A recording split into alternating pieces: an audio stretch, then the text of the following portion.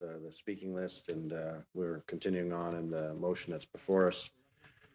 My understanding is that we have been able to eke out resources until 5:30 today. I will remind you that IT has limited us because they're actually doing some upgrades, and with the hopes that next week and the weeks after we'll have lots more capacity for all committees and for some overflow as well. So. But our scheduled time is 11 till 1, however, but of course I'm at the behest of the committee. So first off on our speakers list, we only have 2 right now, Mr. Angus, Mr. Madam Shanahan. Mr. Angus.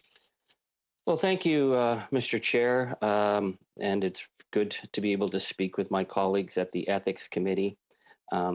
This summer, we had, I believe, 2 meetings on the issue that is before us, the issue of conflict of interest and the awarding of the contracts that led to the WE scandal. At that time in the summer, there was also some investigation at the Finance Committee. However, neither committee has been able to finish any of our work. The Prime Minister prorogued, shut down Parliament. Work that could have been done by early September was then put off. We are now 30 some hours into a Liberal filibuster.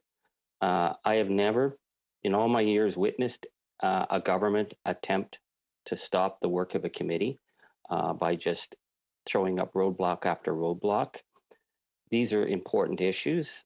And the further we get away from the original subject, it becomes a question. People say, well, isn't it time to move on?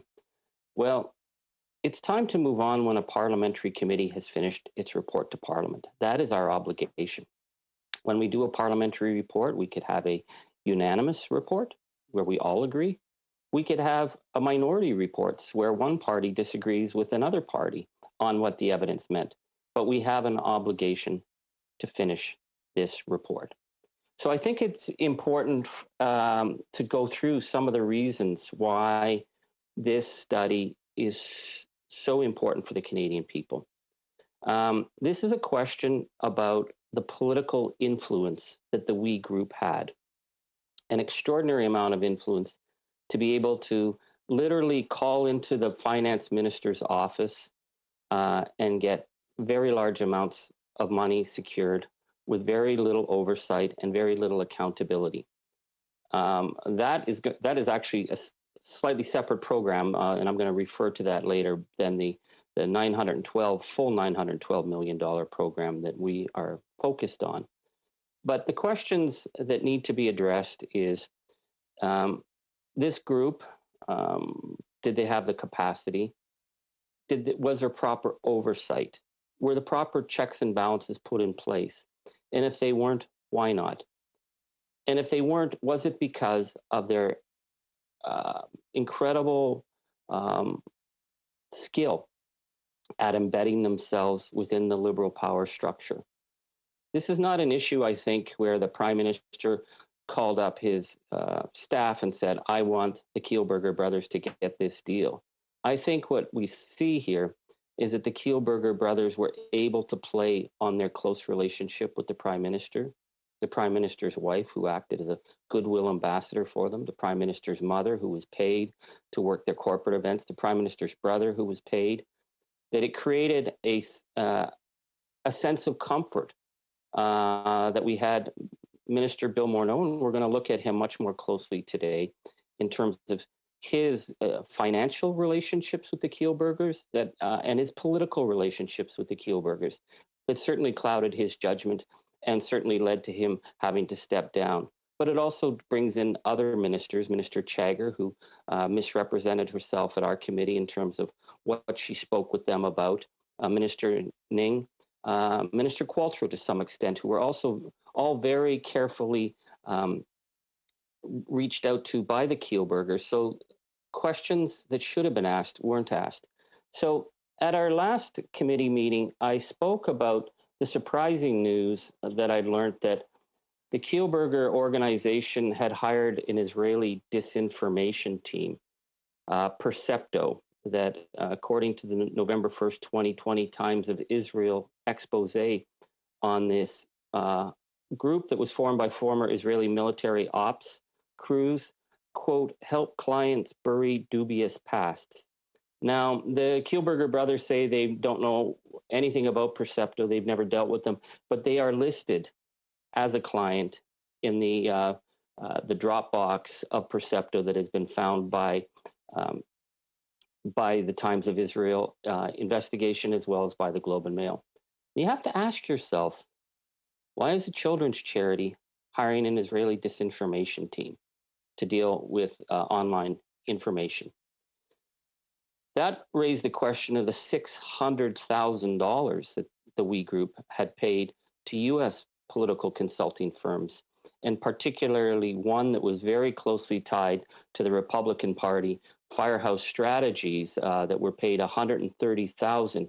Now, Firehouse Strategies, as we now know, came out of the Marco Rubio campaign and were intent on using the tactics that Donald Trump had perfected in terms of being very aggressive in terms of media pushback. And so once again, we have a children's charity that had access to all our schools, that had access to all our ministers, hiring a Republican, another disinformation team. And we're asking why. And this is also a group that tells us that all the money that they raise goes to help children, but $600,000 is being spent in the United States on these political consultants. So the reason I go back to Firehouse Strategies and their connection to the Kielburger brothers is what their strategies offer. They offer, quote, defensive, combative media training. Again, why would a children's charity need to have combative media outreach? But in a 2019 podcast, Mr. Sullivan, who's one of the three co-founders who came out of the Marco Rubio campaign, said that their strategy is, quote, you figure out who the opponent is, and then let's go and get 18 bad stories about them. Our belief is in modern communications, you either throw spears or you catch spears, and catching them is no fun. Again, this is a group that is supposed to be a children's charity, but we're dealing now with a political strategy of getting 18 bad stories about their opponents because it's about throwing spears. My colleagues, I feel that our committee is now catching spears from the Kielburger group, who are very, very adept, as we know, in terms of media and media manipulation.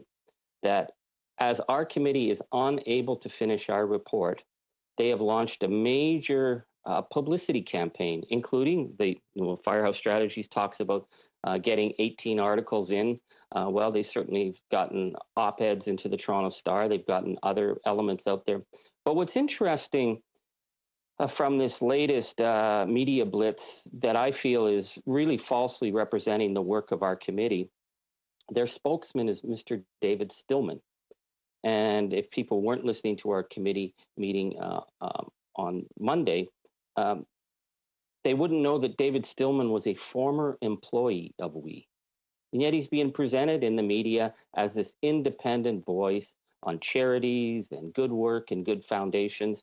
He was a board member of We. He was a former member of the charity. And it's this pattern of getting people that you know and getting people you work with and getting people you hire to go out and do your publicity for you. Why?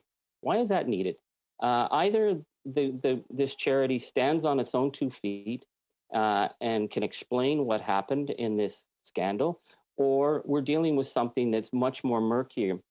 So I raised the question, and my knowledge of the We Group extends, and my Liberal colleagues have done some research and found out that my daughters did some volunteering for them. My daughters were very, very inspired by the Craig Kielburger book when they were young, and one of my daughters did work overseas.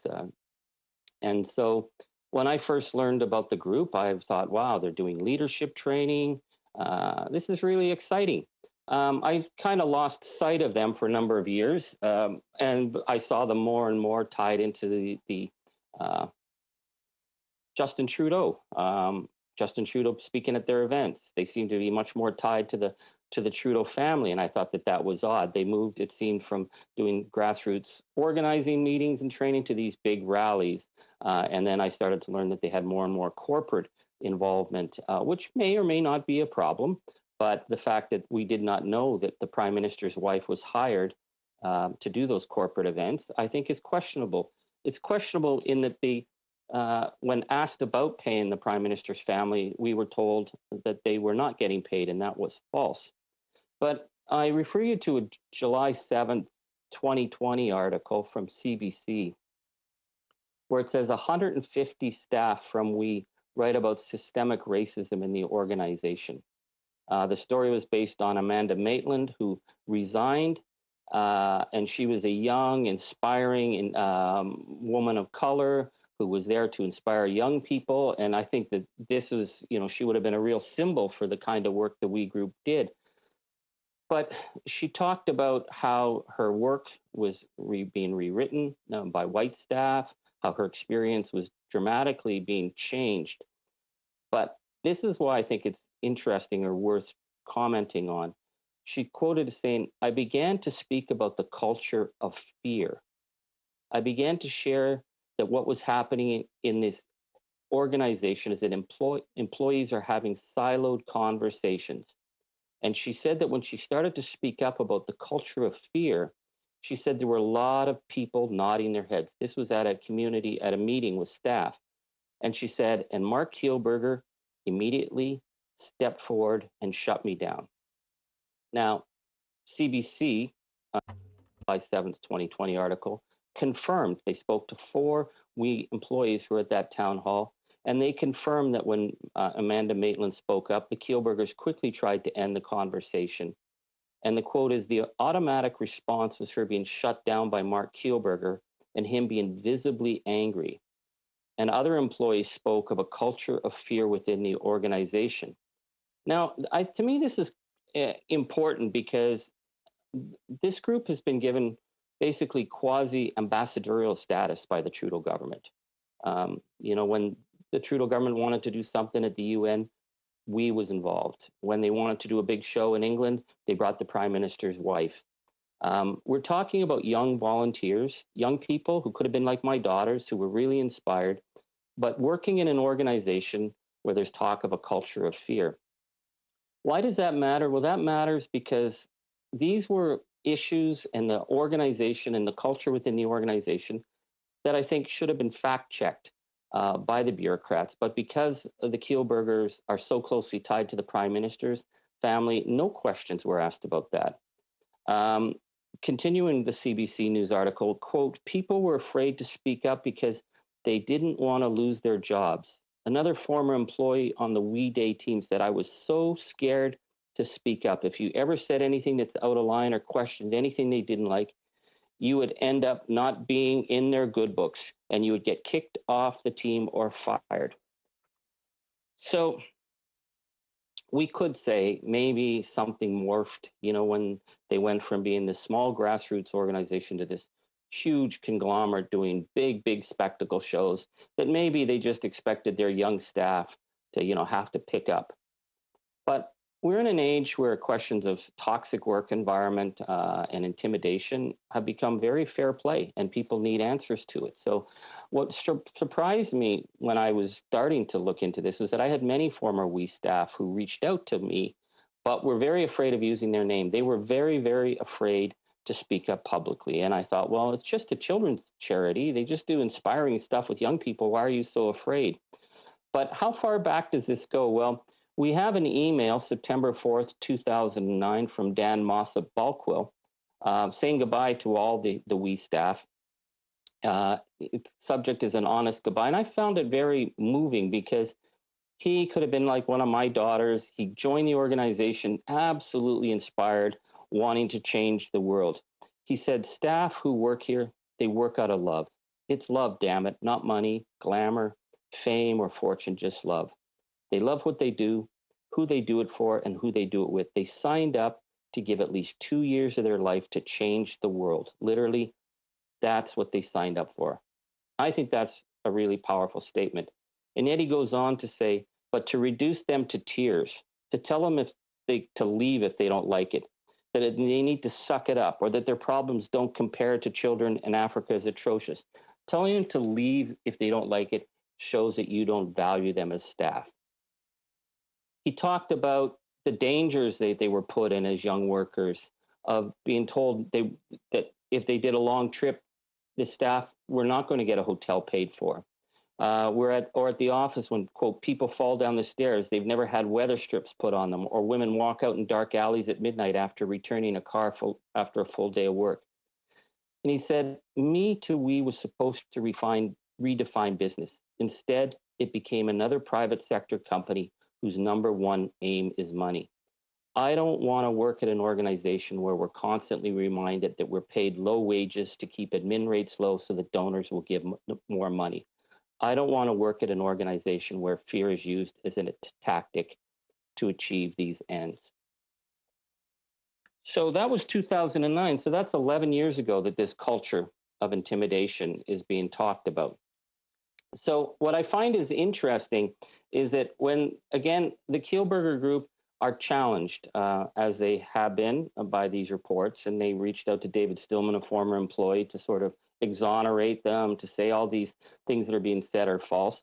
They did respond to questions about the toxic work environment with the young volunteers and young staff. And so in 2018, they hired a New Hampshire-based consultant, David Baum, Baum, who describes himself as a conversation architect. And Baum's report totally exonerates WE, and it's very impressive. He says, in my professional opinion, WE and its leadership have handled the constant change, complexity, and multitude demands, as well as any nonprofit or social purpose organization of its size that I've worked with. And he said, a huge part of WE's success comes directly from their founders, their compelling vision and ability to leverage it into their people who genuinely believe they're changing the world is deeply impressive. Now, that report would very much fit with the kind of image that we had of the WE organization, of this inspiring group doing incredible change, that the two brothers really cared. And so these allegations of toxic treatment of young people, well, how could that be true? And so the report was given out to the media to deal with any allegations of bullying and intimidation. And Canada Land, which asked about where that report was prepared, were told that it was, quote, an independent and unbiased capacity, was Mr. Baum wrote this. Now, but what we learn is that Mr. David Baum, according to IRS filings, was paid $750,000 for consulting work for WE from 2015 to 2019. So he was being paid by WE an enormous amount of money, and yet being presented as an independent voice. The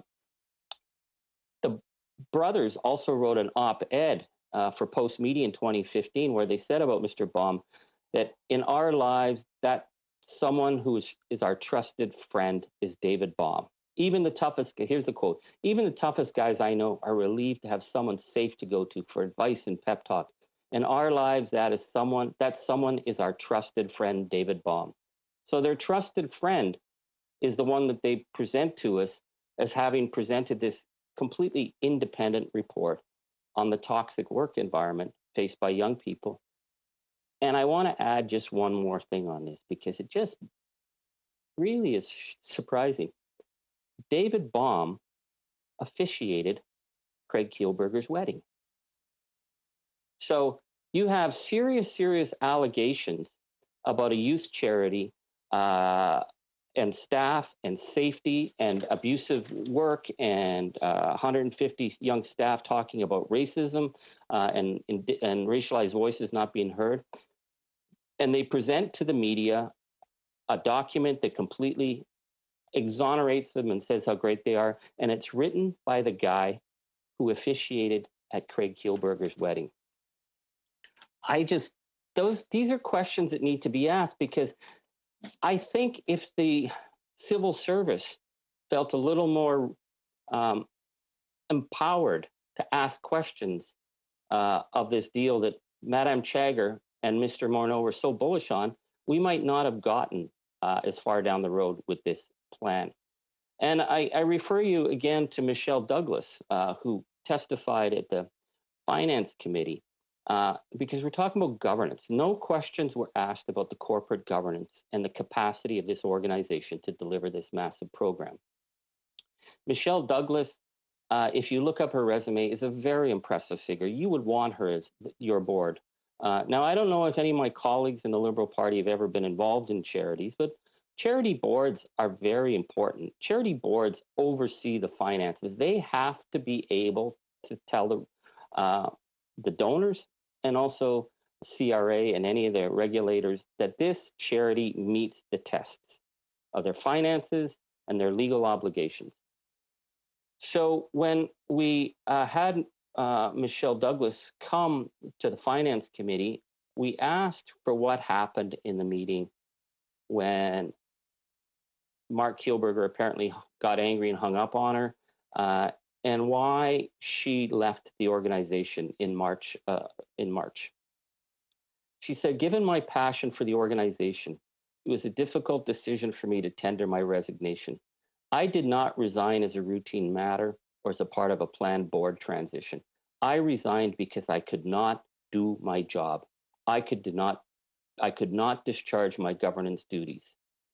She goes on to say that in March, the We executive were scrambling to contend with the impacts of the pandemic. They began, she quotes, "They began to lay off a large number of staff, and as the days went by, the number of job losses grew quickly into the hundreds. The board felt, of course, a duty to protect the organization and to consider the interests of its stakeholders, including its employees, donors, partners, beneficiaries, and others. So I convened an ad hoc committee on the board to hold daily calls with the executive team for briefings and updates, and we provided key updates in turn to the board at large." So one of the key elements that I think is really powerful in Ms. Douglas's statement is that among the stakeholders that she was worried about protecting were the employees, those young people that our previous email talked about them being underpaid and the culture of fear, but she wanted to make sure they were protected. And she said, it was our view at the board that we could not fire hundreds of people without very strong demonstrable evidence. And even then, we should explore mitigation measures to save jobs. Instead, the executive team were dismissing employees with great speed and in large numbers. On March 25th, Craig Kielburger called me and asked that I resign from the board of directors of the We charity.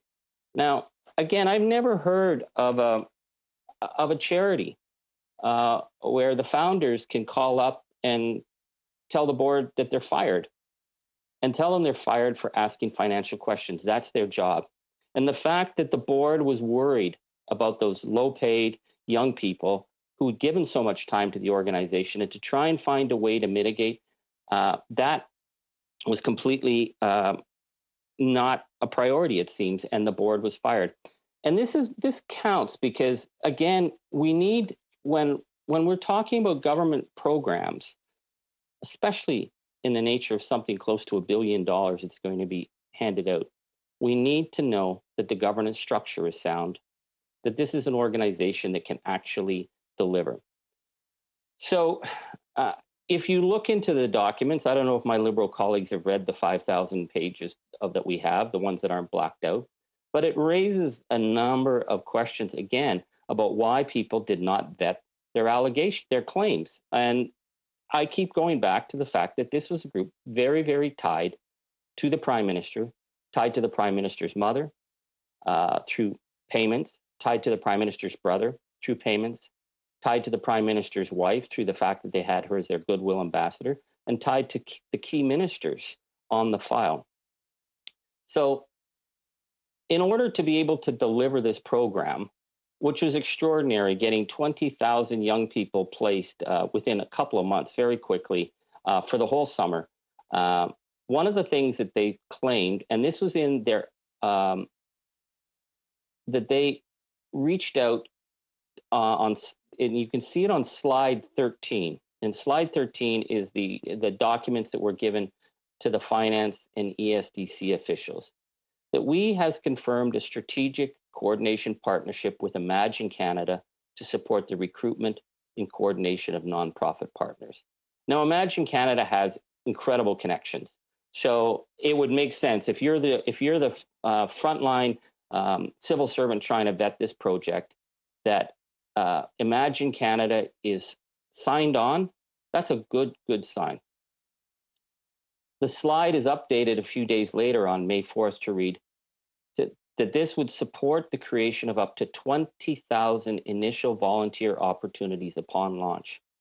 We will create volunteer placements for 10,000 students and partner with Imagine Canada, an umbrella organization for Canadian charities, to engage 50 not-for-profit organizations to create 10,000 additional opportunities that will be posted within 2 weeks of launch. These opportunities will be available in all parts of the country, in both urban centers and rural and small communities. Now, we do know that they were having enormous problems. They did not have the support in Quebec they claimed. We do not see any real figures for rural and isolated communities. But nonetheless, because of that Imagine Canada connection, it seemed doable to our hardworking civil servants. And so this language was copied and pasted into Minister Chagger's briefing material for her colleagues for the May 5th Cabinet COVID Committee, word for word. And this language also found itself into the ministerial briefing notes and the implementation documents. In fact, it came up as part of the questions the Treasury Board had for EDSC and Finance on May 8th. The Treasury Board asked, what are the 50 large nonprofit organizations with which the third party would be working directly? Do they have wide and deep roots with smaller nonprofit organizations across Canada? And as part of their answer, ESDC replied, we Charities has agreed to work collaboratively with the Government of Canada to identify organizations to develop placement opportunities. In addition, they have confirmed a strategic coordination partnership with Imagine Canada to support the recruitment and coordination of nonprofit partners. They will leverage their networks to extensive networks to reach smaller non-NFPs. Now, the problem is that they didn't have an agreement with Imagine Canada. Imagine Canada had to clarify that. In fact, they released a statement. Our CEO, Bruce McDonald, initially agreed to participate in an advisory committee for the project, but he withdrew from the advisory committee before it ever met. And then CEO Bruce McDonald of Imagine Canada had to elaborate even further when was questioned, was Imagine Canada involved in discussions about the CSSG program? He says, we Charity approached Imagine Canada in May with the news that a new initiative was being developed to support post-secondary students who would unlikely find summer employment. The role of connector and convener is one that Imagine Canada often plays, and I connected We Charity to several organizations in the sector that could potentially assist with delivering the program. At this early stage, I was asked to sit on the advisory committee for the program, and I agreed to do it. But this committee never met or convened in any fashion. He goes on to say, Imagine Canada was also asked to consider playing a role in evaluating the program. Evaluation and research have long been core strengths for Imagine Canada, so I agreed to consider this. As discussions about the program developed, however, concerns that it was blurring the distinction between paid work and volunteering began to surface. We relayed these concerns to both We Charity and government officials, but they were not acted on. As a result, Imagine Canada decided not to participate, and I asked to be removed from the advisory committee. He goes on then to say, it has been reported that Imagine Canada was among several organizational staff or employment and Social Development Canada considered to deliver the CSSG program. At no time were we contacted by anyone at ESDC or anyone else within the federal government to discuss this possibility. So this is to me very concerning because we have raised issues that this blurring of supposed volunteering and the payments that were paid may actually be illegal under Canadian labor law. Imagine Canada raised these questions. Imagine Canada said they were not willing to participate, and yet Imagine Canada was presented as the partner, and this was not questioned. And what is really concerning is that even in late June, after Imagine Canada walked away from the even minor role it would have had in CSSG, it remains there in the documents to the federal government. In the briefing note attached to the finance minister's final decision on releasing funds for the, it is said on page 6 of the June 22nd draft for the delivery of the Canada Student Service Grant, it reads, quote, 10,000 of these placements will be created by We directly. The remainder will be created by working in partnership with up to 50 NFPs and Imagine Canada, an umbrella organization. And then even more considering, on the eve of launching the CSSG on June 25th, We was actively listing Imagine Canada as one of their partners. So on an email on June 24th with the subject heading CSSG rollout questions, the full list of confirmed NFPs. Number 1, YMCA nationwide. Number 2, Imagine Canada. This was not true. And so when the government seemed so shocked that this plan, this scheme fell apart so quickly, it's been presented that this was somehow people being mean to the We and people being, not willing to help this great organization. But these were complete falsehoods that were being presented, and nobody was checking. And I think this is really, really concerning. Now, one of the strange things I find through this whole thing is that even when the Kielburger brothers and the We Group could just give us straight up simple answers, there seems to be this pattern of obfuscation, exaggeration, and downright, it seems to me, misrepresentation. So part of that is, and I heard this, I'm hearing this from my good friend, Mr. Sorbert, about, they would never make any profit. It was impossible to make profit. They were doing all this for the Canadian people. It's the Mark Kielburger line that, that they never would have answered Canada's call if they had known the trouble they would have gotten in.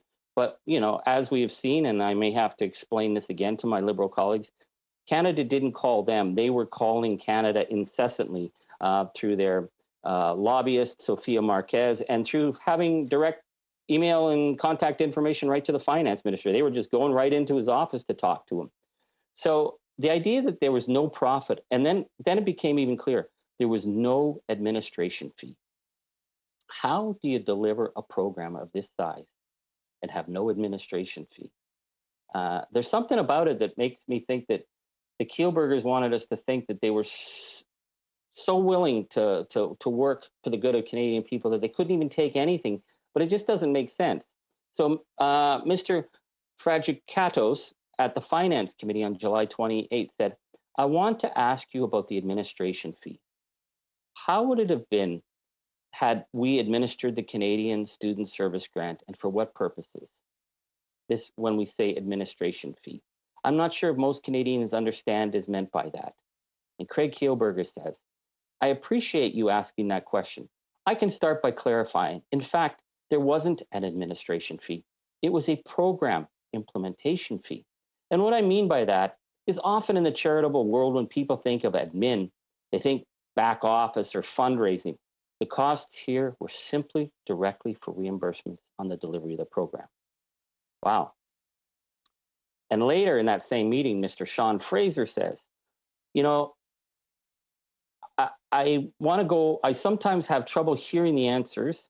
I found one answer to my colleague, Ms. Dershowitz, and then Mr. Fragikatos, I found, quote, stunning. I want to make sure I have my understanding correct. Of the $500 million program, there is an up to $43 million administration fee, depending on how many students can be placed. I was under the impression that this was going to provide some sort of benefit to the organization for administering this program. Am I correct in my understanding that every penny of that administration fee, if the program were actually executed properly, would not have gone to the organization, but would have been used exclusively for expenses? Mr. Mark Kielburger, sure, that's correct. It would have been exclusively for expenses. Number one. Craig Kielburger, for program expenses, not even administration. Mr. Mark Kielburger, yes. Number two, it is not an administration fee. It's a program fee. And here we go. We were doing this on behalf of the government, helping the government. We were asked to do this by the government. The organization itself would not profit. We were there because we wanted to be of assistance. Again, and he says, this was not an administration fee. It was a program fee, and 100% had to be used, of course, for the program. Now, I think people would have thought less if Mr. Kielburger just said, well, of course there's an administration fee. How do you think we're going to deal with $500 to $900 million as an organization? But no, there was no administration fee. Every single thing was going to help our young people in the middle of a pandemic. But the problem is that if you read the documents, administration fee is there at every step of the way. They did charge an administration fee. In their revised project proposal, on the PowerPoint deck dated May 4th, we breaks down the budget each into the two proposed cohorts. And these are very details that include how many people they will be hiring, how much it will cost, legal fees, technology they will have to pay for, etc. And then the last budget category in each cohort is entitled Program Administration. And the other, under the line, it says admin costs for We Charity, 15%. So for cohort one, that was $2,543,478. In cohort two, it's $1,796,288. So that would be an admin fee of $4,339,766 outside of the expenses. Now, the other thing I found really striking in this is if you're in a group and you're doing admin fees, if you have your own rent costs and real estate costs, that's your business. The admin covers the program because, again, the Kielburger said every dollar was going to help young people. But in this agreement with the federal government, they've got their real estate getting paid off. There's a line for rent, which equals $590,000. So that's above and beyond. Now, we do know that there were a lot of questions about them not being able to make their real estate covenants. So this, and I have the documents here in case my Liberal colleagues didn't read any of the documents from the government, but that there is this $590,000 rent fee that's put in on top of the admin fee, which is separate from the program fees. That's a serious amount of dineros going to the organization that says they weren't getting anything. So we go through initial processing administrative capacity. That's a $12.8 million fee. Grant disbursement for the first 40,000 placements, $2 million setup and disbursement costs for 40,000 grants tied to placements, and a 15% administration cost. And for the additional vetting of placements and disbursing costs of up to 60,000 eligible students, $9.13 million, capacity to assess outside placements and disbursement costs for 60,000 grants tied to placements outside those created by We, plus another 15% administration costs. So there you go. It's like 15% administration, 15% administration. Why not just tell us you're charging 15% administration? It might have made them seem a little more believable. But here's the thing. On June 18th, as they were discussing extending the program to October 30th or to November 15th, in each category, there's an NGO disbursement cost, program cost, and yes, an administration cost. And in this case, that would have been $482,791 or $566,591. So clear, we are getting 15% program costs. Again, money carrying on through into the fall. So when, my colleague, Mr. Sorbera, says there was never going to be any profit, this is just the opposition attacking them. My question is why did the organization not come clean to Parliament? Why, under oath, were they misrepresenting the fact that they were getting a 15% admin fee? Now, I could go on also with the Liberals seem to have this problem. It's a simple thing. what should this program have cost? Mr. Sorbera the other day was again quoting the Kielburger line, and that the opposition were misrepresenting the number, saying it was $900 million when in fact it was only $543 million. And why is the opposition using these false numbers? Well, it's actually $912 million, and we're going to get to that crucial 12 million. I think my colleagues are going to find the 12 million very, very interesting. But so where did the opposition come up with this $912 million figure? Well, when the Prime Minister made the announcement on April 22nd, they distributed documents, and the Canada Student Service Grant was 912. It means 912 million. On June 25th, the Prime Minister finally announces the full details, and media reports using the April 22nd backgrounder say 912 million with no correction from the government. The next day, June 26th, Minister Chagger office explains to the media that we will only get 19.5 million for administering that. No details are given now. If you remember back, it was when we learned there was going to be a $912 million program to a group that was tied so closely to the Prime Minister. There were lots of questions, major questions. The government seemed surprised that people noticed the fact that the Prime Minister first big speech after becoming leader was becoming Prime Minister was with we, that his wife was traveling with him, that his mother and brother were involved. So they came out and they had to say, no, the only amount of money out of this 912 million to we is 19.5 million. Okay.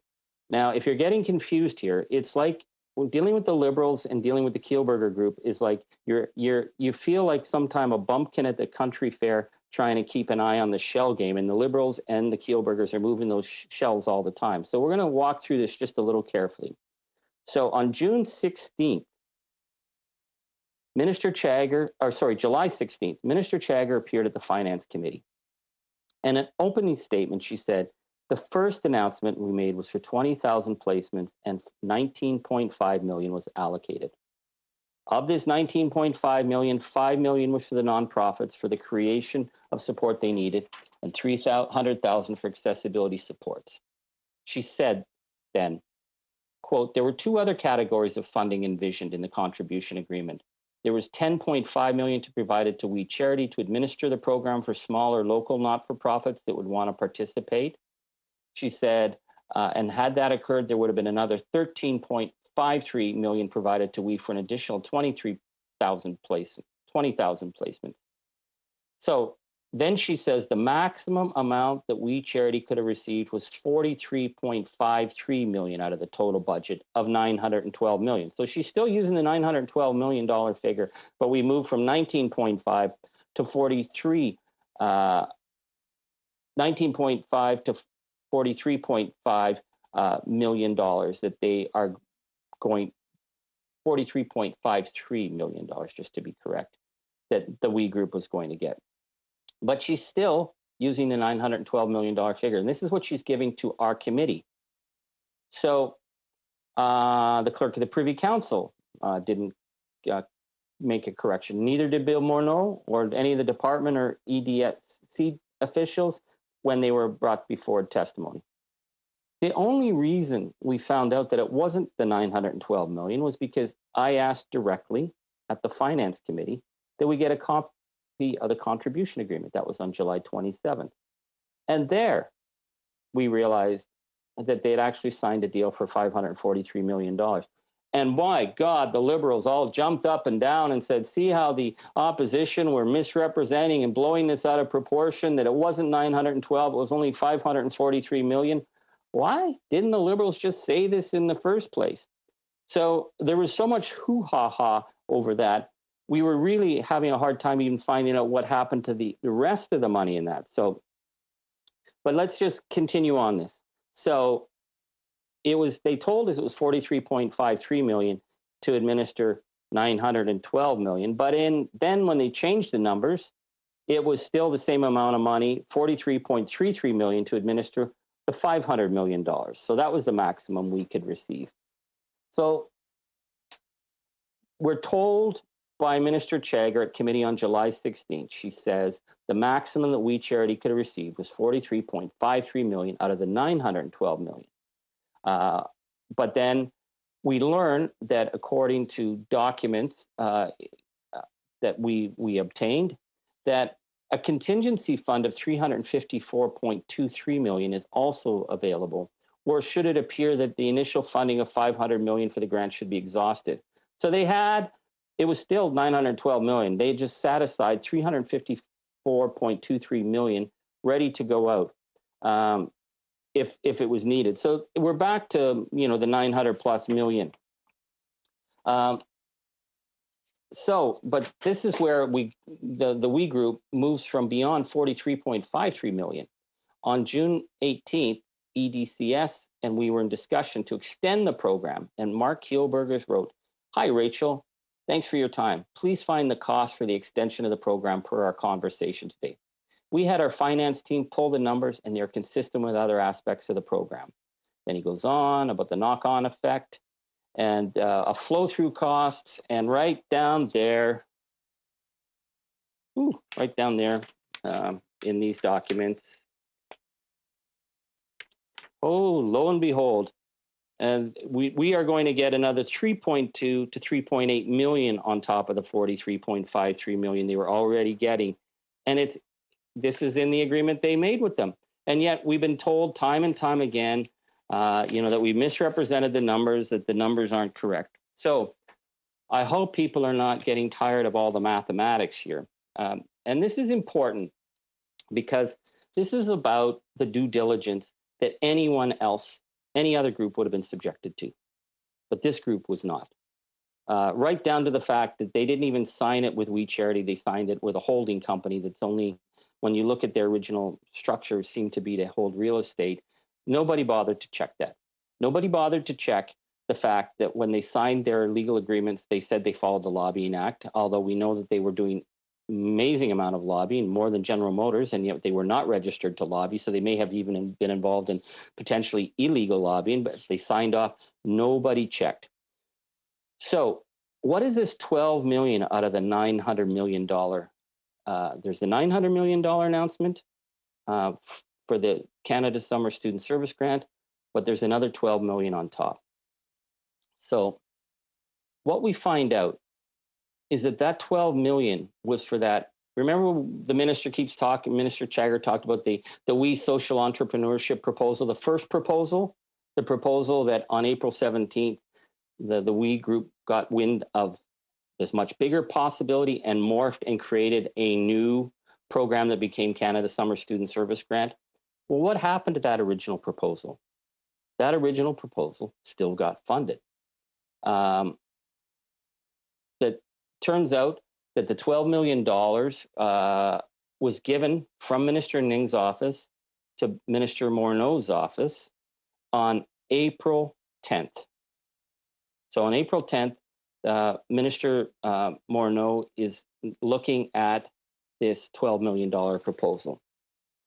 Now, what's interesting is that Katie Telford, when she testified, she said that they had looked at that proposal and the PCO was not interested in it. They did not want it to go ahead. And yet it went ahead.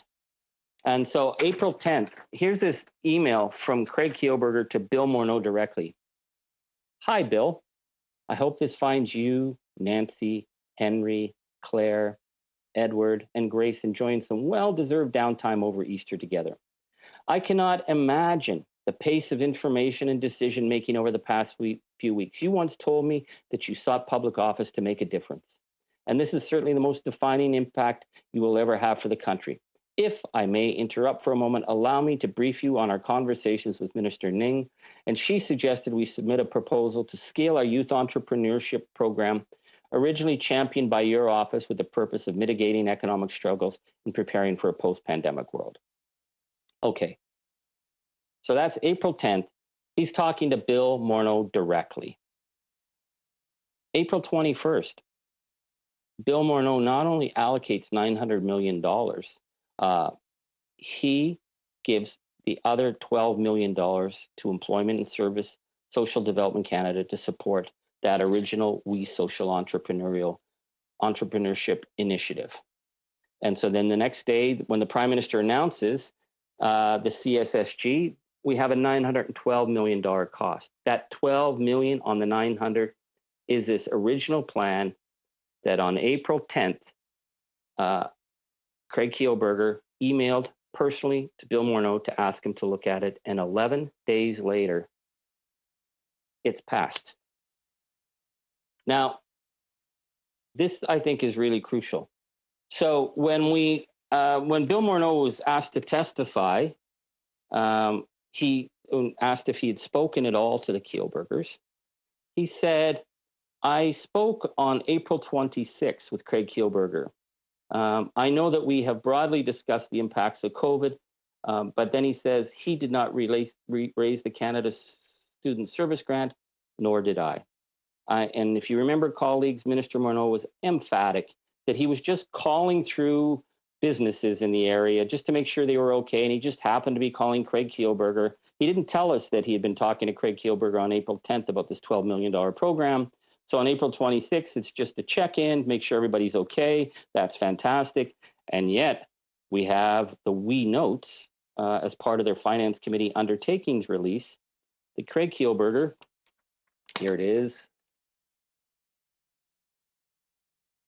talks about his meeting with Finance Minister, quote, discussed We Social Entrepreneurship proposal. So, well, Minister Bill Morneau, maybe the guy forgot he had a villa in France. The guy forgot he got $40,000 for the Kielburgers. Maybe he forgot that he met and signed off on an agreement to give the Kielburger brothers $12 million that Katie Telford said the government didn't think was a good idea, that he forgot to tell our committee that they discussed this proposal that he had just approved. We could take Minister Morneau at his word, or we could say maybe Minister Morneau lied to our committee and did not tell the truth. So why is this important? This is important because April 10th, Craig Kielburger contacts Bill Morneau, and 11 days later, the Kielburger Group are supposed to be getting $12 million. He's getting it from a minister whose daughter is hired by the Kielburgers, whose family has been flown around the world by the Kielburger Group, who we have reports that youth staff, the staff that we talked about who sometimes are afraid for their jobs, were involved in political events for Bill Morneau, and they walk out with $12 million. Now, I know my Liberal colleagues will say, well, $12 million. You're nitpicking here. What's $12 million? I mean, God, the Liberals are willing to blow $900 million on this group. You put this in context, the communities I represent. 2 years ago, we had a horrific, complete collapse of infrastructure and housing at Cat Lake Reserve in Treaty 9. The situation was so bad, people were being medevaced out. People died. People died in Cat Lake from the mold in their homes, in the condemned nature, the fact that 75% of that reserve was so badly, the infrastructure was so bad, people were being medevaced out, people died. And trying to get this government to put any money in was a battle royale. And at the end of the day, the people of Cat Lake got a promise of $10 million. It took national demonstrations, it took international media, it took people being medevaced out and horrific photos of children suffering to get $10 million. And yet Craig Kielburger could call the finance minister, ask about the family, see how all the children were doing, and get $12 million turned over to the Kielburger Group without any oversight or questions.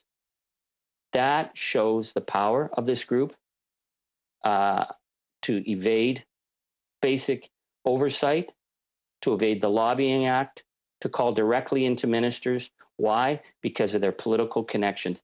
That's why this issue is not going to go away. That's why we have to deal with this, my friends.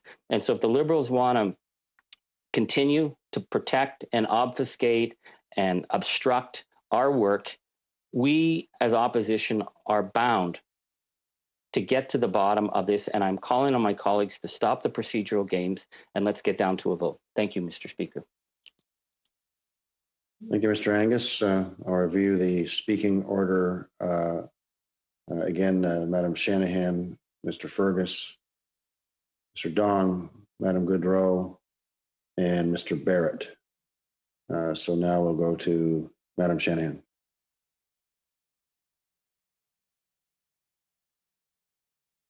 Madam Clerk, did she, I see her hand is down now. Did she drop off? Or? Okay, then let me revise that. It's Mr. Fergus, Mr. Dong, Madam Goodrow, and then Mr. Barrett. Mr. Fergus.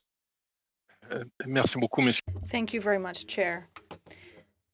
I appreciate that very long speech from my friend, Mr. Angus, and I appreciate his viewpoint. However, I'd like to say, in black and white, that we've had proof that it's not just the Liberals who are talking for a very long time.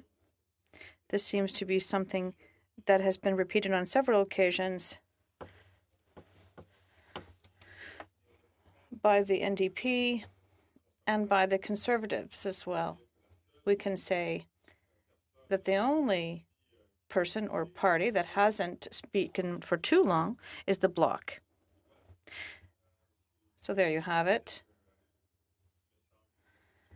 I think that's a burden that almost all parties must bear during these times. Chair, listen.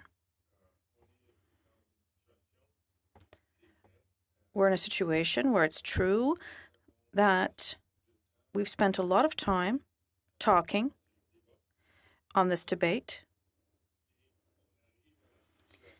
but we're reaching a situation where we are today now. There's a motion before us, a hybrid motion.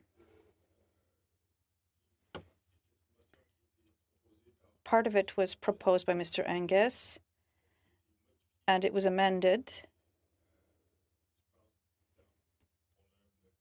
In my humble opinion, I think it was well amended. We're going to continue work to look at the government spending throughout the pandemic. And we are going to focus particularly on two components in the motion.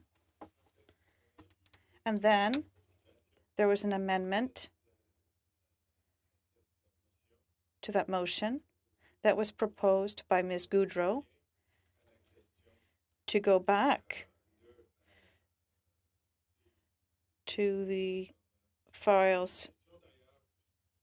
Well, there was a question that I must address, and I think it's important for everyone who's listening to be aware that this motion was rejected by our committee previously. So, that aside, there is a motion before us now that examines several components with respect to the Speaker's spotlight and the production of documents since October 14th, 2008. And Chair, just like myself, you have read in the papers that the Speaker's spotlight made a statement that is similar to almost anyone who pays taxes. They just kept files. They only confirmed, rather, that they have all files dating back 7 years. So it brings us back to 2013.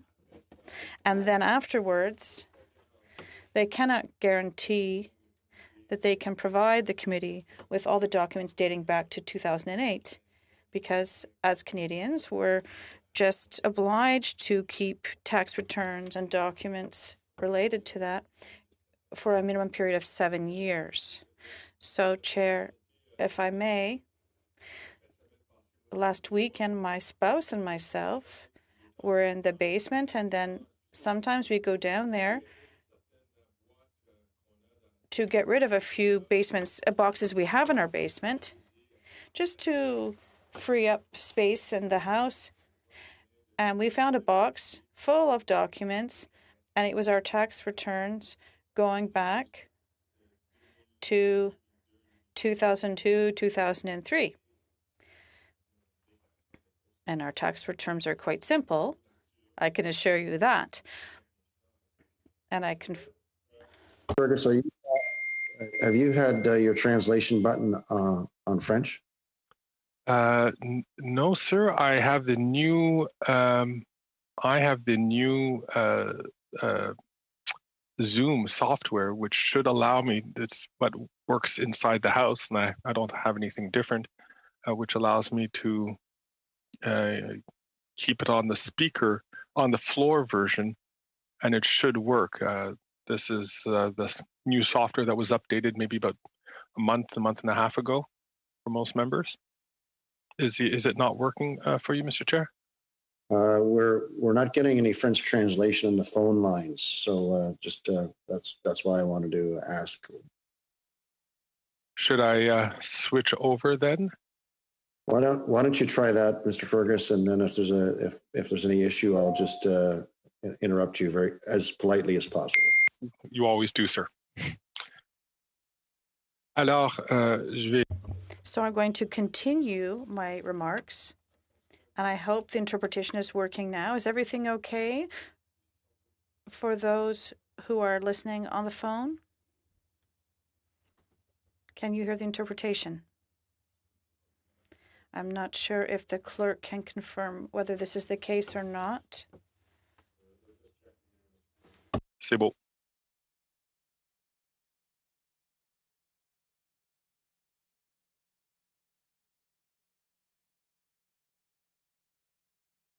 Continuez, s'il vous plaît, Monsieur Fergus, and then. Go ahead, Mr. Fergus. C'est beau. Je vais continuer alors. I will continue then. So as I was saying, we were freeing up space held by documents in our basement, and we had to keep this information for 7 years, and it was no longer worth keeping documents going back that were 20 years old, or almost 20 years old. So we put them in the recycling bin. And I think, well, that's what I do at home. So I think for a company that pays rent, I would imagine that storage is very expensive for them. They are required to keep their files for a certain period of time, and I think that's also 7 years for them. So we find ourselves in a situation where we have a motion that goes beyond what is necessary. And Chair, I understand, but Chair, perhaps, well, something just came to mind. I feel somewhat uncomfortable. Did the translation not work at all from the beginning of what I was saying?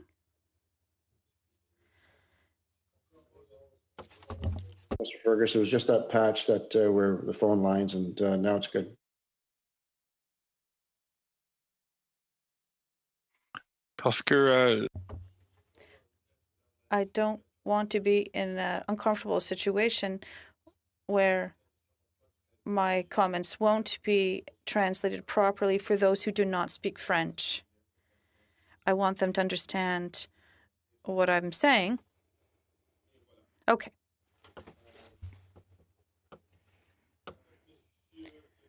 Chair, as I was saying,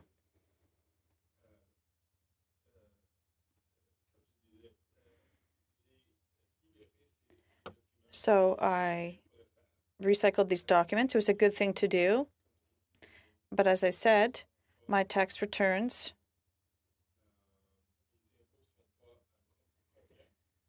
aren't complex. You could see this even with my tax return as a member of parliament. I don't have many things that have changed. I have a job,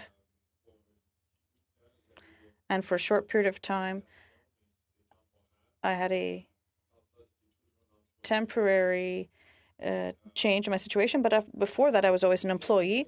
But, Chair, the reason I'm talking about these things is because we've seen that there's part of this motion that is before us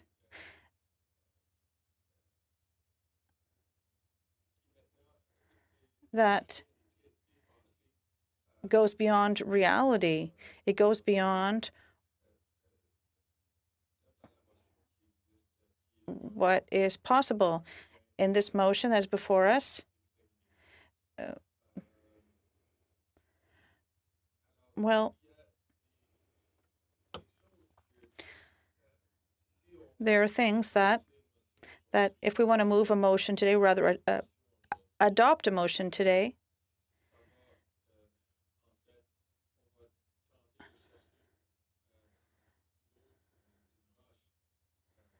it's kind of like squeezing water from a rock. I don't know if my Bloc colleague is ready to support this motion, or this amendment, rather. Otherwise, well, I don't know. Chair, perhaps I could propose a motion, a very simple one that I hope will allow us to do our work, to continue to get down to action. And I have a motion to suggest and to table a sub-amendment to the motion. And Chair, I'm going to find it here because I wrote it. Chair, I move that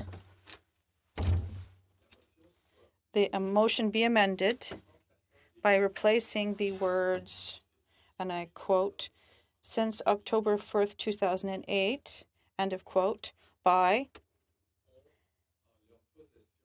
in their possession up to 2013 and all other documentation as mentioned in their public letter shared on November 10th, 2020. And Chair, I'm going to send this amendment to the clerk so that she can examine it and have it with her in both official languages.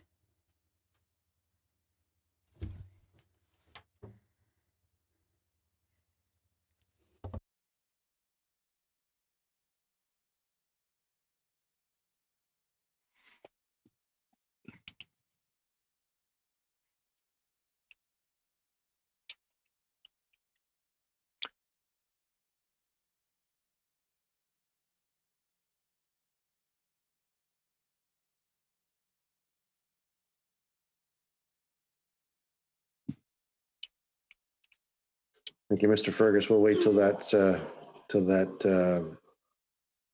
is received, and then we'll go on with debate.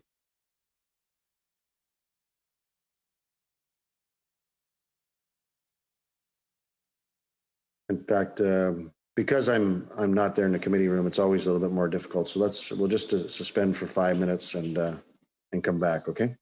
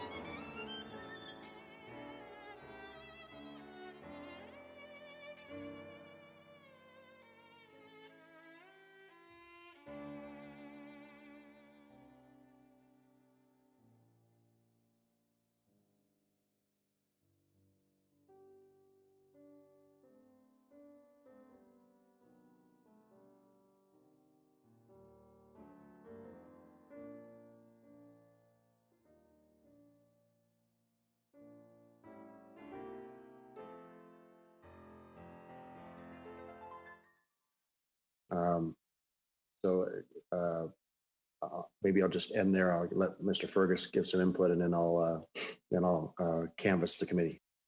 Well, thank you, Mr. Chair. I don't want to. I guess I'm just trying to get a bit of a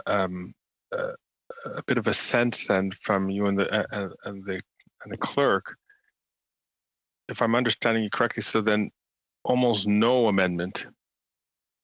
I guess what you're saying is that the way it stands now, that this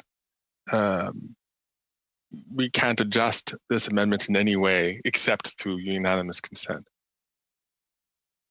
Sorry, sir. This portion of the motion that was previously amended, there's a precedent that you can't go back on an amendment that's already been accepted by the committee. Mm-hmm. So, that said, if there's unanimous consent in regards to what you're putting forward, then the committee can do whatever it likes with UC. Mr. Ferguson. I see. I'm just trying to get, because I didn't go at I think the real substance of the motion.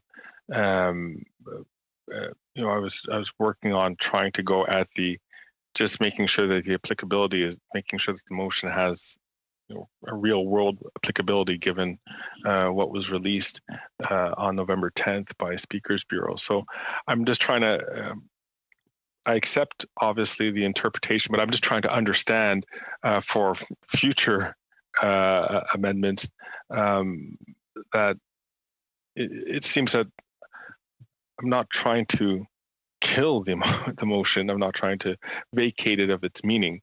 I'm trying to just making sure that it fits where we all are. But Mr. Chair, I guess I'm just trying to understand why that would be considered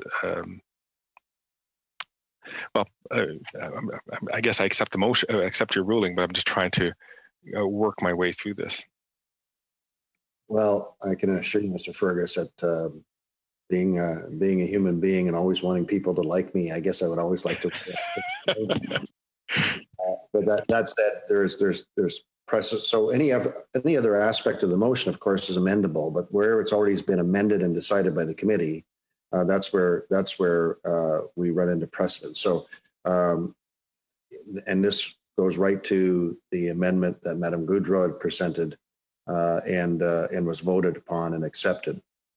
So, but like I said, if there's unanimous consent in the committee to accept your amendment, then we could move forward with that. Point of order? Yes, point of order, Mr. Angus. Well, we are dealing with my original motion, so I have not been consulted by Mr. Fergus on his amendment, so I would not support this going ahead. So that was going to be my next question, actually. Would that also apply to the original motion that had been amended? Any aspect of the motion that has not been amended could still be amended by the committee. You could still move an amendment in that regard. And I'm certainly, I'm looking right at my screen in case the clerk goes sideways on me, and that's not the case. But, because this portion of the amendment, portion of the motion was already amended and agreed by the committee, that's why I needed to rule the way I did, Mr. Fergus. Thank you, sir. Okay, thank you very much, Mr. Fergus. The next person I have on the speaker, I should review it actually, Mr. Dong, Madam Goodrow, Mr. Angus, Madam Goodrow, Mr. Barrett, because he's in the room and it's not up on my electronic screen, Mr. Angus and Mr. Sorbera. So now I'll go to Mr. Dong. Yes, Mr. Fergus. Sorry. I just want to add my name back to the list, sir. Yeah, I see it up there now, electronically, yes. I apologize, Mr. Dong. Please go ahead. Well, thank you very much, Chair. I was going to support Mr. Fergus' amendment. I think that would be a good compromise and perhaps bring this conversation to a more productive path. But before I get into my debate on the main motion, I remember at the end of the last meeting, if I remember correctly, you were going to make a ruling on the motion that I put forward in the last meeting. And are we still in that on the path forward discussion on or hearing a ruling from you, Chair, or we're just going to move on to a new day or with new debates? No, Mr. Dong, I just refresh your memory. I did make a ruling on that. We have a motion on the floor that we need to dispose of beforehand. And that was new business that you're raising, not an order from the House. And that's why I ruled in the way that we continue on this debate. Okay. Thank you, Chair, for clarifying that. I was listening to my colleagues' debate today, Mr. Angus's comment on the We Charity. It was a good, it was a long sort of a review of information that came forward through the Finance Committee. There were a lot of information there, to a point I was wondering, we've already received tons of information from We Charity. Are we still going back and try to find out more about, through this motion? What else are we looking for? Are we going back, going through the same thing again? In my colleague Mr. Sabara's words, starting or keep on going with the fishing expedition, or can we move forward on something new and something that the Canadian trust us and this committee to do? So that's my initial thoughts about after listening to Mr. Angus's comments about we. But I want to start with the tweet by Mr. Barrett following the last meeting. There was a lot of attention brought to his tweet, breaking news. He was through the Twitter, which a very popular social media platform. He was alleging the Speaker's Spotlight has destroyed committee's document, and has implied that there's conspiracy.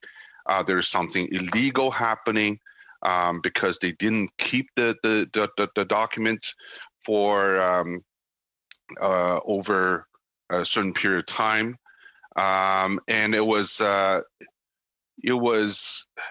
lot of assumption of guilt on his part. And then later on, we all know what happened. Speaker's Spotlight came out with a response to the tweet, and I would like to read this response into the records, because I think it would clarify something for the committee, and I'll comment on the response following that. So the response from the Speaker's Spotlight started off as on Monday, November 9th, Michael Barrett MP posted a video on his Twitter feed with the description that breaking ethics committee, we learned that legally ordered we documents have been destroyed, and that's quote unquote taken from Mr. Barrett's tweet. In the video, Mr. Barrett states, Speaker Spotlight has destroyed all the records of speaking engagement for the individuals named in the motion, the Prime Minister and his spouse, for any period outside of 7 years. The statement is patently false and misleading. We believe what Mr. Barrett is referring to is a conversation we had with Ms. Miriam Burke, clerk of the committee, a few weeks ago. Ms. Burke had reached out to let us know that the committee was voting on a motion and that an order of 4 documents may be forthcoming. She wanted to get a sense of the volume of the documents that were to be produced, so she could make the necessary preparation, including arranging for translation services. We let Ms. Burke know that because all of the speakers' engagement took place more than 7 years ago, we did not have hard copies of the file, as these had been purged in the normal course of business. We also let Ms. Burke know that we do have some digital copies of the document that we would produce, along with the records of all the speaking engagements dating back to 2008 that were legally required by the order. It is standard practice for companies to purge documents after 7 years, and we have always followed this practice. Furthermore, under Canadian privacy law, we are required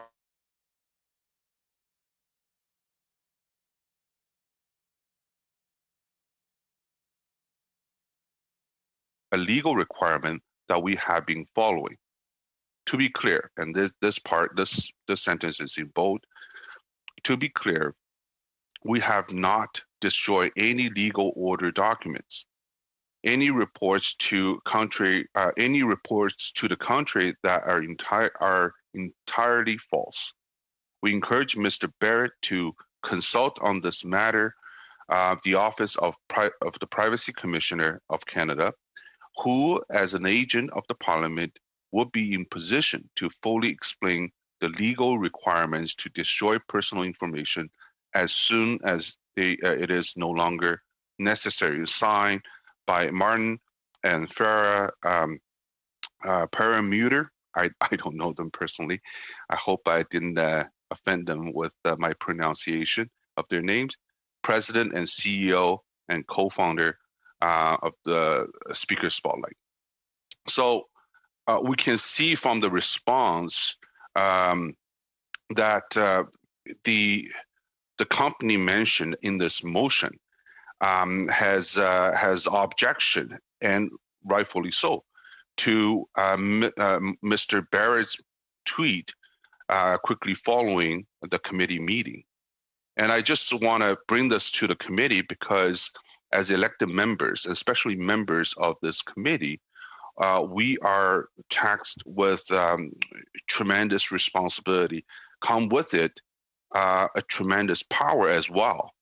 So we have to be I always tell myself, respect my position on the committee, that we have to be extremely careful with what we say, not to assume innocence or guilty as we go on with our investigations of our studies. And I'll come back to the point that there is an ongoing investigation by the commissioner, and I completely respect the process, whereas the commissioner will complete his or her study, whichever commissioner, and then come back to the committee, and then we can ask questions. Then we can provide recommendations. To me, that's a much better practice, as if the committee, I understand Mr. Angus has spoke about this for quite a few times. The committee has its power to do its own study. I understand that. But there is an ongoing investigation happening. And I think we should trust the expert, the professional, the unbiased officer of the parliament to complete his investigation, so we don't run in the situation where we may say something or we may put forward some recommendations that would contaminate his investigation, or even worse, to cast some doubts on his investigation. I don't think that's productive. I don't think that's helpful for Canadians to find out the truth that they're entitled to.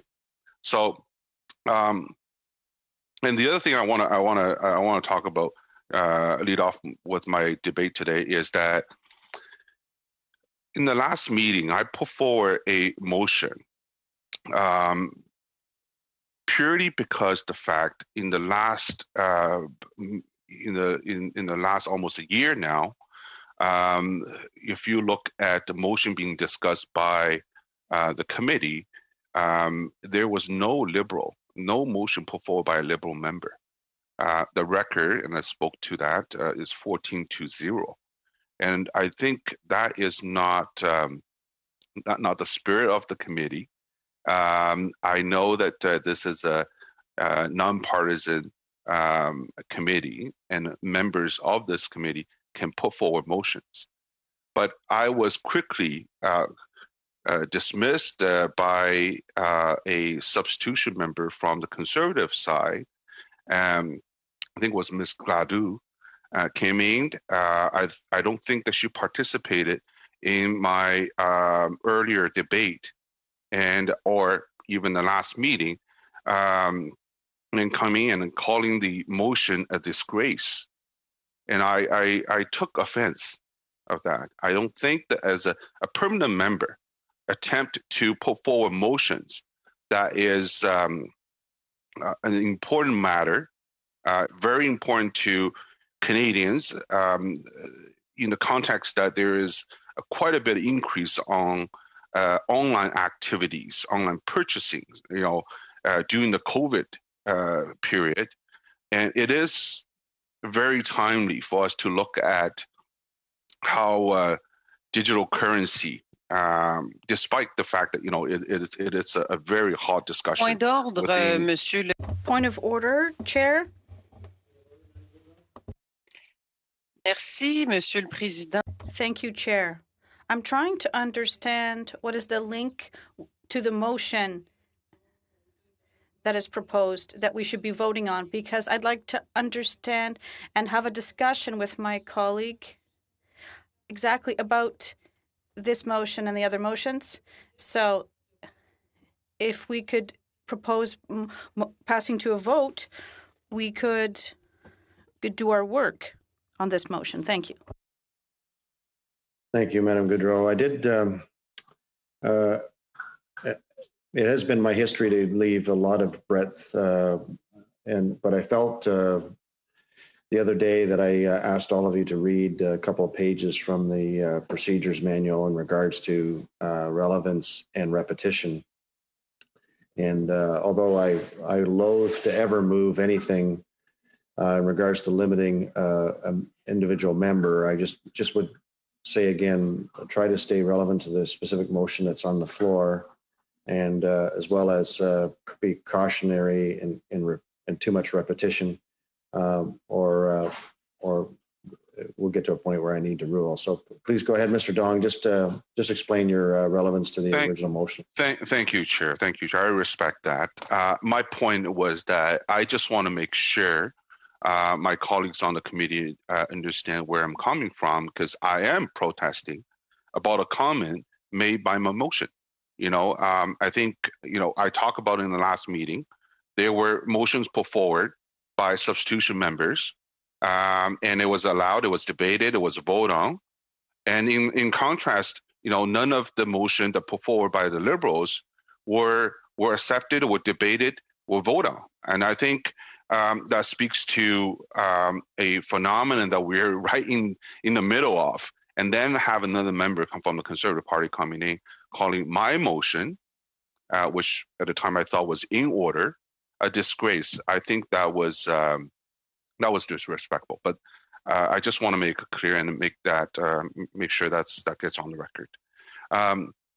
But coming back to the motion and talking about the medical supplies procured by the government, the services procured by the government, we have to also look at the context, that the COVID has put us into. Throughout this unprecedented crisis, this side of the committee has been working to keep Canadians safe, and as well protecting our economy with unprecedented investment into our small businesses. Go ahead, Mr. Angus, point of order. I think my colleague should rephrase things. The fact that the Liberals have obstructed our committee for well over 30 hours and are continuing to do so, they don't get to say that on their side, they're concerned about keeping Canadians safe. All of us, as representatives of our region, work full out from any party on the issue of safety. I think it's really, really not acceptable for the Liberals to claim that they're the ones who care about people's safety because they are obstructing this the work of this committee. That is a ridiculous assumption to make, and I think he needs to retract that. That's not a point of order. It is not, but go ahead, Mr. Dong. And, we have to, as all members, like Mr. Angus said, we have the responsibility to make sure everyone who needs help gets the help, and because Canadians have worked so hard and sacrificed so much to slow down the spread of the virus. I want to give out a shout out to the doctors and nurses and healthcare providers on the front line, especially in my riding. I went out very early on to reach out to the 6 long-term care facilities in my riding, making sure that they have enough PPEs. They have, making sure they're getting enough support from their provincial government, from the marketplace even, because some of them don't have Mr. Speaker. Point of order. I'd ask, Chair, that you begin to rule on relevance. We continue to hear unrelated conversations about things that have nothing to do with the motion or the amendment. So I'd ask that you ask the member again to move to a relevant topic as it relates to the things that we're currently debating. Thank you, Mr. Workington. Let us know how this relates to the motion, okay? Absolutely. Yeah. The motion is about procurement. The motion is about procurement by the government, and including PPEs, including ventilators. And, I think what I'm saying here is that first we got to look at the background on what the challenges the government and also our frontline workers, healthcare professionals are facing. So we have a full understanding of the challenges in the procurement area. And we're not talking about right now. I mean, going back to April and May, we all saw through media how competitive it was to get our hands on PPEs. That's why I was reaching out to local hospitals, and that's why I was trying to liaise and connect those that has the resource, has the PPE, with those that is in serious shortfall of those products. So I think it's very relevant. If we got to look at the entire practice of government procurement, we have to understand the background, the conditions at the time, and then we understand why why was the plan, why was the execution of the procurement. So I think it's relevant. And I also want to talk about, give a shout out to students at Seneca. During May, everything's shut down, and we keep hearing that some of the frontline workers, a very small number of them, is they're afraid, for their own safety, for their family safety. There was a serious shortage on that front, but at Seneca, there's a class of recent graduates stepped forward, over 200 of them, and majority of them were international students. So I can understand that, why the government, through its Ministry of Citizenship and Immigration, has come out with policies to recognize the contribution made by so far the non-Canadians that is trained in Canada with this kind of skill.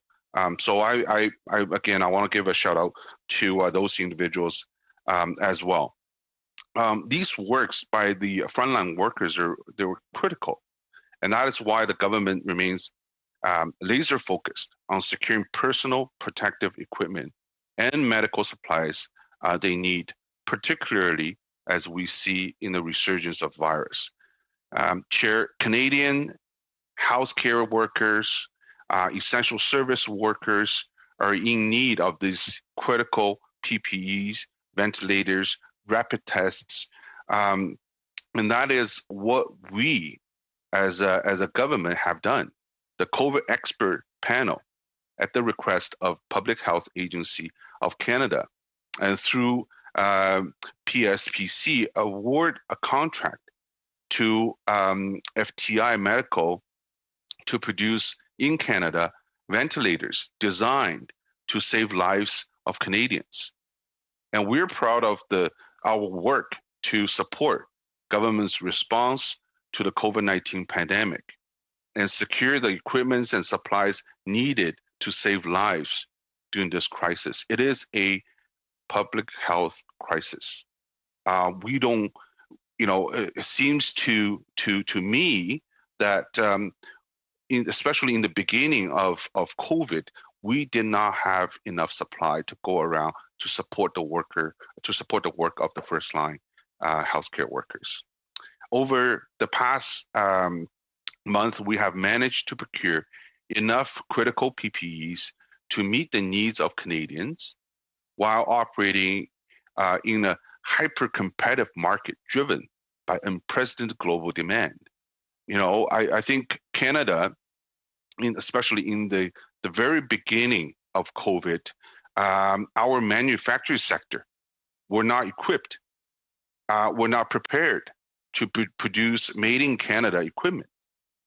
We have heard horror stories about PPE being intercepted at the border or in the middle of the airports. We were putting a very terrible situation, actually.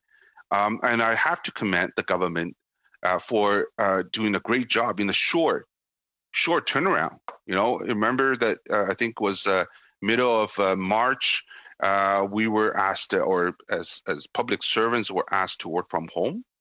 So with all that,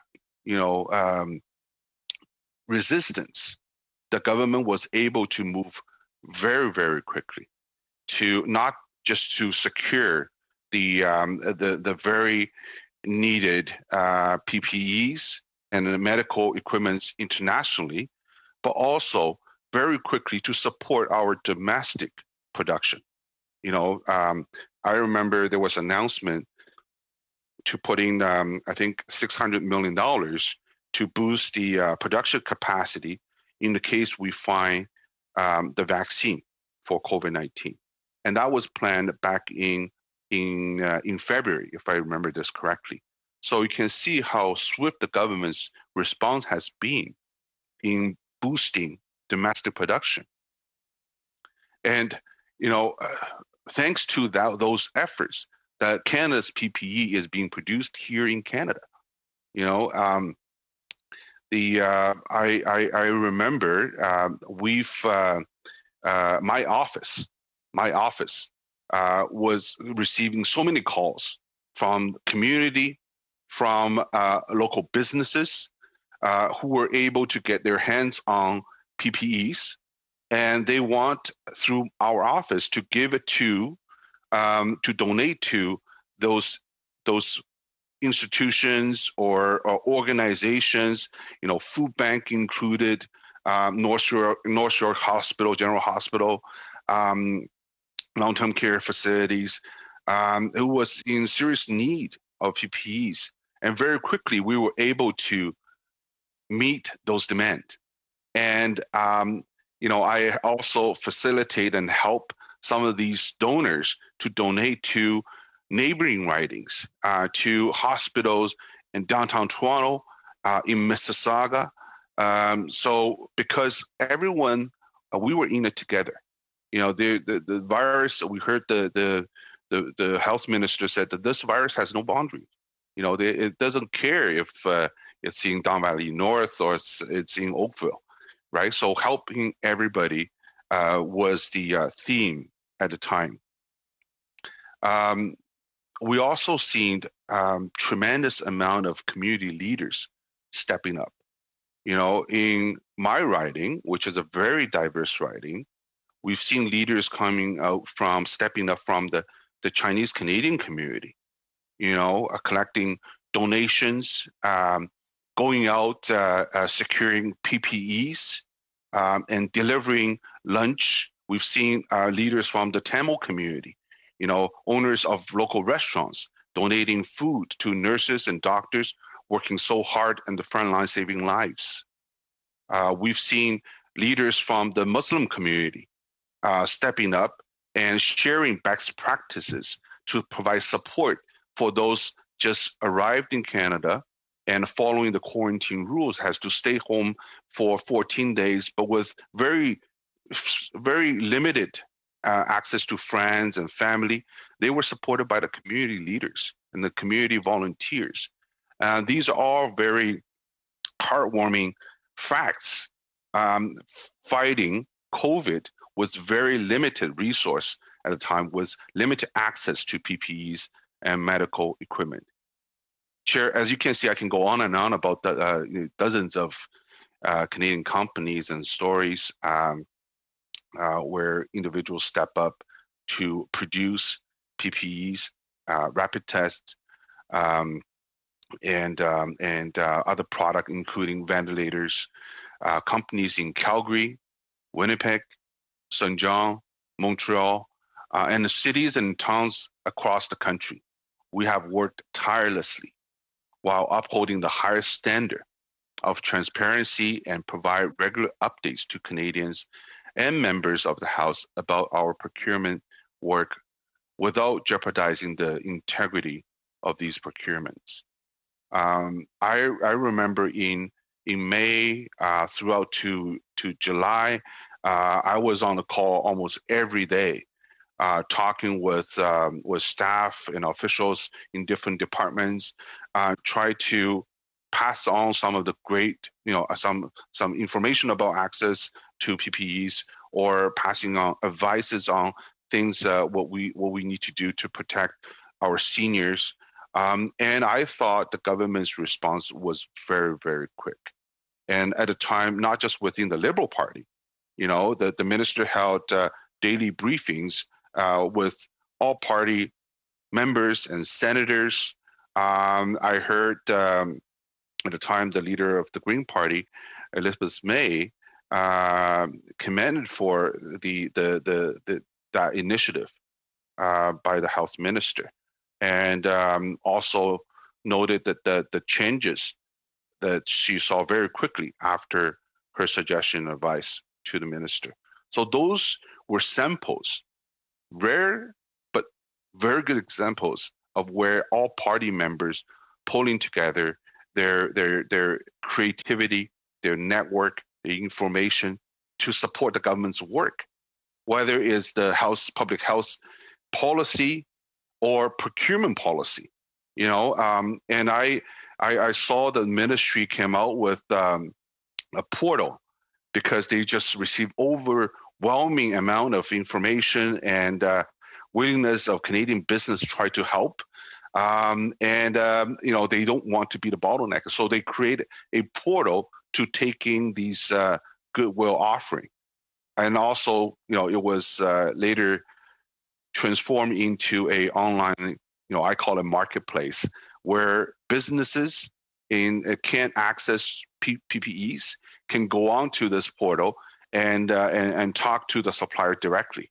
And I thought that was a very, very smart move, and it was appreciated by business all around. And trust me, I went out, I spoke to the business in my riding. I start my conversation with, do you have enough PPEs to carry on? Because they have to make sure their staff are safe, are well protected. Indirectly, it's protecting their customer as well. Chair, since March, our government has been engaging in an unprecedented effort to ensure that Canadians have the supply they need to stay healthy and safe during COVID-19 pandemic. Our procurement experts have worked day and night, aggressively buying from all available suppliers and distributors to secure precious PPEs for Canadians. Today, we continue to operate in a highly competitive global market in which the entire world is seeking out the same material, including masks, tests, gloves, gowns. Supply chain remain stressed. Current negotiations are ongoing with a number of companies in these fields. Even still, we are producing PPEs well into the future to help Canadians to be safe today and tomorrow. Putting companies before this committee based on nothing more than one of the partners in a consortium is a former liberal MP. I don't know him personally, but he is just one partner in the consortium. That could put Canada's ability to do the important work need at risk. We have a duty to Canadians to protect the integrity of the procurement system, and we take that very seriously. Our government has kept Canadians informed of what we have been doing to protect them. Since the past April, we have taken steps to be as transparent as possible to keep all citizens, including members of the House, fully up to date on our work. We have made public the process that we are making in procuring key COVID-19 supplies. As orders have arrived and continue to arrive, Canadians have been able to consult the PSPC website for a regular update overview of purchases and deliveries, which is how the contract for FTI became public. This is important. This is how the contract for FTI became public. In fact, the website includes a nice overview to show how money has been spent on procuring PPEs during the pandemic. I'll just give example to the committee, to my colleagues. This is a summary of aggregated procurement dated October 15th, quite recent. We have quite a few equipment here. Vinyl gloves, $2.2 million. N95 respirators, $655 million. Surgical masks, $239 million. Cloth mask, $34 million. Face shield, $261 million. And also I have some numbers for gloves, $23 million, gowns, $1.7 billion, and other protective clothing amounts to $30 million. Hand sanitizer, the government spent $375 million. Other PPEs with thermometers, accessories, autoclave bags, thicker rubber gloves, $21 million. Testing equipment, $688 million. Ventilators and ventilator accessories, $1.14 billion. And other medical equipment, total $293 million. A total amount of protected contract value, $162 million. That amounts to about $6 billion together. What's more is an important part of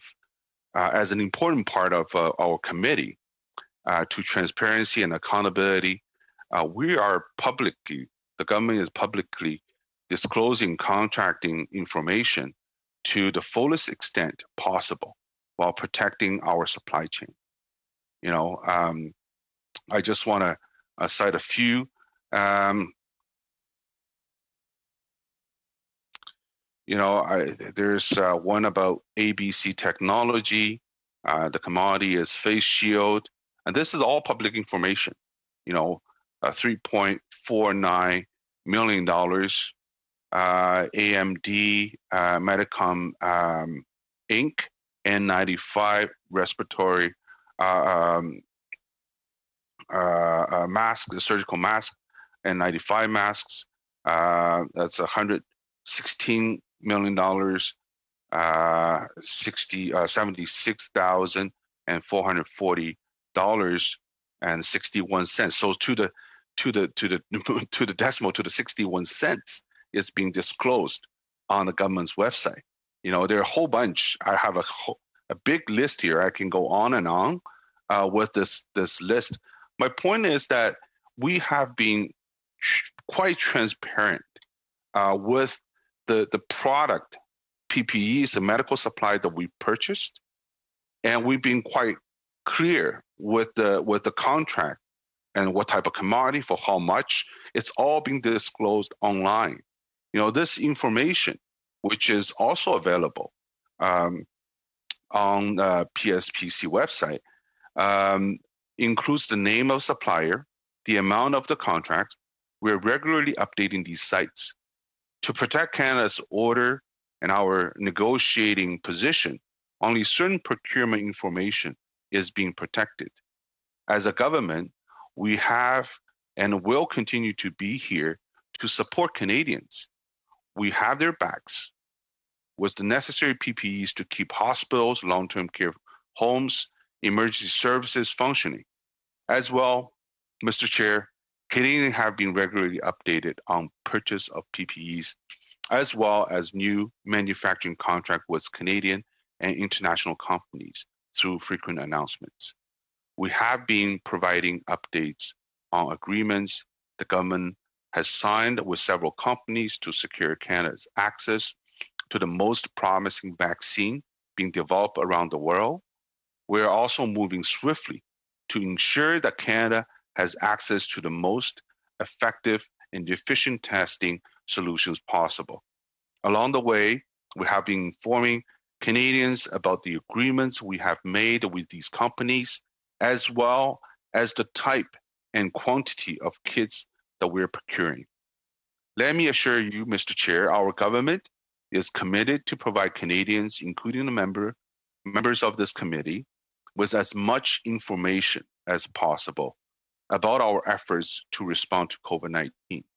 As supply chains for essential equipment and supply stabilize, we will continue to publicly disclose more contract information.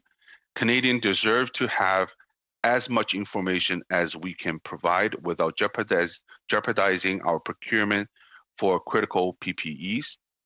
That's a risk we simply will not take.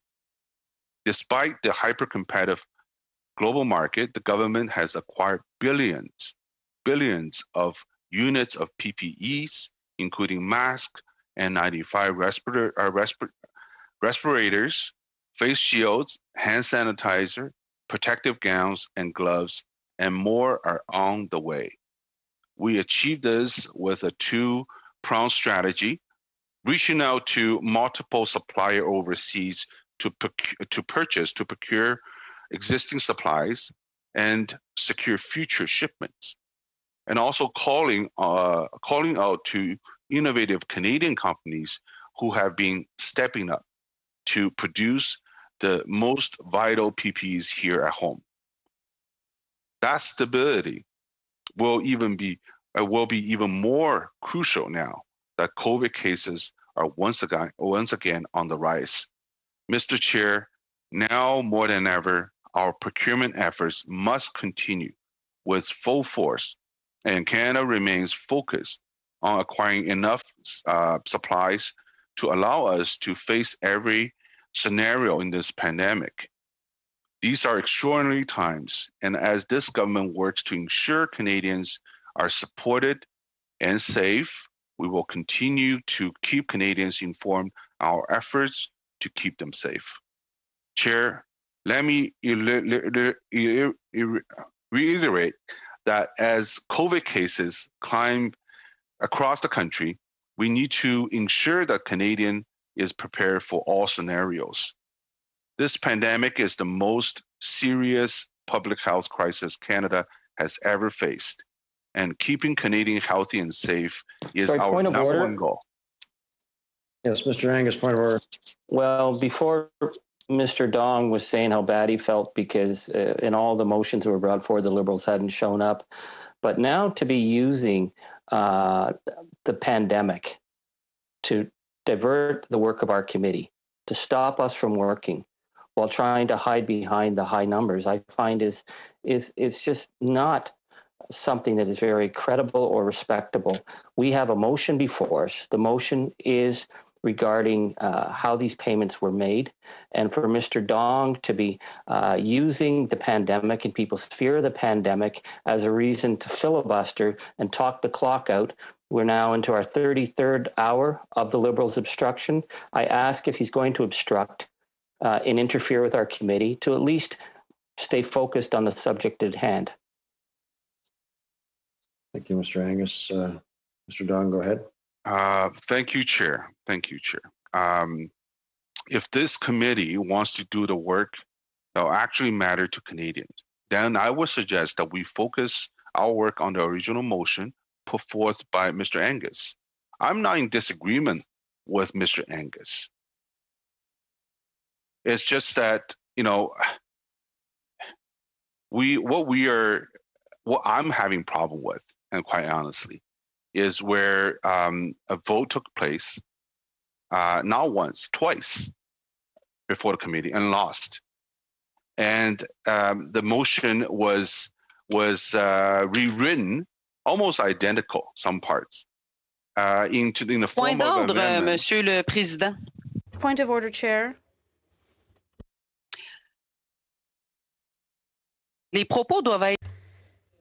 These statements must be fair. I've heard him say 8 times that we're not accepting, that it was decided not to mention a decision when there was an error. Well, you have to face the music now, and let's take the bull by the horns and let's vote. Thank you.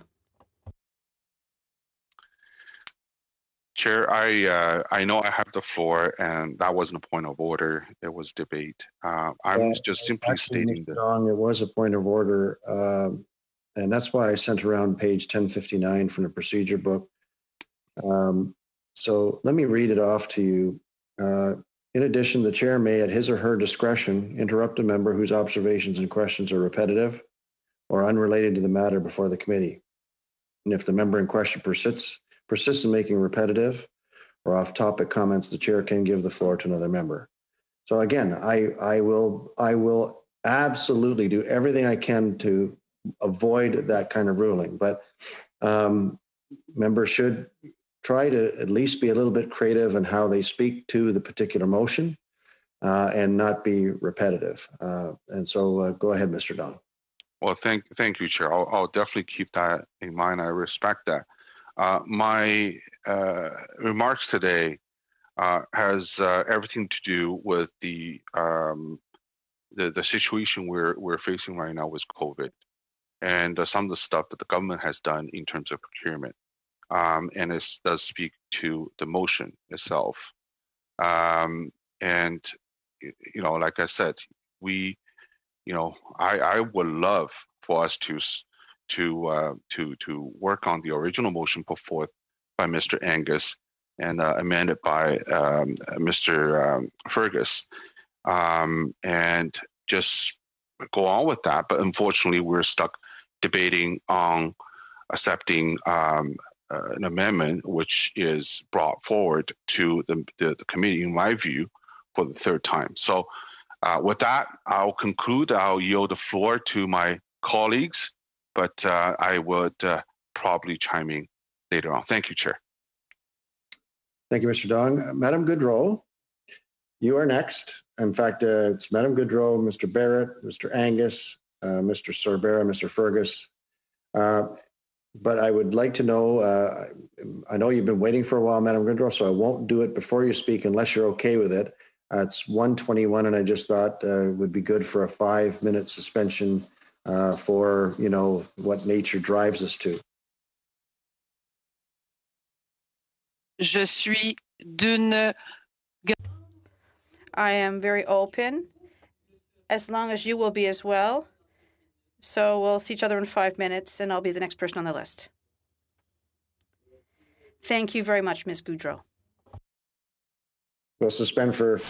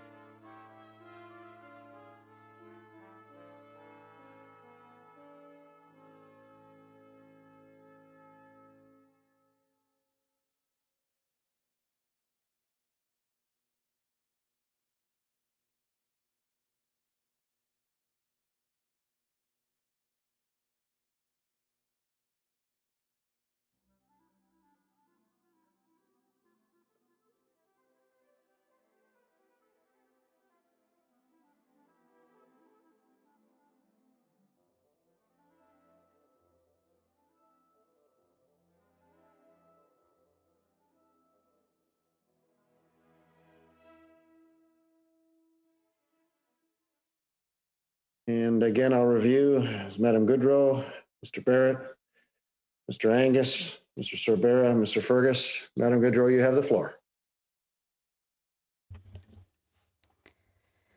Thank you, Chair.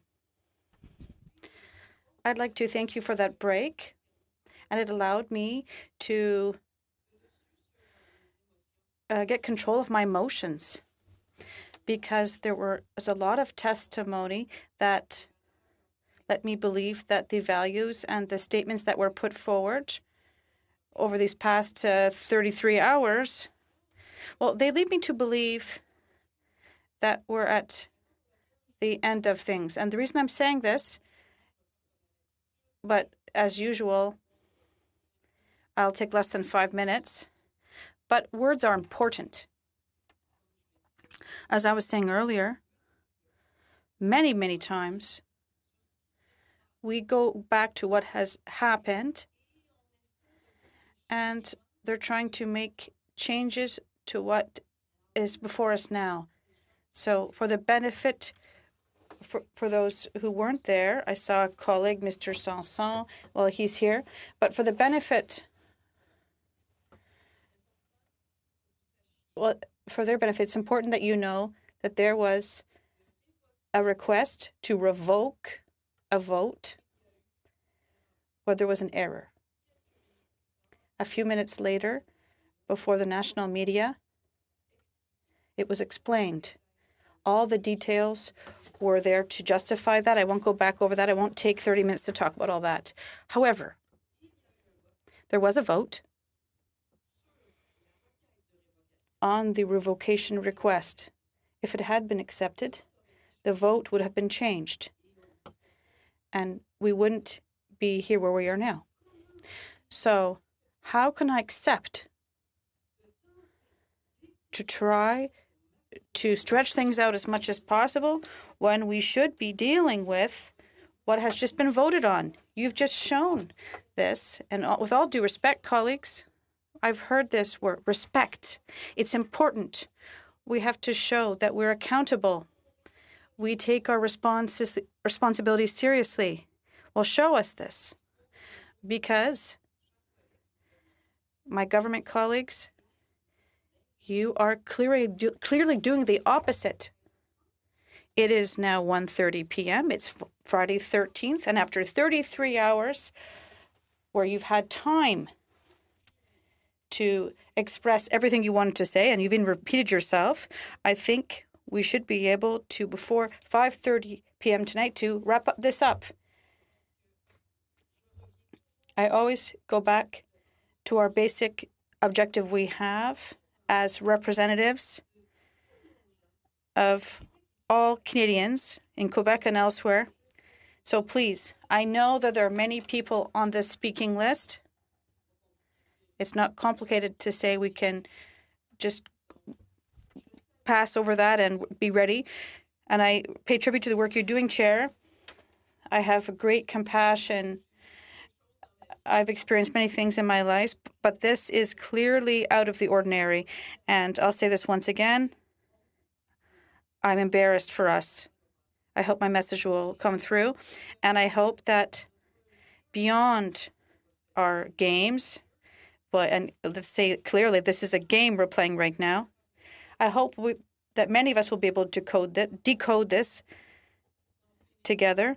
We should be able to end these games and do what we have to do and take our responsibilities seriously. So I'll put myself back on the list, and I'll repeat myself until I can no longer do so. Thank you, Chair. Merci beaucoup, Madame Goudreau. Now, thank you very much, Madame Goudreau. Mr. Barrett. Well, thank you very much, Chair. We find ourselves back here again, 33 hours in, and here are recounting from the Liberals of their previous testimony. And so early in the meeting, Mr. Angus laid out what brought us here, and we've heard from Madame Gaudreau the the plain reason why this ought to come to a vote. Everyone has had their say. I'd like to speak briefly to and address the comments made by Mr. Dong. And he made comments with respect to the Speaker Spotlight documents. Now, he read into the record a tweet from that organization, and the comments that I made in committee was the information that was provided to us, and the situation where some of the information is still there, some of it has been purged. There was no there's no lies that have been spoken by me, and I find it really interesting to hear Mr. Dong, talk about the offense of having Ms. Gladue come to committee and address the motion that was ruled out of order. For Mr. Dong to interject and on points of order and say they weren't points of order, when one of the Liberal substitutes who came to the committee, Mr. Drouin, interjected a few times and attempted to take control of the meeting in a pretty high-pitched way. And it's interesting because the connections to the Ontario Liberal Party that the federal Liberals have are pertinent to the question of destroyed documents. And the Chief of Staff to former Ontario Liberal Premier Dalton McGuinty, David Livingston, was found guilty and ultimately sent to jail for mischief in relating to data and attempted misuse of a computer system to commit mischief. And in the ruling, it stated, quote, Mr. Livingston's plan to eliminate sensitive and confidential work-related data, in my view. Order, Chair. Mr. Cerbera. Chair, as you've commented several times today on relevance, I have no idea what Mr. Barrett's train of thought and commentary is in terms of relevant to the motion and the information at hand in the conversation we're having as a committee. Okay, Mr. Cerbera. Mr. Barrett, I believe that you were speaking about Mr. Dong's comments in regard to a tweet that you had in this committee. Is that correct? Correct. Okay, continue on and just make sure that the members know your relevance. Yep. Thank you, Chair. Interesting to hear that comment from Mr. Cerbera, who decided to offend the sensibilities of Canadians at this committee by spending time talking about his preference and what kind of underwear he would wear instead of addressing the motion at hand. Point of order, Chair. That's completely unnecessary banter and talk, and it's actually quite offensive that Mr. Barrett would go down that on a personal basis. We were speaking about a company called Stanfields in Canada, had nothing to do with undergarments. Not sure where the CPC is going with this on this committee and this diatribe that they're having, but it's quite obvious that they're not concerned about the well-being of Canadians and where the direction of this committee is going. So MP Barrett, please, we can do better than that. Raise the bar on your conversation, please. Point of order, Chair. Yes, Mr. Angus. I would ask you to ask Mr. Cerbera to read the rules of order, because I feel now he's actually trying to deliberately interfere and be provocative. We need to get on with this. Mr. Cerbera will have all afternoon to talk about Stanfield's underwear if he wants, as long as it pertains to the motion. But we need to get back to the issue at hand so we can try and get to a vote today. Please continue on, Mr. Barrett. Right. And so, as I said, Chair, it was Mr. Cerbera's words when he decided to discuss his preference and the type of underwear he would wear when he spoke to this committee. So when we talk about offensive, these are choices that Mr. Cerbera made. So to continue where I left off with respect to the relation between the Ontario Liberal Party and the federal Liberals, and the Chief of Staff to former Liberal Premier Dalton McGuinty, David Livingston, who was found guilty and ultimately— Point of order. Yes, Mr. Dong. Point of order, Chair. I understand you said you asked Mr. Barrett to show the relevance of. You haven't let me his finish my debate- sentence. His debate with I just got interrupted by him again on a point of order, and now he's talking about a provincial party.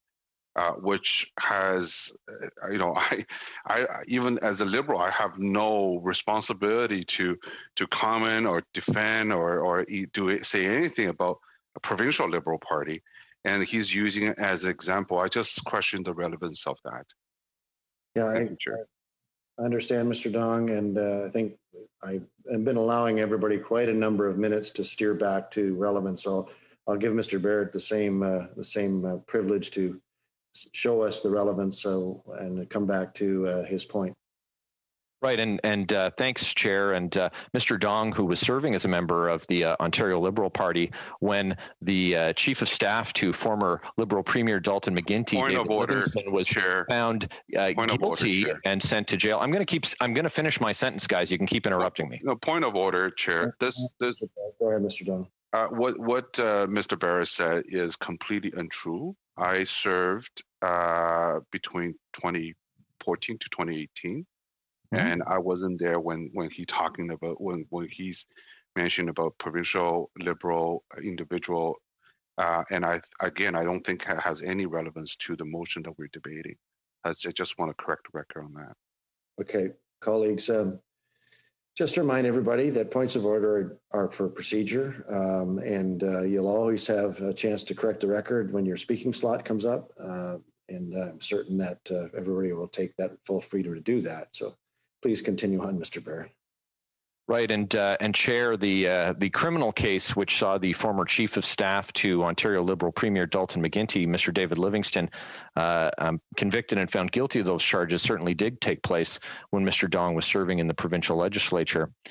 And the ruling stated that Mr. Livingston's plan to eliminate sensitive and confidential work-related data, in my view, amounted to a scorched earth strategy where information that could be potentially useful to adversaries both within and outside of the Liberal Party would be destroyed, closed quote. And so we've just seen the energy and effort that will go to the Liberal members trying to prevent substantive points being put on the record with respect to the record of Liberal parties. And we had Mr. Drouin who had those excited interventions, worked for that premier, and here we are trying to get the truth.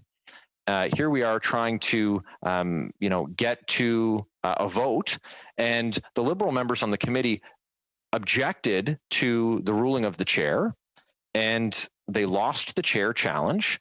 And now it seems that even though they got their say, because they didn't get their way, they're not willing to let this come to a vote.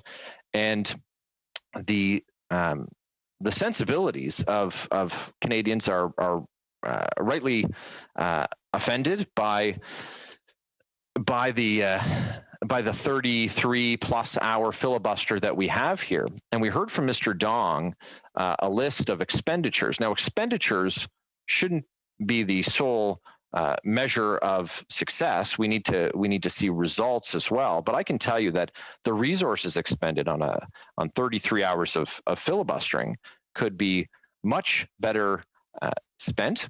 And the folks in my community who are looking for all kinds of help don't see a government that's serious about transparency. And we heard a very long speech about transparency from Mr. Dong while engaged in a cover-up filibuster. And so the points have been made many times over, and it is certainly high time for it to come to a vote. And this is how democracy works. And if the Liberals have made convincing arguments to a sufficient number of their colleagues on both sides of the aisle, then they will carry the day and they will be able to defeat the motion. But if not, the motion will go forward, and we will take a look at the CSSG and the awarding of the contract to Baylis Medical and Palantir. And we're gonna have someone from Speaker Spotlight come to talk about these documents, and they can fully explain their process and clarify what has been unclear, and provide the information that the committee has been looking for. And then we can move on. But we've heard from many Liberals, permanent members of the committee and otherwise, and they were loath to hear the connections between the provincial Liberals and their team. But they exist. We've seen that it's important that if documents aren't provided, if documents aren't tabled on the record, that there is a risk that they can be destroyed. And so time is of the essence for this committee to get documents. Time is of the essence for this committee to hear testimony, be it with the ventilators or with Mr. McNaughton, or with relation to the CSSG. This was a $500 million contribution agreement for the CSSG, originally billed as $912 million, to the benefit of $40+ million to the Kielburgers, who drew the connection themselves between members of the Trudeau family and their organization in their submission to cabinet. They're the ones who put pictures of the Prime Minister's family in their proposal to the federal cabinet. That's not something that the opposition did. That wasn't, us looking to create a witch hunt. That was that organization. That was their conscious choice in an effort to benefit from a lucrative agreement at the height of a pandemic, when they needed that contract quite badly, as they were laying off many employees. Chair, this committee has heard the arguments from all sides. It is certainly high time for us to have a vote. And as a final note, I would say to my colleagues, if they don't like hearing back what they've already talked about in committee, if they find it offensive later when repeated to them, and I'm happy to read the blues into the record again for Mr. Sorbera if he'd like. But they should be mindful of how they spend their hours, with Point of order, Mr. Chair. Mr. Fergus. Indeed, Mr. Chair, Mr. Barrett has opened the door for me to clarify the record on exactly reading the blues of what was said at committee. Because I took a look at this, I wasn't at that part of the committee when this exchange took place, and I decided to look this up. And here it is. Point of order. And here it is, sir. Mr. Sorbera had said, the last example I want to turn our attention to is that of the great iconic Canadian company called Stanfields, which manufactures numerous clothing articles. The company can trace its origins back to Nova Scotia in the 1850s. Former company chairman and CEO, and then he's interrupted, just like what had just happened, Mr. Chair, by Mr. Angus, who said, I don't remember that anybody has had any interest in underwear as part of this pandemic study. If the Liberals are going to continue to drag us down the hole of filibustering, the issue that they agreed to is with regard to Mr. Baylis, because he's a former member of Parliament, which makes it pertinent. If they're going to start to now talk about underwear, Mr. Chair, they are certainly wasting our time and taxpayers' time. So, Mr. Chair, as you could see, it was Mr. Angus who made that connection and not Mr. Sorbera. Thank you, sir. Angus, you have a point? You have a point of order, Mr. Angus?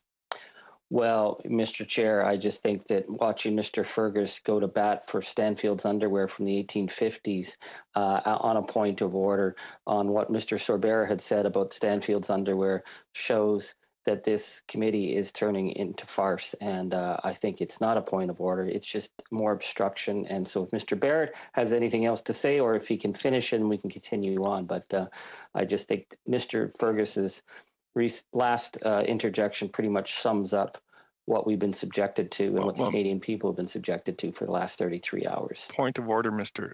Chair, and this is exactly the reason why we need to make sure that we are all have interests in this.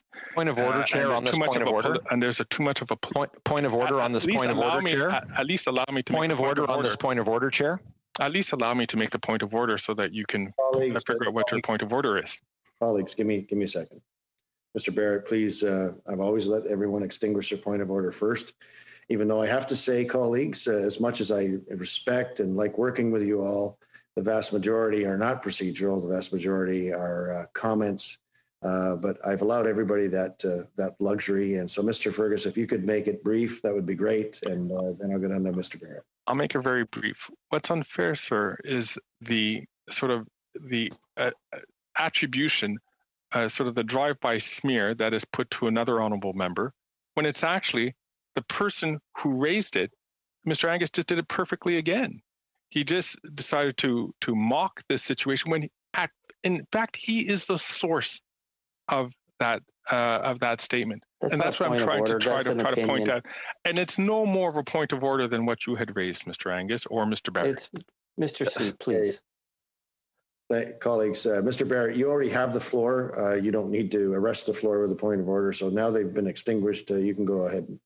Well, Chair, Mr. Fergus just said that, he, first of all, he didn't hear me. He was raising a point of order to the point of order on his point of order. So when I look to interject on that point, he has now said that, which I was not given the floor by you, Chair. He's now said that my point was invalid. So this is supreme arrogance. I want to read to you from the Blues, and I quote, November 3rd, 2020, 5:10 p.m., Francesco Cervera, Vaughan Woodbridge, Ontario. Quote, I think that boxers are better than underwear, but that's a whole different story. Closed quote. Chair, this was the point that Mr. Fergus, you wanted to read the Blues into the record? There it is. So yes, he wanted to. We have Liberal members who want to offer their further above, Mr. Barrett. Sorry, Chair. Could you have the member repeat his comment? No, I think what we'll do, colleagues, it looks like the temperature's rising. Let's suspend for 10 minutes. Let's let the temperature go down. And Mr. Barrett, you'll have the floor when we return.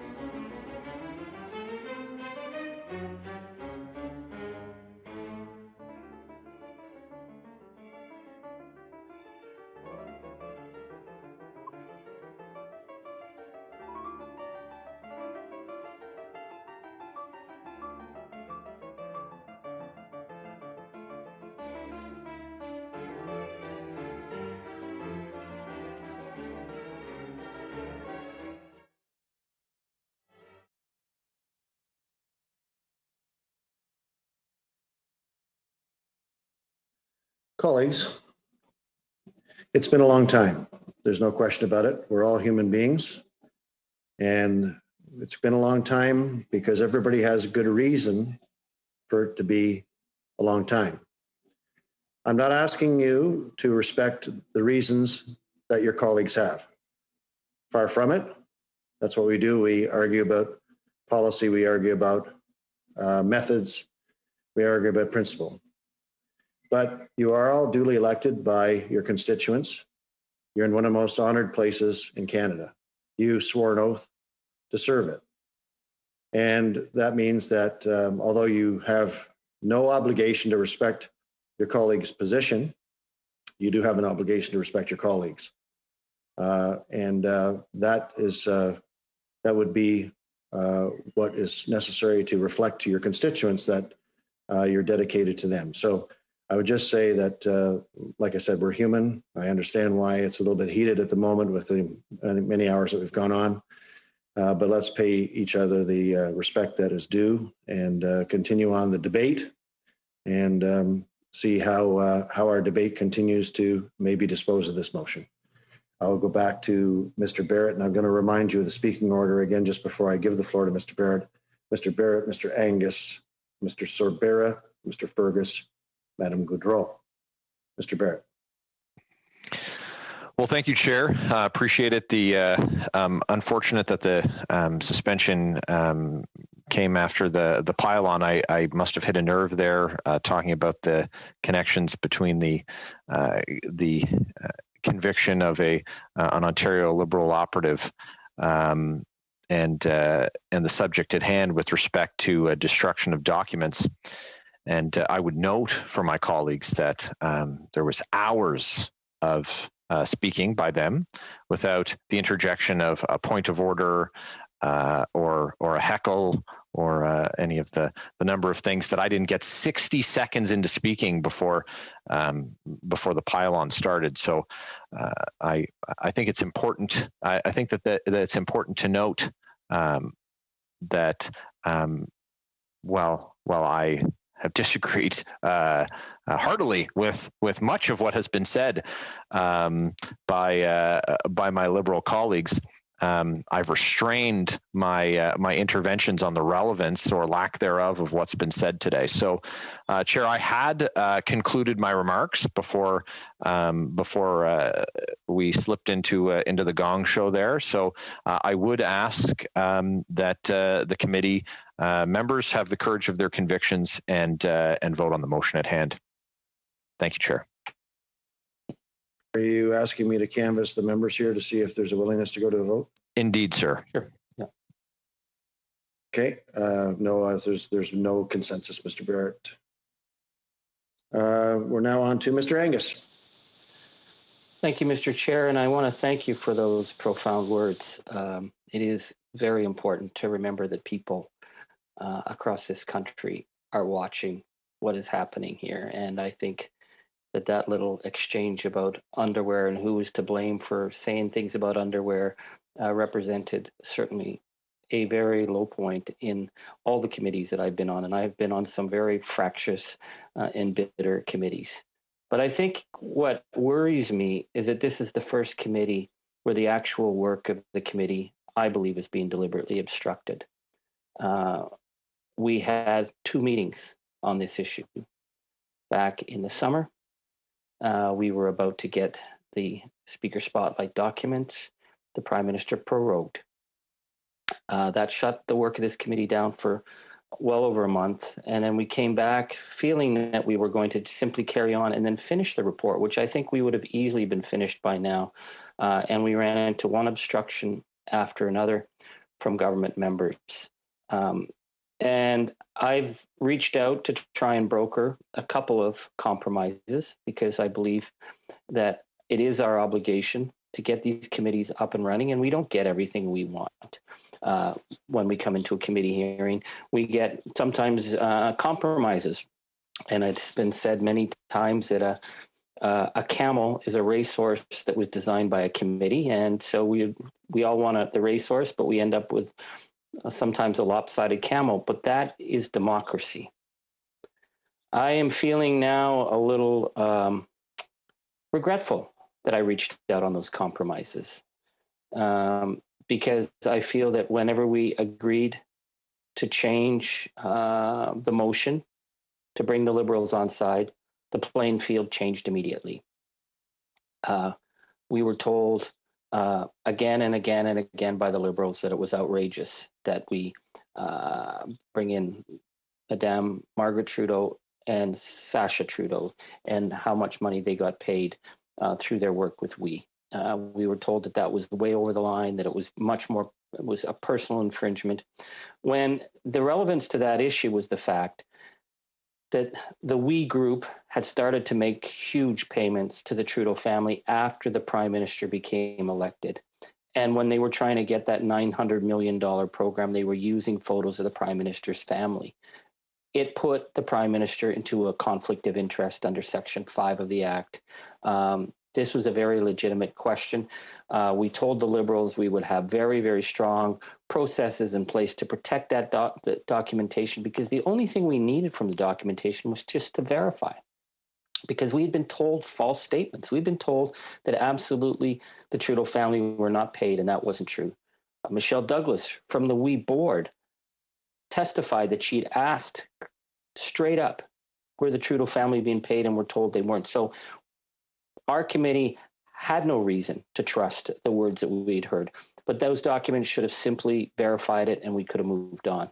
But the Liberals drew a hard line there. And so I reached out and said, okay, I'm not all that interested in how much the Trudeau family were being paid. We've identified that it was a significant amount of money, whether it was significantly more or of what we've been told, it doesn't really change the matter. And yet, as soon as we made that agreement, suddenly then it was terribly unfair that we were asking about the Prime Minister's wife, even though the Liberals had identified in those negotiations that it was husband and wife, Prime Minister and wife, who were the people that should be looked at. As soon as we shortened the focus, they wanted to change it again. I found that very, very concerning. They came back and said they wanted us in their negotiations to look at the Frank Baylis deal.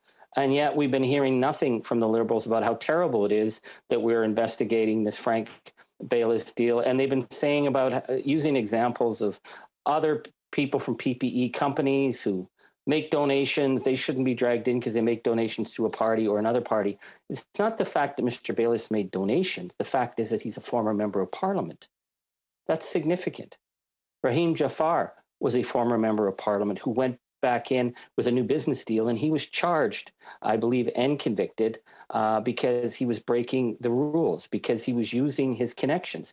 We just need to verify that those connections were not improperly used. That's a pretty straightforward thing. A committee study does not presuppose guilt. We're looking into examples. But when the Liberals said that they didn't want us to look at Mr. Silver, but they wanted us to look at Mr. Baylis, I agreed. And then suddenly we were being told how terrible it was, and we were persecuting Mr. Baylis. So there's not a lot of trust for me right now with the Liberals, particularly as I sit and listen to them hour in, hour out, talk about anything other than getting this thing dealt with.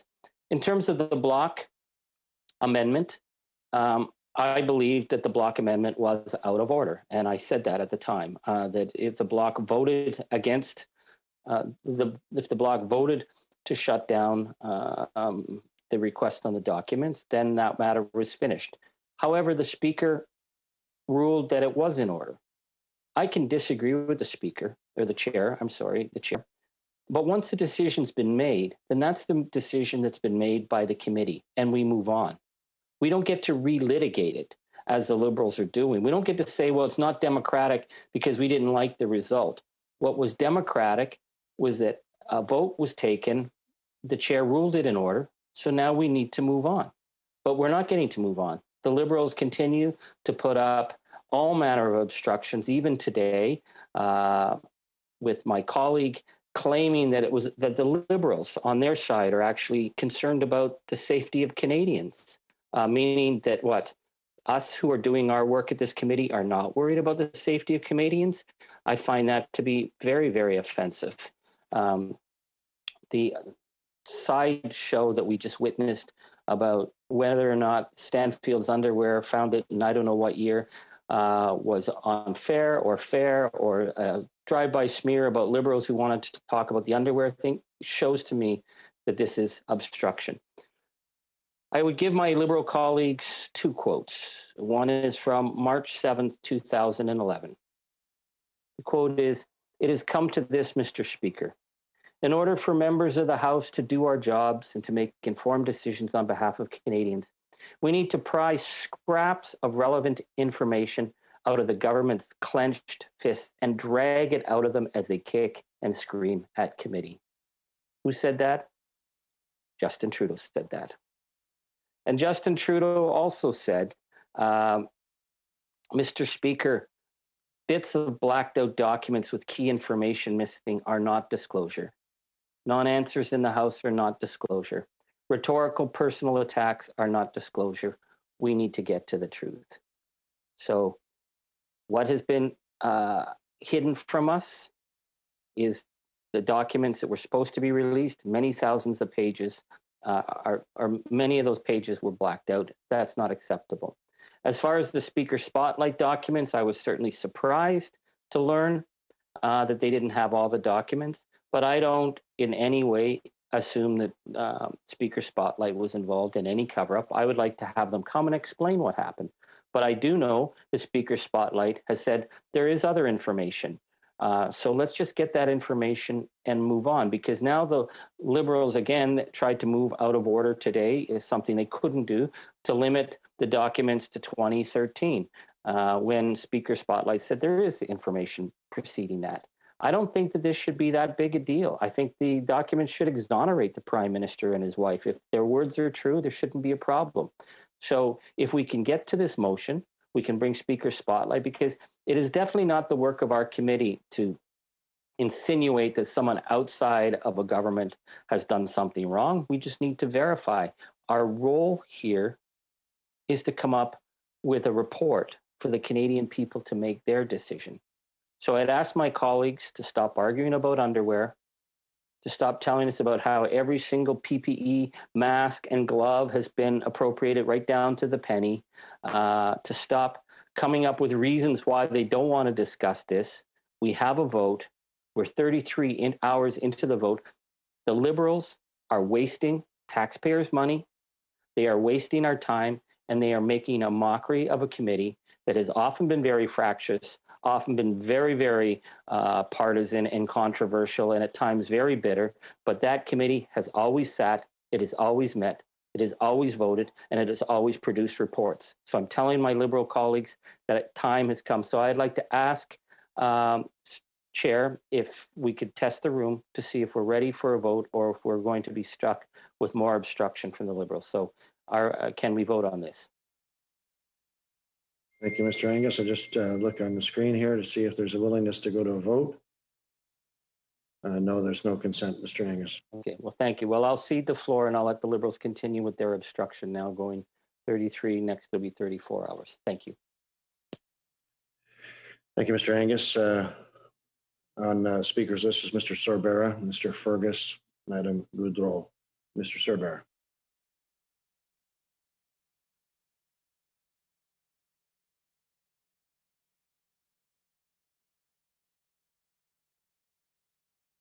Mr. Sorbara, you're muted if you're speaking. I apologize, chairs. Thank you for that. I just want to say good afternoon again to everyone. We've had a lot of deliberation today and substantive conversation, and I do want to just echo that the conversations do get heated. We sometimes represent different views, but at the end of the day, we represent Canadians, and I think we should always. I'm going to do that always, and I always try to do that. Those of you who know me and interacted with me over the number of years know that I try to consider myself not to be a really partisan MP, if I can use that term. I am represent and proud to be a Liberal since I was 15 years old when I first bought my membership, and became involved in politics. But nonetheless, I was voted by here to represent the wonderful constituents of Vaughan Woodbridge, and I represent them all, no matter who they voted for, no matter where they come from, and no matter what their views are. I have time for them all, and I love them all, and I try to do the best job that I can as the member of parliament for Vaughan Woodbridge here in this wonderful city of Vaughan. And I know the rest of my dear and honorable colleagues do the same in their constituencies. And I think that's something I hold dear to my heart, and I know that all my honorable colleagues hold dear to their hearts. So, with that, Chair, I do know my name has been bantered about several times today since the beginning of our sitting today at about 11 o'clock. I've been sort of surprised. I never realized I was that popular, nor was it neither that popular nor that important. But it seems that I've become pretty popular today in some testimony to my colleagues. And I thank you for thinking of me. It's always very nice to be thought of, and it's always nice to be mentioned of. And sometimes, if you wish to comment on my past comments or my past words, feel free to do so. We are on committee. We are allowed to chat and represent our views, and that's great. One thing I promise to do, Chair, as a committee member on ethics, and as long as I get to serve in this committee, is be respectful to my colleagues, and I always try to do that. And if I haven't been respectful, I'll be the first one to apologize, and so forth. So that's my stick. Those are my comments, Chair. And as we're going here, I do want to back up, because Mr. Angus, in his early deliberations this morning, was very free flowing, had a lot of commentary to say, and I always listen intently to Mr. Angus. I do. I find him very wise. I do want to say, Charlie, I know you posted, MP Angus, you posted the picture from Ortona, where we were last year during this week, and I saw some of your Instagram posts, and they were very touching and reminded me of our trip last year. It is not, I'm saying this because it was Remembrance Day week, not for anything to anything other. Don't read into it, please. But Mr. Angus did comment about finance and a number of proceedings and his interpretation of things. So, Mr. Chair, you gave Mr. Angus quite the breadth of room and yourself. And I think Mr. Angus mentioned recently, he was disappointed in potentially thinking that we didn't, live up, or we on the government side didn't live up to certain obligations, not obligations, but certain discussions that may have transpired. And I always frame those discussions as there should be private discussions between MPs. We always chat amongst ourselves.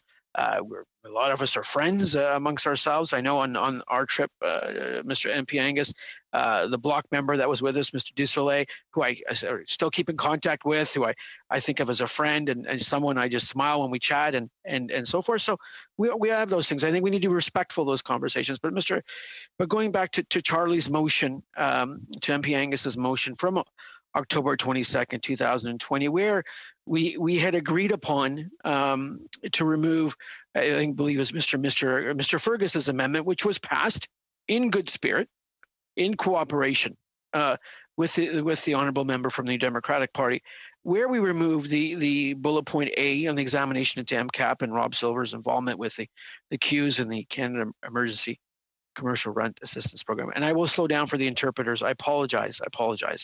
Excusez-moi, Madame Goudreau, if I'm speaking too fast. And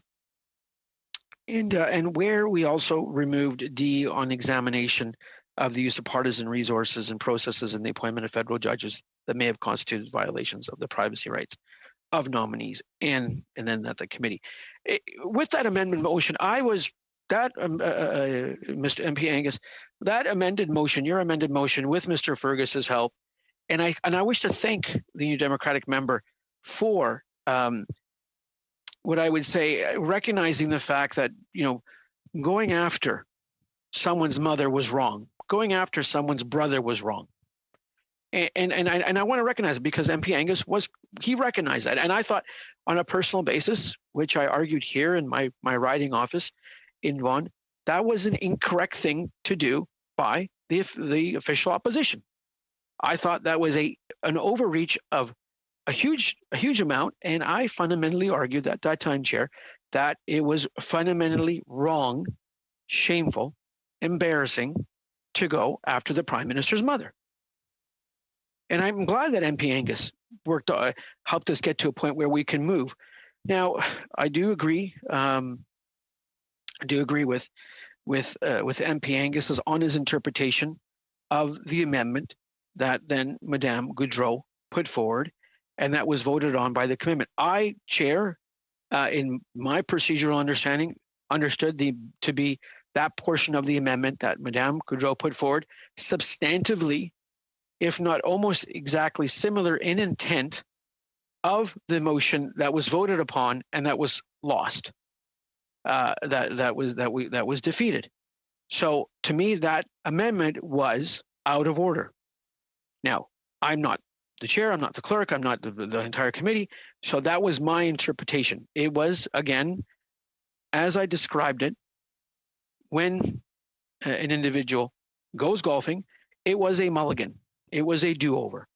But I also understand and appreciate very much MP Angus's comment, who you just mentioned recently, and please, MP Angus, if I've misquoted you, please correct me. No, that he commented, I believed that Madame Goudreau's amendment was out of order, but because the ruling was that the amendment was not out of order, ruled by the chair, because it was not out of, then he voted for the amendment to add to his amended motion, where the amended motion was with Mr. Fergus's amendment. So we had a motion which was amended once, then amended twice. And that has become a sticking point, because I really feel that we had received, that we had seen some movement and some goodwill. And I would like to move on to doing whichever study the committee adopts to do under your leadership, Chair. And Chair, thank you for your patience, your ton penchance. It's admirable, and you called a 10-minute break to suspend and calm things down, which I thought was very timely, Chair. And I thank you for doing that and your wisdom. Thank you very much, Chair. I think that was appreciative, because frankly, I'm attacked by some of the MPs on Twitter every time I leave this ethics committee. I see it on Twitter. I see Mr. Warkentin's tweet. I read them, and I say, oh, wow, you're attacking me today, Mr. Warkentin. But what I know is that I'm going to keep doing the great work that my constituents ask of me, and I'm going to still visit my seniors when I'm able to, and I'm going to make sure that income supports that people that continue to be impacted by COVID-19 are going to receive. And that's what our government's going to do. So if the opposite side wishes to attack me on Twitter, and it's all out there, Mr. Chair, if the opposite side just wishes to attack me, and that's the bar, and that's the level they're going to stoop to, they can continue doing that. For all the power, please do. Because you know what? My constituents and Canadians know that we are in a pandemic, and our government's going to work with the provincial governments across the country to continue to help Canadians out. So while Mr. MP Warkentin wishes to attack and play that negativity, allow him to do that. Please do so, because it's not constructive. Half the things that you've been put out have been false, and actually, it's sort of beneath us, sort of beneath why we're elected as MPs. And that's my opinion, Mr. Warkentin. I see your as I would call chirping in the background, and when I'll let you chirp. But at the same time, I'm going to be an MP. So, and I'm going to do the job that my constituents elected me to do, but not only the people that voted for me, but everyone in this riding wants me to do. Build a better country for us. Make sure we have a good future for our kids, and a clean environment, and a healthy country, and a country that provides opportunities, equality of opportunities for all Canadians. That's what we're about. And every MP is about. We may differ in the way we get there, but all MPs are about that. And I share MP Angus's passion for helping our Indigenous Canadians, the nation-nation relationship. Many of you, the MPs, Mr. Chair, may not know this. I grew up in northern British Columbia, the riding Skeena-Balkley Valley. And I know too well, in growing up, the issues that our Indigenous brothers and sisters faced. And I'm glad, so glad, to see our government build this nation-to-nation relationship and continue along that path. Okay? I do wish to, Chair, move an amendment. I just want to check if I have it written down properly. An amendment, and I want to see if it's ruled in order by yourself and the clerk. So if I can just read this to the committee. I move that we add after section B, comma section C, that in order to comply with Canadian and provincial privacy laws, that any request for documents be limited to those documents in the organization's possession, as well as other relevant documents they may have. Okay, and I'll read the French version as well. Je propose. I propose that we add after subsection B and before subsection C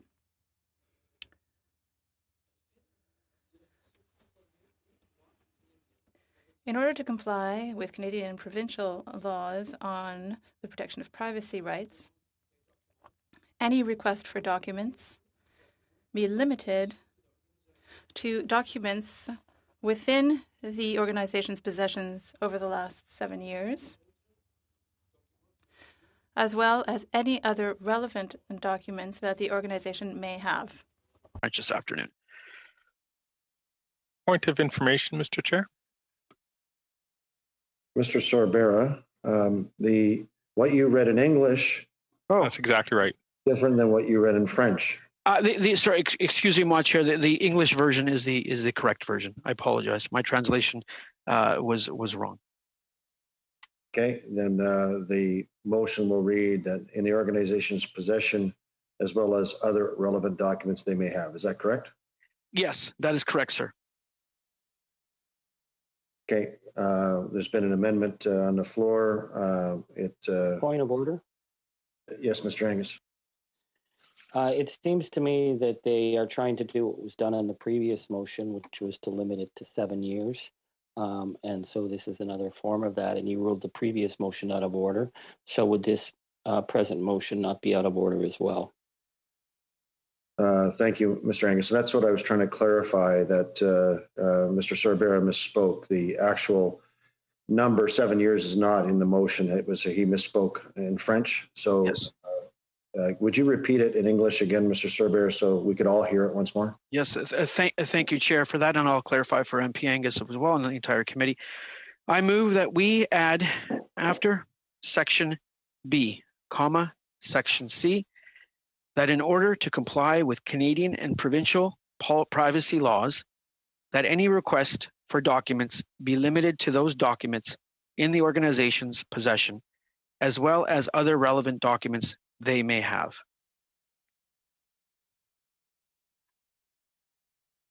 Thank you very much, Mr. Sorbera. Are you going to send that to the clerk? I'm going to do that as we speak.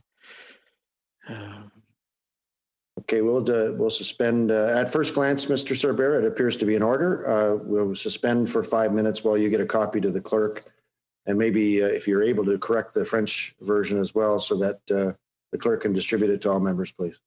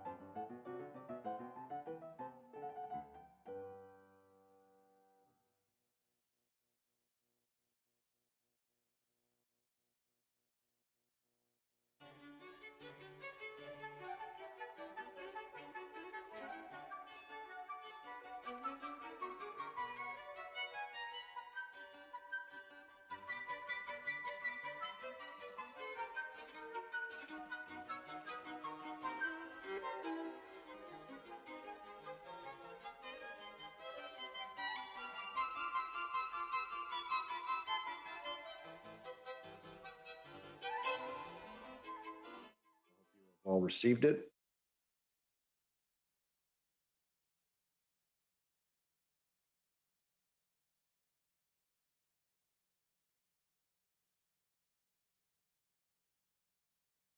I'm prepared to rule on this amendment, colleagues. This amendment is in order, coming after section B.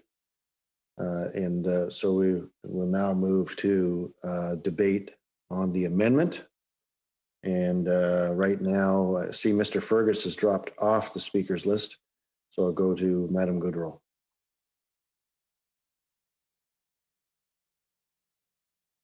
And then to you, Mr. Angus, yes.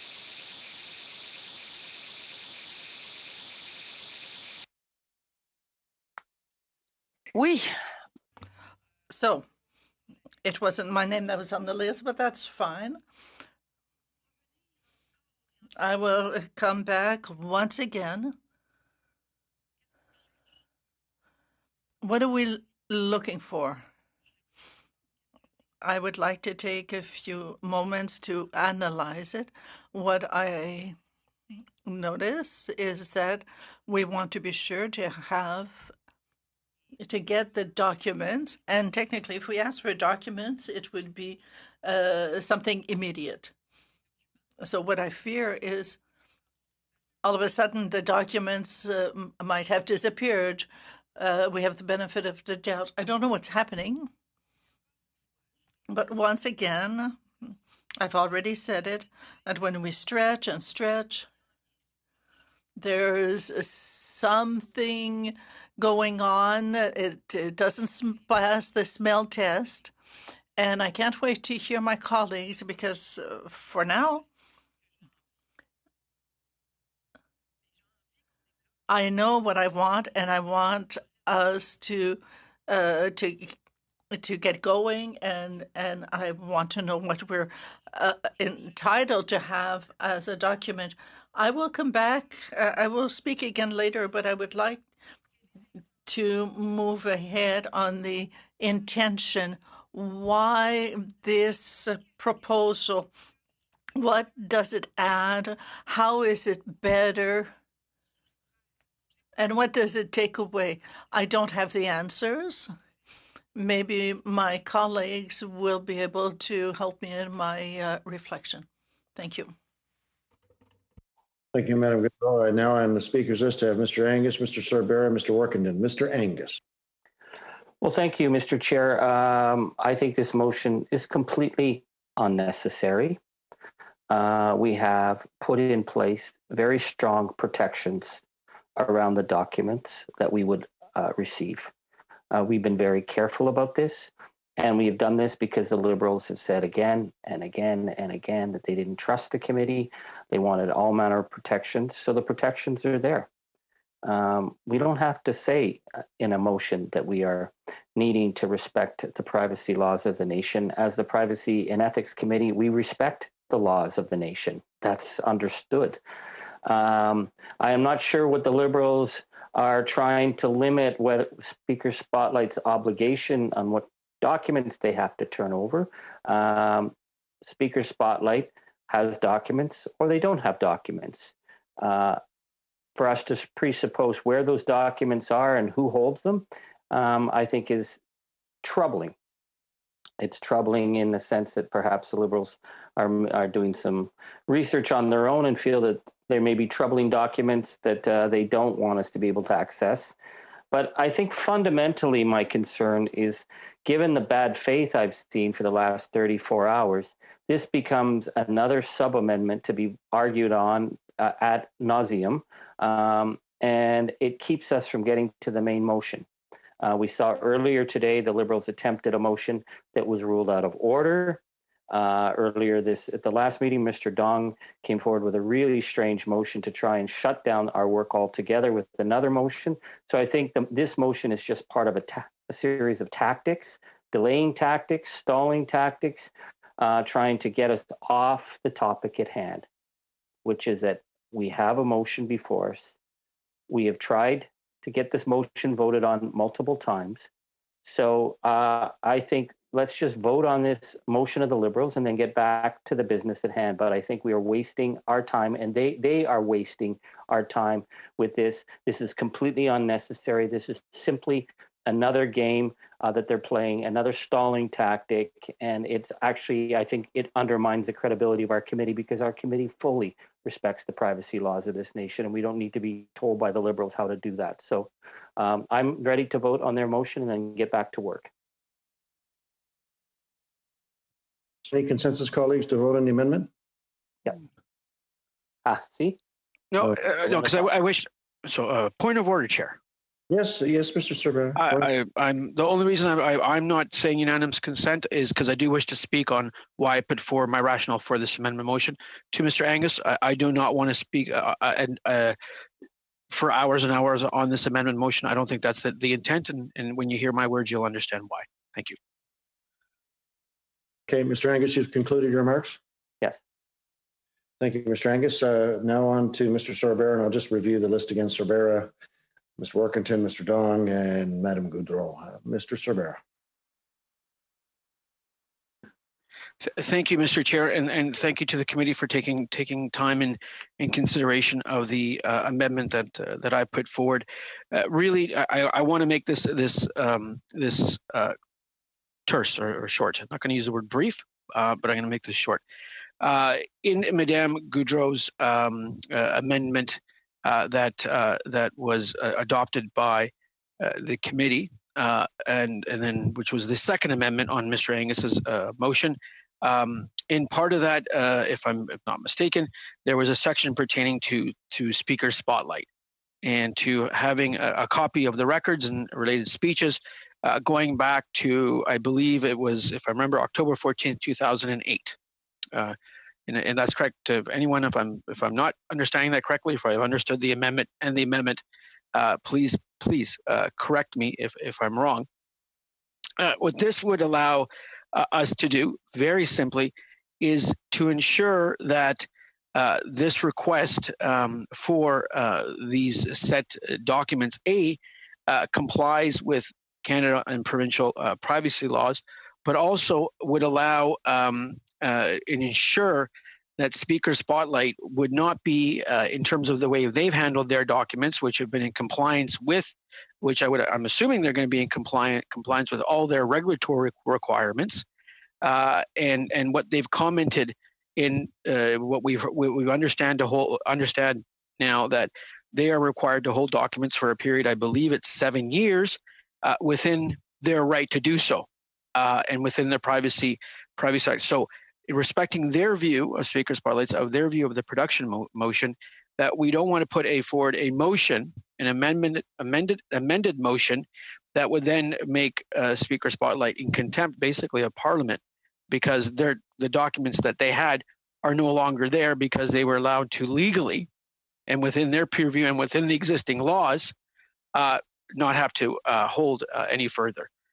Much like I believe in tax records on personal records, you can go back, I think it's 7 years that you have to maintain your documents. It's a very similar analogy, and from my understanding and working in the accounting world for a number of years, and this would be the same sort of precedent. So we would not want to put any organization in the contempt of Parliament because they legally did something within their right, and we as a committee, and they've stated as such, legally done something correct that they can do, and we have put them in a situation where they cannot bring forth documents that they no longer have because they are older than a set date, because it was within their right to no longer have those documents. So that's why I brought forward this amendment, and that's what it refers to. I hope I've been clear on that. Thank you. Thank you very much, Mr. Cervera. I'll go on now to Mr. Workington. Well, thank you, Chair. This is just another delay tactic by the Liberals. Obviously, they don't want these documents to ever come forward. The Liberals have now come up with an amendment that really doesn't do anything other than reiterate facts that are already existing, the fact that we're in compliance with the law.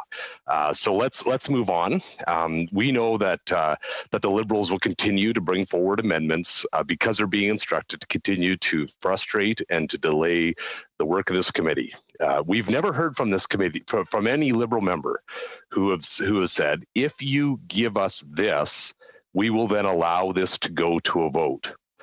They've never negotiated in good faith. They've always said, give us this, and then give us this, and then we have a new problem once there's been give by this committee. Every single opposition member of this committee has given up something to get where we are today. The Liberals, however, have given up nothing. As a matter of fact, the Liberals, not only on this committee, but generally, have gone to extraordinary measures to ensure that these documents never see the light of day. Before we prorogued, these documents were just hours away from the committee receiving it. When the Prime Minister prorogued Parliament, he did so at a time in which he would ensure that these documents never reached committee. The investigation stopped, and then, of course, at that point, there was assurances by the Liberals that we would move back to this once Parliament resumed.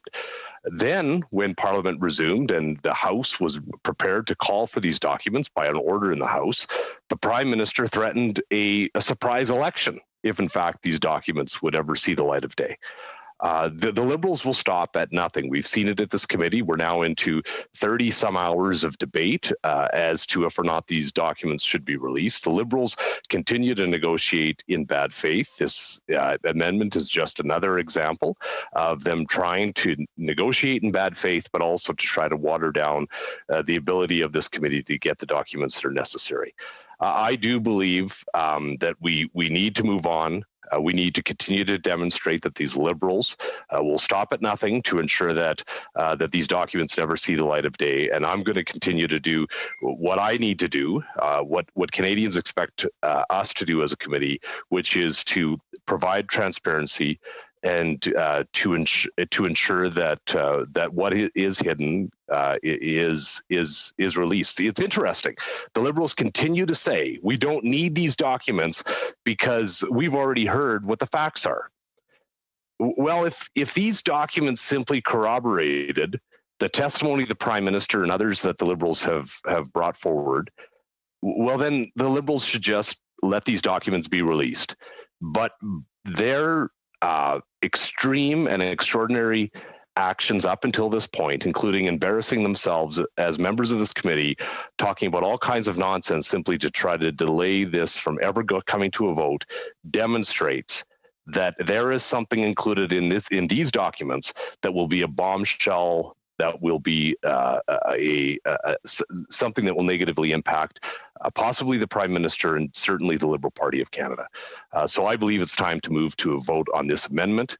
Let's allow it to fail, and then let's get on to a vote on the main motion. Any desire to go ahead and vote on this amendment, colleagues? I don't see any dissent. So, Madam Clerk, if you will go ahead and do a recorded vote on this, on the amendment that's on the floor right now from Mr. Sorbara.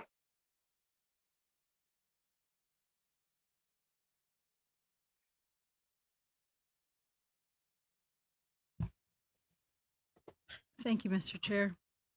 On the amendment proposed by Mr. Sorbara, please say yay if you're in favor, nay when you're opposed when I call your name. Mr. Dong? Yay.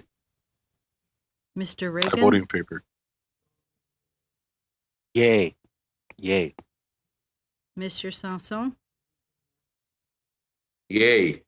Mr. Badaway? Yay. Mr. Sorbara? Oui. Yes. No. Nay. Monsieur Gould? No. No. No. Madame Gaudreau? Madame Gaudreau? No. No.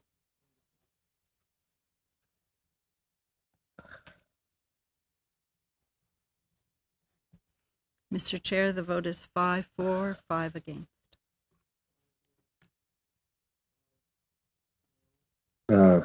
Sorry about that, Clerk. Could you repeat that, please? The vote is 5-4 and 5 against. Okay, thank you. Because when you said 5-4, I was it was a little confusing. Okay, you can log my vote as a negative vote, and we'll continue the debate on the main motion.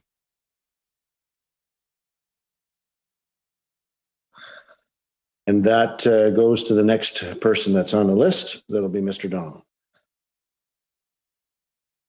Thank you, Chair. I just want to take a moment to thank you for your leadership on this committee. As we can see, it's pretty obvious. It's not an easy job. And on this side, we certainly appreciate the leadership and stewardship that you've demonstrated as a very able parliamentarian.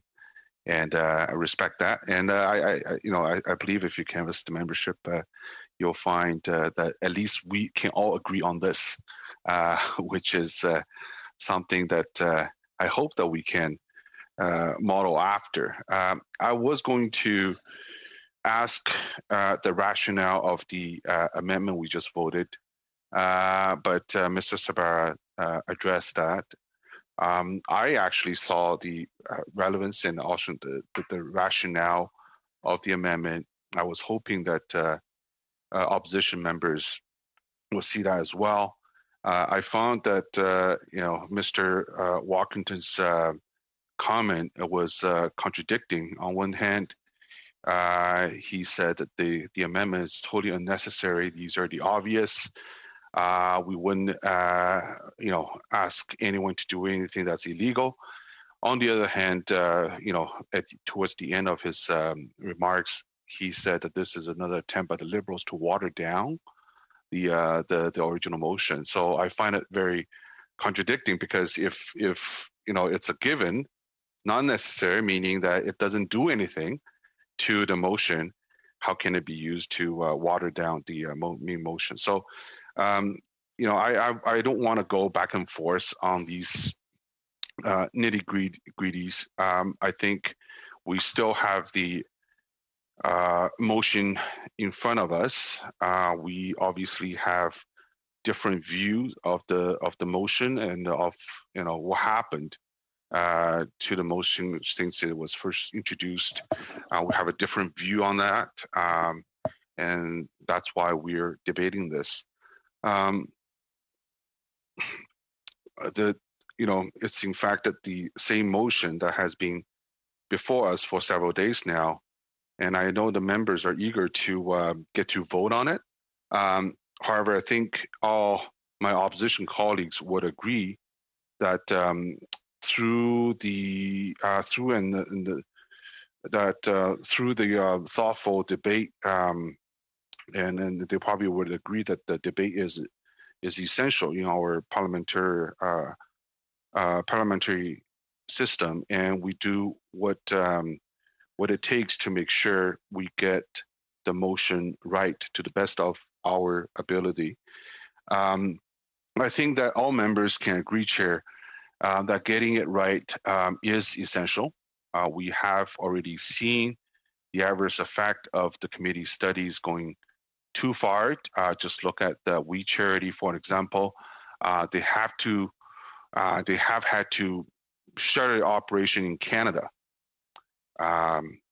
We can all agree to disagree about the merits of We Charity being selected to oversee Canada Student Service Grant. However, prior to the CSSG matter, We Charity was a well-respected charity. Tens of thousands of Canadian students worked with them. I heard my colleague, Mr. Angus' daughter, participate in the past as well. And some of the biggest names in philanthropy supported them. Now they're no longer functioning in Canada. That's a fact. And, I can only think of who's suffering, which are the tens of thousands of young people that otherwise would have a chance, to advance their leadership, their work network, to do something that they really inspired to do. I'm not taking a position on We Charity one way or the other. I'm just stating the fact. We as committee members have to remember that these are all real, tangible outcomes of our actions on this committee. For every action we take here, there is often an equal reaction. So as we look into undertake the study being recommended by Mr. Angus, I believe it will be incumbent on us to take pause and ensure that the work that we're going to embark on has no adverse effects. I believe that first and foremost, Chair, is to ensure that if we're going to be studying the matter that relate to specific Canadians' business, that we have the necessary evidence to back up to such study. We are all keen aware of the effect that COVID-19 has had on businesses in our ridings. I speak with residents and businesses in Don Valley North almost every day, Chair. And what I can tell you for certain is that their focus is not on some study at the Ethics Committee. I've actually brought this up to my constituents. Their focus is on the pandemic and the effect the pandemic has on their family and their businesses. These constituents tell me repeatedly that they are expecting this government, matter of fact, all governments, to focus on combating the pandemic and planning remedies to assist economic recovery to follow. So I think we have to be very careful to focus our work very precisely in a way that does not have adverse effect on Canadian businesses, Canadian industries, because I've heard that the outcome of We Charity put on a chill on the industry. But having said that, at the same time, we can achieve some of the stated goals that Mr. Angus has put forward. I think on balance, the reviewing of the pandemic spending and the decisions around how these funds were spent is a good use of our time. When we, as a House of Commons, adjourned on March 13th, we did not take decision lightly. We recognized that as a country, we were embarking on a national battle, the likes of which we have not experienced since the Second World War. Now, in terms of death and destruction, there is no comparison. However, the overwhelming national response was that required from people of Canada during this pandemic has said to be similar. Now, before Mr. Angus tagged me with relevance, and I've been interrupted quite a few times today and previously, I don't mind because it is a function of this committee, and I've taken your advice, Mr. Chair, to my heart. But I do want to make a point of where I'm going here. My point is that when we suspend, we pass a unanimous consent motion. The core thrust of this emergency motion was that all emergency spending in response to the pandemic will be under review, not just by Parliament, but by the Auditor General and other relevant independent officers of the Parliament. I think this was essential, Chair. We need to have transparency, especially when asking parliamentarians to allow the government to function freely in an emergency the way we did. So it's always being expected that we will see relevant parliamentary committee conduct a review of the spending that took place during the pandemic. I think many Canadians expected that this review would take place after pandemic was actually over and not in the middle of a raging second wave. However, I think it's good that we get a head start on some of the review work. As I look at Mr. Angus' motion, I think the initial thrust of it is relevant.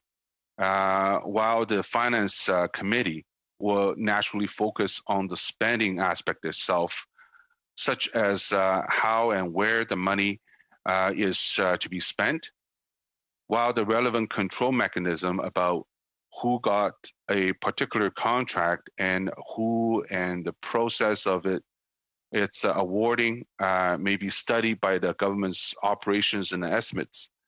I believe that it will be perfectly fair for us as a committee to undertake a study into the safeguards put in place to ensure that no conflicts of interest were present during the spending of the pandemic funds.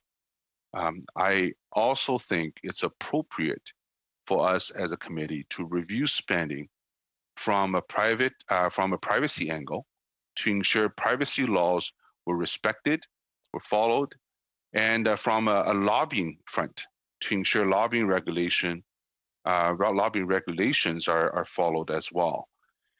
I think an overall focus in the area of the study, we could really get some good work done looking at pandemic from these angles. However, what I'm having a tough time with, Chair, is the specifics in the motion. Mainly singling out just Canada Student Service Grant, and then the matter of Baylis Medical and Palantir. It would be my opinion that to group all these matters together would be pre-proposed an outcome.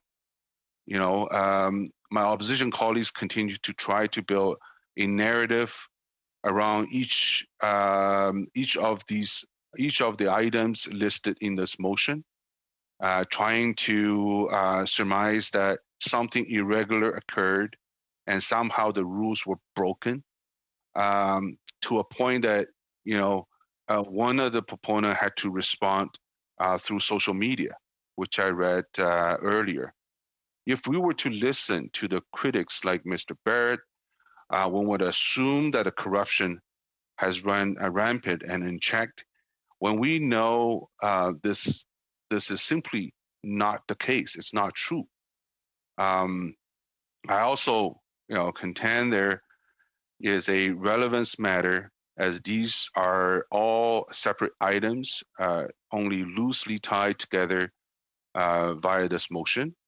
In my opinion, in my humble opinion, this is being done simply to bring confusion with the public.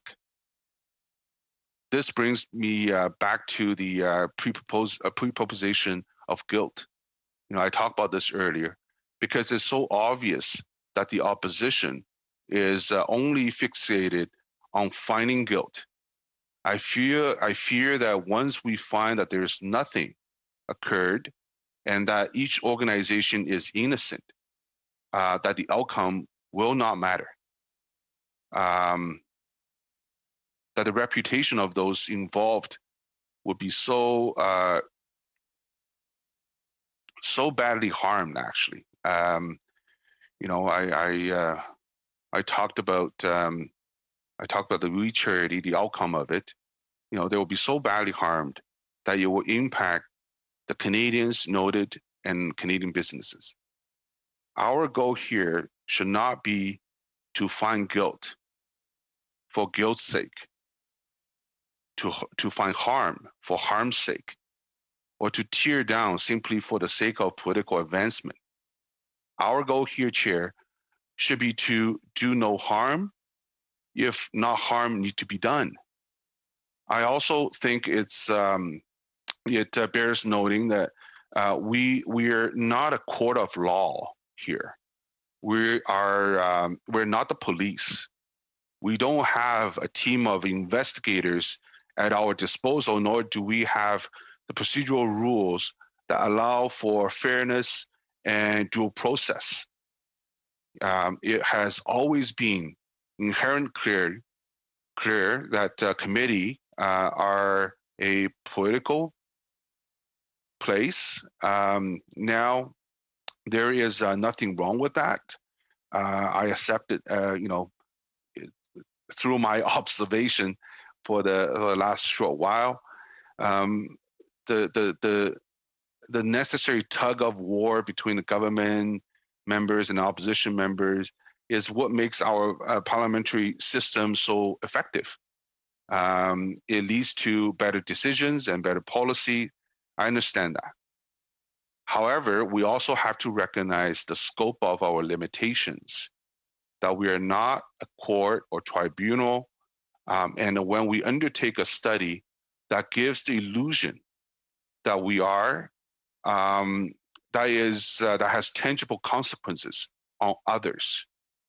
And this is the point I keep coming back today, is these negative effects would put on these organizations or businesses, even if we found afterwards there's nothing wrong in their practice.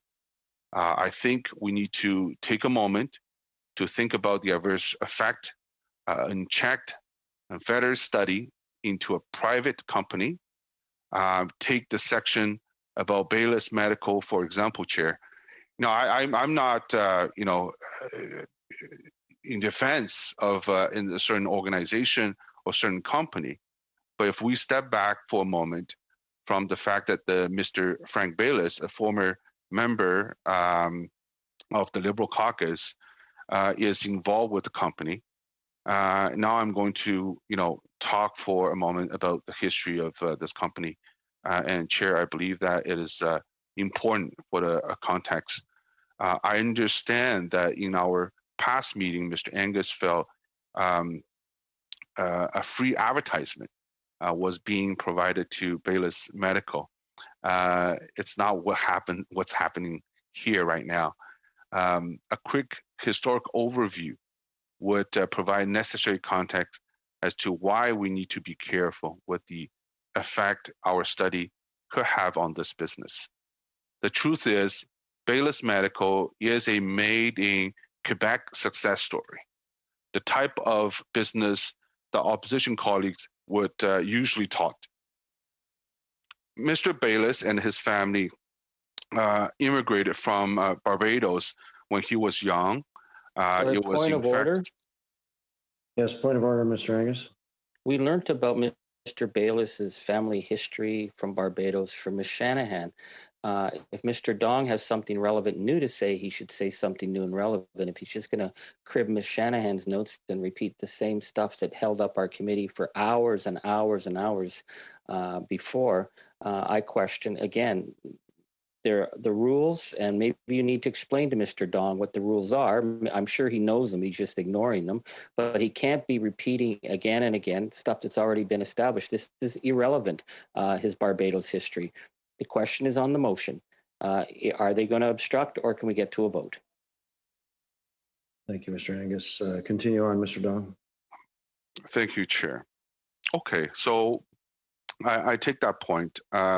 I understand that we have a few more new members joining us today, so I would like to put everything into context. But I take Mr. Angus' point, and I'll be short. But Baylis Medical is a company that became a success story out of Quebec, based on immigrants, coming to Canada and found an area that they're passionate about and put their heart and soul into it. It is a success story. Baylis is the type of business that we should all be promoting. But however, because Mr. Baylis chose to step up and represent his constituent from 2015 and 2019, he and his company are now being demonized. And there will be, if I read the mood of the committee, right, the opposition members is going to, assume guilt and and put them through, drag them through the public square and try to demonize them. I don't think that's the right thing to do. Colleagues know full well that contracts for ventilators, that is at the heart of Mr. Angus' reasoning for bringing this forward, was not with Baylis Medical at all, but with another company, which did in fact later subcontract to Baylis. Now it's being suggested that we conduct a study that specifically targets this company. There is no proof of wrongdoing whatsoever, and yet we're being asked to dedicate a considerable amount of time and resource into a review that seemingly has no merit.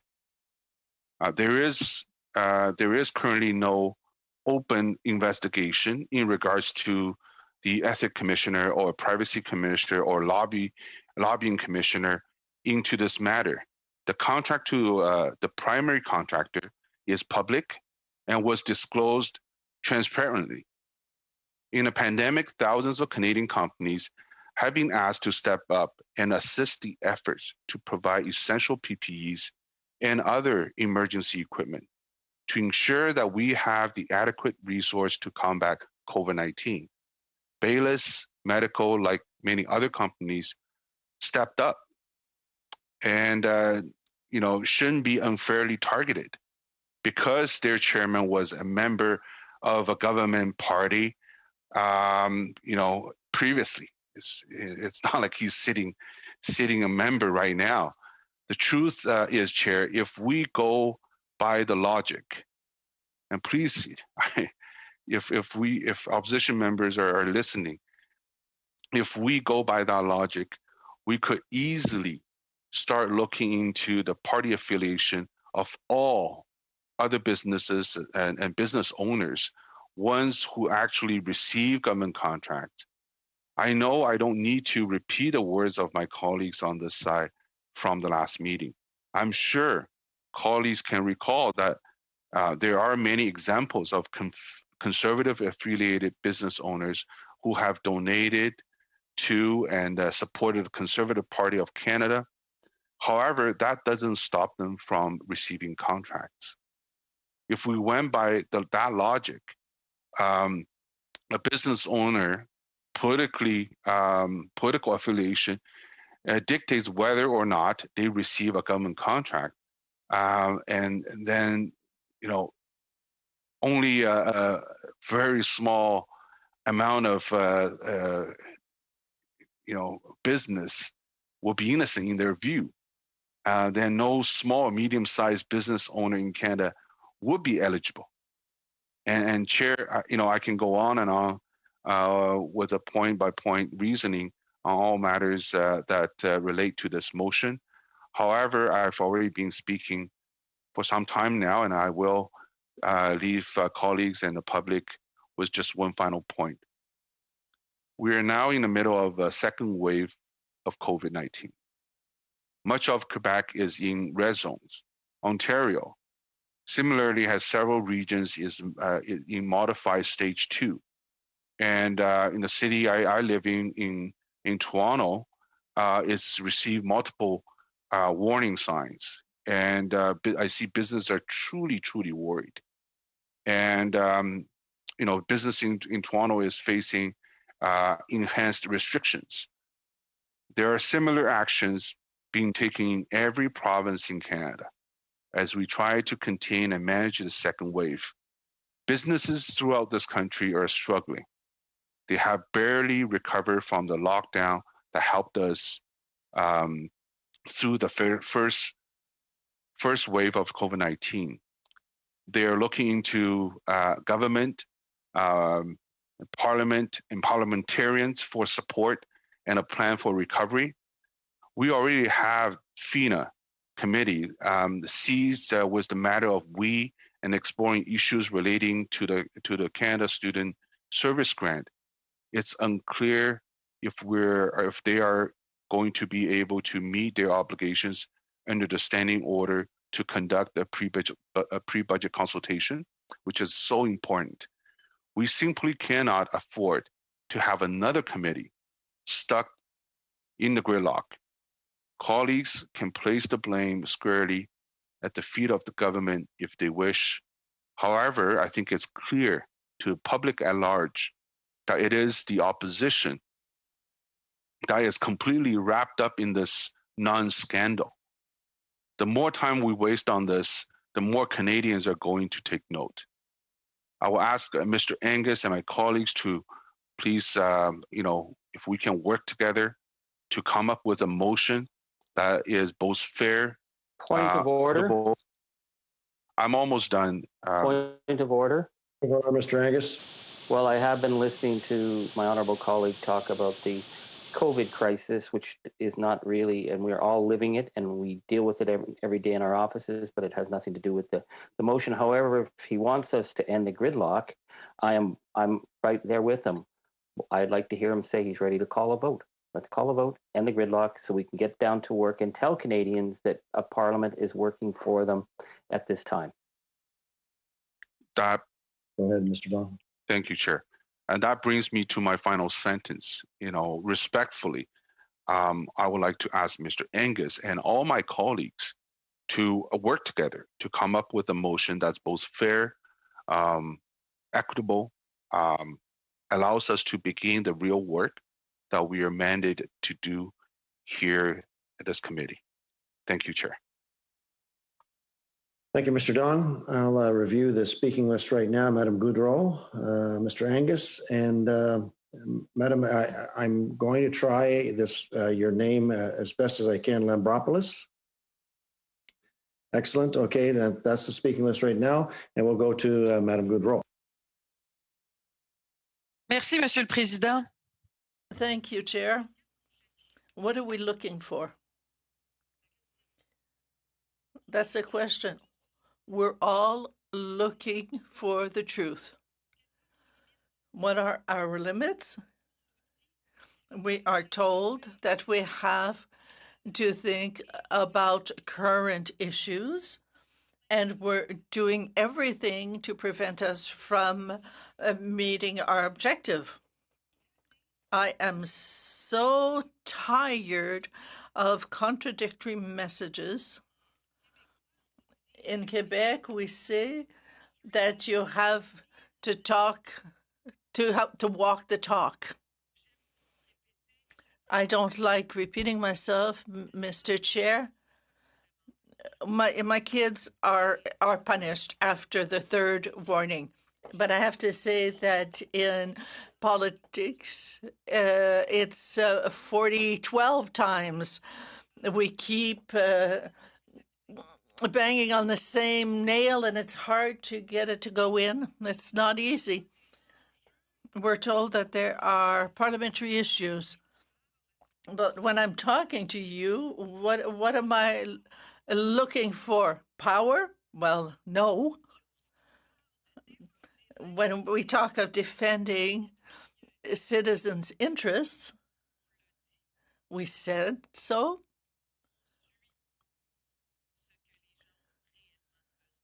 We do what people really need, and I'd like to say loud and clear that we have to move on to something else.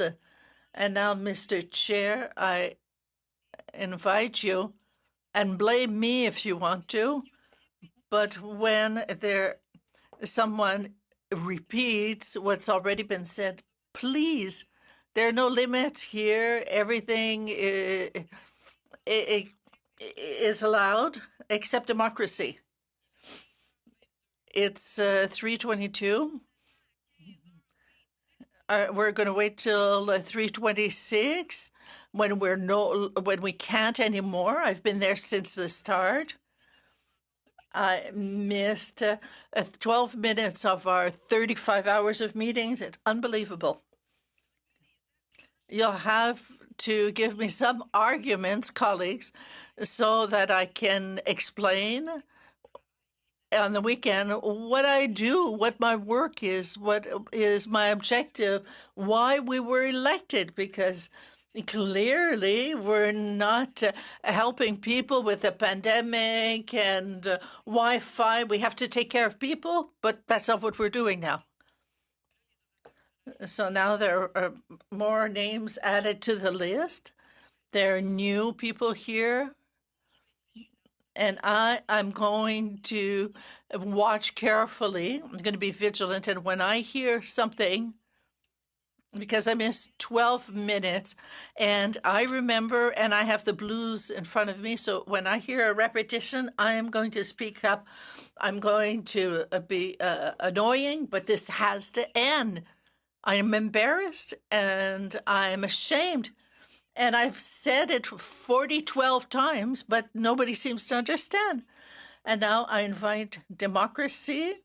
We've abundantly debated. I won't repeat it, give all the details that allow me to think that when we're stretching too much, when we're trying to modify too much, then we have all the elements to think that we don't have any confidence anymore. I think we're there. And the only thing we hear that there's nothing to hide. Well, if that's the case, let's go forward. Then we can really take care of what we're supposed to do. So, Mr. Chair, for the nth time, I ask my colleagues to vote, and let's see democracy in action. We were elected to. And I still don't understand the rules and why they're so lax. Thank you. And I would never, ever consider blaming anything on you. I'll shoulder the blame anytime I need to interrupt someone. But thank you very much for your words. Colleagues, I'm just going to suspend again for 5 minutes so we can do what needs to be done. And then the speaking orders, Mr. Angus will be up right after that 5-minute suspension. I hope you don't mind that suspension just before you speak there, Mr. Angus. And then Ms. Lambropoulos, and then Mr. Sorbera.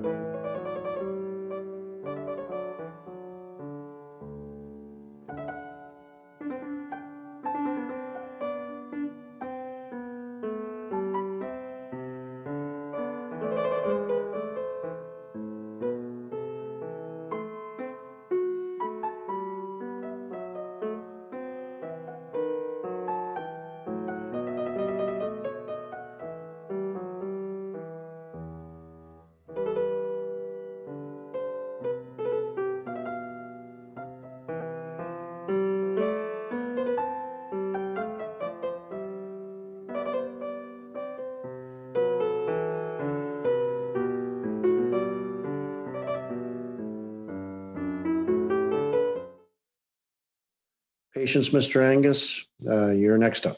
You have the floor. Thank you, Mr. Chair.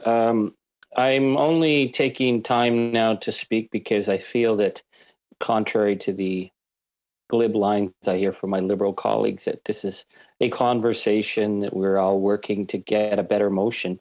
I feel that someone has to come in occasionally just to set on the record what's actually happening. Every time we reach a point, whether or not by vote or even by amendment or by compromise, the yardsticks change again for the Liberals. So we just went through today a couple of attempted motions on the documents because the Liberals have been obsessed about the documents. We've given a number of times on the documents. They've lost 2 votes today. And now suddenly they're no longer talking about the documents. They're talking about the motion in general, their opposition to it. So we get told, well, we really want to work with you on the motion, and let's construct a motion that works for us. And then we get told that the motion itself is problematic. Listen, I get it. When you're in government and you get into an ethical scandal, you don't like it. You don't like people holding you to account. This isn't just a Liberal thing. My Conservative colleagues can probably tell you how much they disliked me when I was taking on issues of Mike Duffy, Bev Oda and her infamous $1,500 limo rides, Pamela Wallin, the Nigel Wright case. These issues happen. Conflict of interest, breaches of the Lobbying Act, helping friends out happen when you're in government.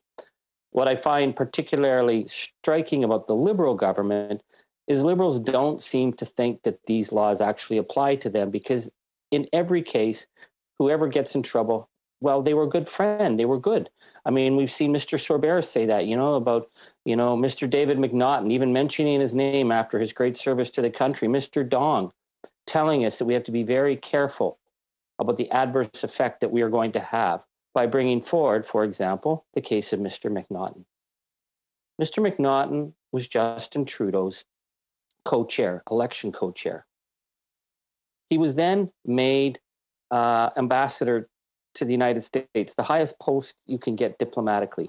I've had a number of problems with the Trudeau government giving partisan appointments to diplomats because it gets us into trouble. Mr. McCallum is a perfect example.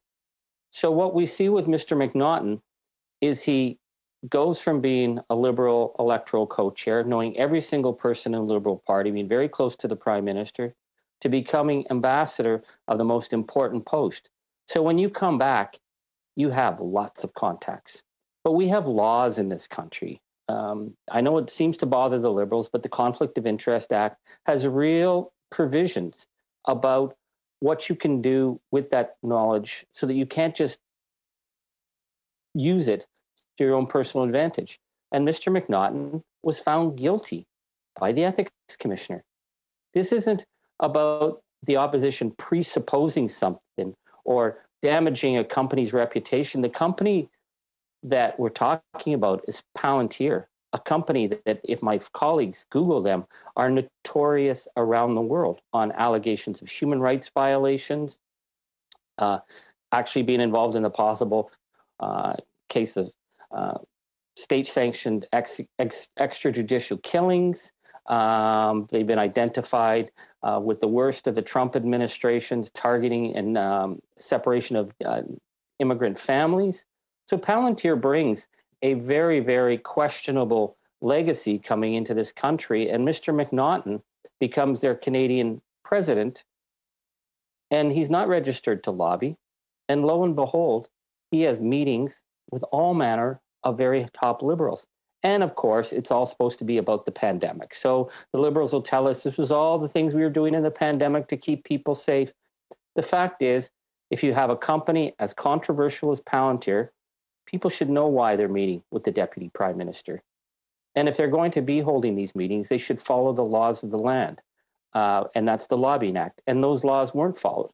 So we need to find out why this was allowed to happen. We need to shine a light on it. As it says in the book of Luke, that what is done in the dark will be shown in the light, and what is whispered in the back rooms will be shouted from the rooftops. Because when someone as powerful as Mr. McNaughton uses his position to further the interests of a company like Palantir, it is not in the interests of the Canadian people. And it comes to our committee to look at that. But now we're being told that we're presupposing, we're acting, we're gonna put a chill on all manner of people who are doing this kind of thing. I hope we're putting a chill on them. For God's sakes, we should be putting a chill on them. That is the work of an ethics committee that is not afraid to take on the issues. But again, what we've seen this afternoon is we went from arguing about the documents and not wanting to put Speaker Spotlight in a situation of contempt of Parliament, where we know there's no way, if they comply with the laws and they have the documents or don't have the documents, they will be judged based on having followed the law. They're not going to be hung out, in the public square, unlike the Liberals are trying to insinuate. But we've moved from discussing documents now to now they're back to how we damaged We Charity, and by asking questions. We hurt tens of thousands of young people. That's what the Liberal line is. And this is a false line. The question about We Charity was about their relations with key Liberals, the ability of the Kielburger brothers to walk in, to call up and not be registered to lobby, but to call senior ministers. And in fact, with Bill Morneau, send him a personal email on April 10th, and 11 days later, get a $12 million deal. And while they're doing that, get the inside scoop on this Canada Summer Service Grant. What got we into trouble was that there were many, many questions about this deal that could not be answered credibly. Questions that I have pointed out, but obviously my colleagues weren't listening, that if due diligence had been done, this deal may never have gotten off the ground in the first place, and we would have continued doing the work it was doing. Questions about lobbying, questions about oversight, questions about their supposed relationship with Imagine Canada, that they were going right to cabinet and saying they had this signed agreement when Imagine Canada was saying they had nothing to do with it. We have an obligation to find out if these issues were advanced improperly because of political connections that we know with the We Group is tied directly to payments to the Prime Minister's mother and brother, and using the Prime Minister's wife as a goodwill ambassador. It's not that the Prime Minister, and nobody's ever suggested that the Prime Minister gave them the contract because of these payments. The question is whether the other ministers and civil servants were influenced to give We a pass because of the connections that they had built with Minister Qualtrough, Minister Ng, and certainly Minister Morneau, deeply involved in very questionable manners in terms of their relationship, which cost, I think, Mr. Morneau his job. So this is our work. The Liberals are obstructing our work.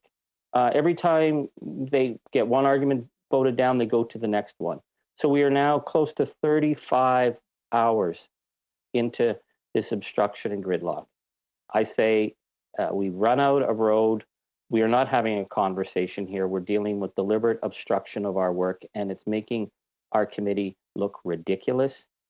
It's turning our work into a mockery. So I say we put it to a vote, and we can get on with our weekend and then start coming up with our witness list so we can get this committee study done and then move on to other issues. So I test the floor. Thank you very much, Mr. Angus. I'll see if there's a unanimous consent to continue to vote. There's no consensus, Mr. Angus. Now on to Ms. Lambropoulos. Thank you, Mr. Chair, for allowing me the opportunity to speak. I'm not a regular on this committee, as many of you probably know. This is my first time on this committee, and I'm happy to get the opportunity to speak, mainly because I do have firsthand experience with We organization. As a former high school teacher in Montreal, many of the teachers that worked with me actually were engaged with projects with We organization that benefited some of the students at my school. And I know that my school is only an example of one very small example compared to the amount of amazing work that this organization does across Canada.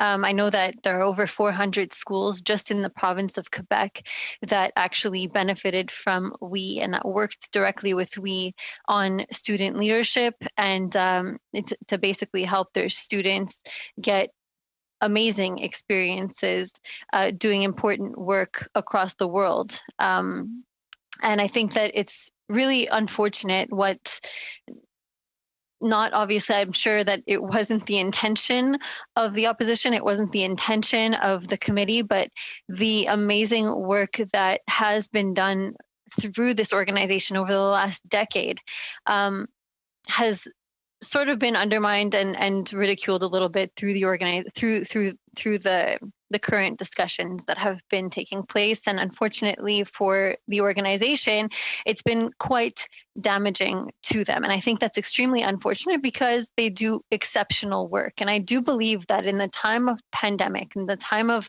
that we're currently living, COVID-19, many of the programs that the government of Canada has put out has been done in a very quick manner in order to bring help as quickly as possible to Canadians. Now, we know that many different Canadians all Canadians almost have been impacted by COVID-19 in some way or another. Youth has been particularly impacted. A lot of young people that I speak to don't know what the future holds for them, don't know what type of work experiences they'll be able to get in the near future. You know, they're finishing university and they're obviously investing in their education right now because they see it as a perfect opportunity to do so, considering the fact that they're home and they're staying home and they don't see an end to this thing. But the Canada Student Service Grant would have been a great opportunity for many students across Canada to get these extra experiences in and to get something on their CV that looks great and that prepares them for a job in the future when finally we get out of this crisis and when the economy gets back on its feet. So I just wanted to point out the fact that it's unfortunate that that's what's going on right now with this organization. And to talk about, again, my experience, I know that there are many young people that were looking forward to this. And unfortunately, this year, opportunities were taken away from thousands of young Canadians because of what happened and what's transpired in the last couple of months. And I'm really hoping that, in the coming year, whatever program gets brought out, actually does get to benefit the kids and the students that it will benefit. Another point that I wanted to make is Baylis Medical Company is a company in my riding. It is one with a great reputation here in Saint Laurent. Another company in my riding that received funds to create ventilators was CAE, also in my riding. It happens to be an industrial hub here in Quebec, the riding of Saint Laurent.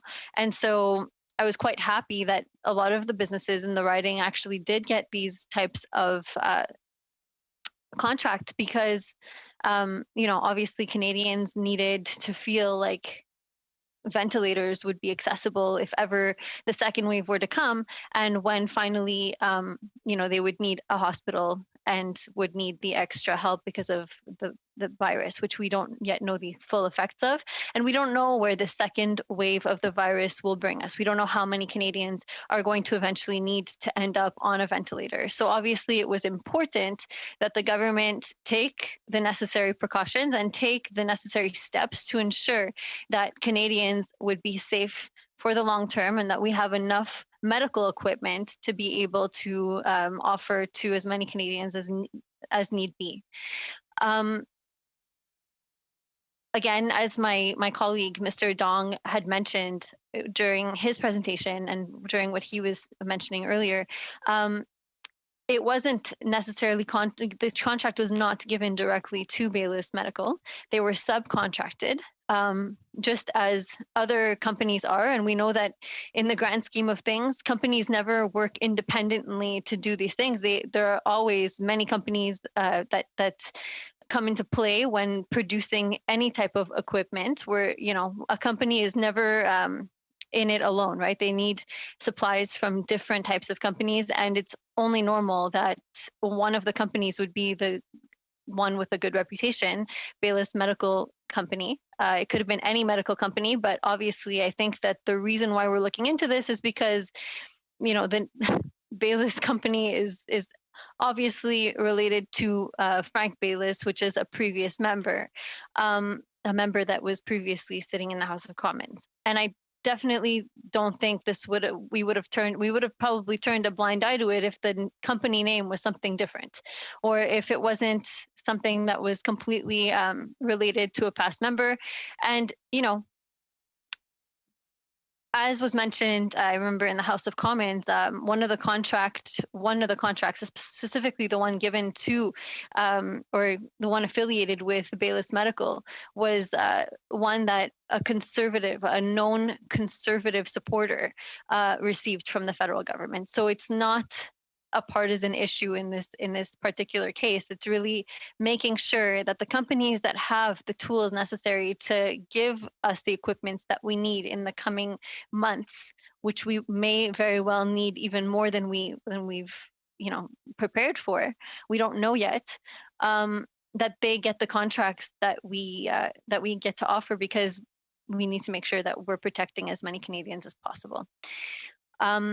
So those are the points that I wanted to flag. I don't know, I know that this committee has been sitting for quite a while, many, many hours. I did not hear all of the arguments because this is the first hour that I sit on this committee. So I definitely don't know what was previously stated, but I did want to really bring in my experience as a teacher, because I know many people who have directly benefited from WE, and I think it's very unfortunate right now that so many students and young people who I technically, feel like I represent, because as one of the youngest MPs in the Canadian Parliament, I definitely feel like it's my responsibility to be their voice and to represent them.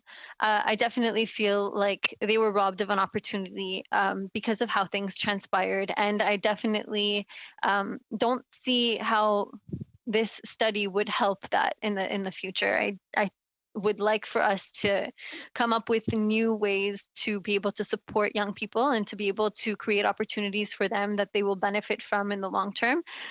But I don't necessarily see how doing this type of study on this committee would help us get there faster. If anything, I think that maybe a lot of the supports that we're giving may come to a halt if we were to continue going ahead, and I wouldn't want to see that. So I'm really hoping that these points are taken into account when making a final decision. Thank you.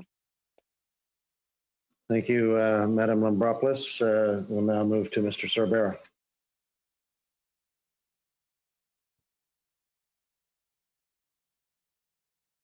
You're muted, Mr. Sorbara. Happened to me again.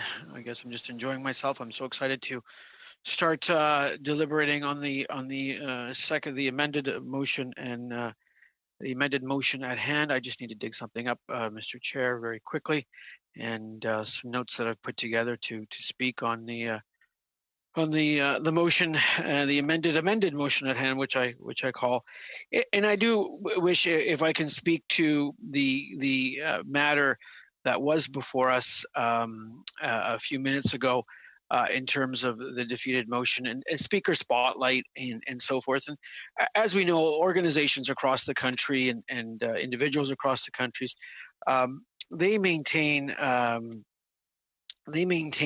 records for a number of years, and they meet what are fiduciary and legal requirements to maintain those documents. And Speaker Spotlight has highlighted that fact, that records are maintained on a consistent cumulative basis, and that after a certain period of time afterwards, when documents are no longer required to meet fiduciary or legal requirements, they no longer maintain those documents. And I think that's very relevant. I also think the fact that it's relevant is that we are now in the year 2020, I believe, and that the Prime Minister became Prime Minister in 2015, and that records pertaining to that period, Speaker Spotlight, would be encapsulated within this 7-year look-back period. And I will call it a look-back period, I noticed some of my members have got up to stretch. I will admit during the break, I had to get up and stretch, and I was almost inspired to do some calisthenics, but to get some exercise here, because the sitting down is stationary movement is not great for health. But going back to Mr. Angus's motion, in looking at the points and considering the Baylis Medical Company, and we heard some very, very wise remarks from my learned colleague from the Belle Provence, and I just want to make sure I pulled up the document I need. And it seems to me that this fishing expedition that I call it, or I don't even want to call it a smear campaign, because I don't believe any of us colleagues or anyone from other areas of the world, other areas in political life, wanted to smear anybody. We don't want to paint a brush like that. But I do think Baylis Medical Company should, and I will not repeat those remarks, Chair. I will not, but I will just say that in all defense, they are a great organization, and you've heard me comment on a prior speech that I gave, that I gave to defending, not defending, but just speaking on facts related to Baylis. Now, thank you, Chair, for allowing me to speak here this afternoon, providing me this opportunity. We've listened intently to all sides. I will say, like Mr. Angus, I believe in doing good work in terms of the studies. I've had the pleasure of sitting on now. This is my third committee in 5 years, and I sat on finance for a number of years and listened to many stakeholders talk about how they want to improve Canada and what they see of their issues for their communities. And this is across the board, literally hundreds of presentations. And then the ethics committee has taken me along on a different journey. I would anticipate a very different journey in terms of where we are. I do hope we come to some sort of, I want to call it unanimous approval, a unanimous extent to where we want to move the committee. I honestly thought we were there with Mr. Angus's motion, which was then amended. Then amended by Mr. Fergus, and then so forth, amended by Mr. Fergus, and then amended by Madame Goudreau. And I truly felt at that time, and I said this earlier, that it was not in any correct manner. And I do feel bad for Miss Vigneault, who had replaced Miss Goudreau. Maybe there was something happened there that she needed to explain, and she obviously voted in a manner that she thought was appropriate. She thought she was right, and we all have that responsibility. And if you look back on the Blues, she voted, to not continue on, and that's it. That's what we do in this job. We inform ourselves, and we need to inform ourselves before we get on committee, but also during committee, and make sure we ask the questions that we need to ask. So it remains to be seen on that front. In terms of where I want to speak this afternoon. Point d'ordre, Monsieur le Président. Mr. Speaker, Madame Goudreau. Just going to put on my headphones. Okay, I just want to make sure that there are elements that Mr. Sorbara, and I don't know how we can shed light on this,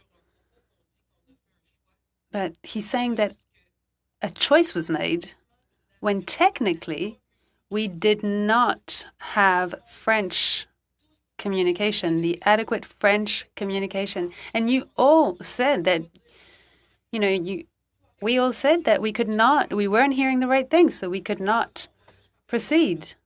Let's not go back and say the same thing, because we will revoke that. Can we please get to the motion, Mr. Speaker? Mr. Chair, rather. Pedro Sorbara. Go ahead. Thank you, Mr. Chair, and I always thank you, Madame Goudreau, for your intervention. I always listen intently and have a great deal of respect for your intervention. So thank you again. I know that is your. We're all entitled to our opinions, and the events that day happened in that manner. and sometimes we may wish to have a mulligan on certain votes and so forth. But unfortunately, that is, in my understanding, that is not the way the rules of the committee work, and also not the way I would see things. I think the vote that day happened in that manner. And I know Mr. Angus would have probably, not to speak for him, but if I was in that shoe, probably disappointed with the outcome as well. To be frank, I was more interested in Mr. Angus's motion. I thought there was a lot of merit there. I thought that was going in the right direction that we wanted to go to, and we could have moved on.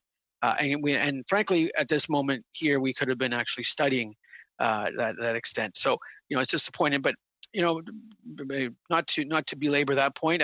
I do have some prepared remarks, Chair, and I will try not to take up too much of the committee's time this afternoon. But as you well know, I tend to have a few things to say, and I'm sure I'll be watching my Twitter feed, or someone will be informing me when occasionally one of the Conservatives members will attack me on this thing. And you know what? It's par for the course. That's I'm going to rise above, and we're going to rise above, and we're going to do the good work that Canadians sent us here to do, and that's what I'll continue to do, and that's what will be my focus.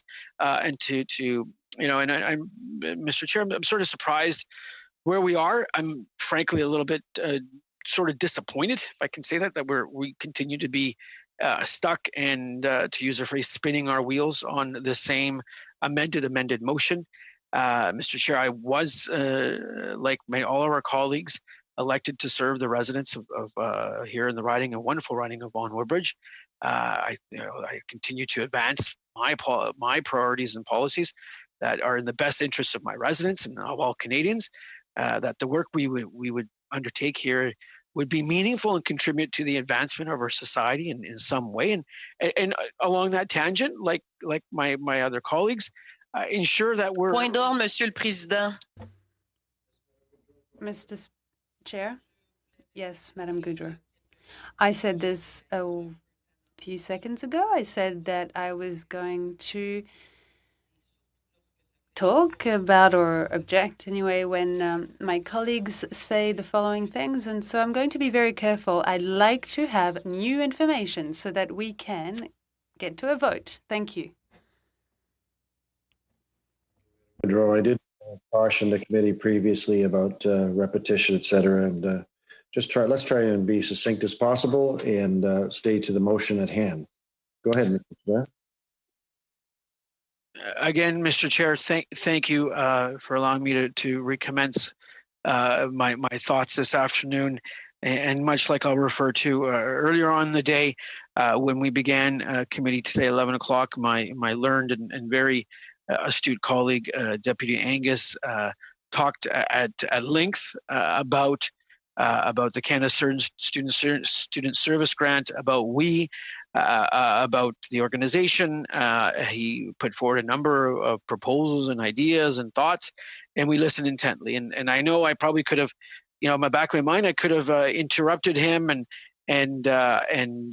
said, relevance, point relevance. But to be frank, I wanted to give Mr. Angus the floor to speak, to share his thoughts. I tend to learn something from him, so I'm going to continue to go that. So when I think we can all agree that Mr. Angus's initial proposal to study ethical levers in place to protect against conflicts of interest in the Prime Minister's office is a fair and a study that could yield some fair and reasonable recommendations for members of this committee. This motion, Chair, fits the mandate of our committee. It fits the basic functions of our committee to study key aspects as they relate to our mandate found in the standing orders of the House of Commons. However, what is not in the standings orders is any reference to this committee being an investigatory body. Excuse my pronunciation. I must be getting tired. This committee is not a court of law. There are no rules of judicial fairness. There is no judge or lawyers. There is no due process. And yet, with motion after motion, the opposition majority seems to try and drag us down a path that we are simply, and in my view, not suited to travel. Members from our government are not unreasonable, Mr. Chair. And frankly speaking, for myself, I feel a great desire. Point d'ordre, Monsieur le Président. Madam Goodrow, point of order. Point of order. Et donc, so I salute the interpreters. It's the first time since 11 o'clock this morning that there's an interruption in the interpretations. So I salute you. I'm told that they're back.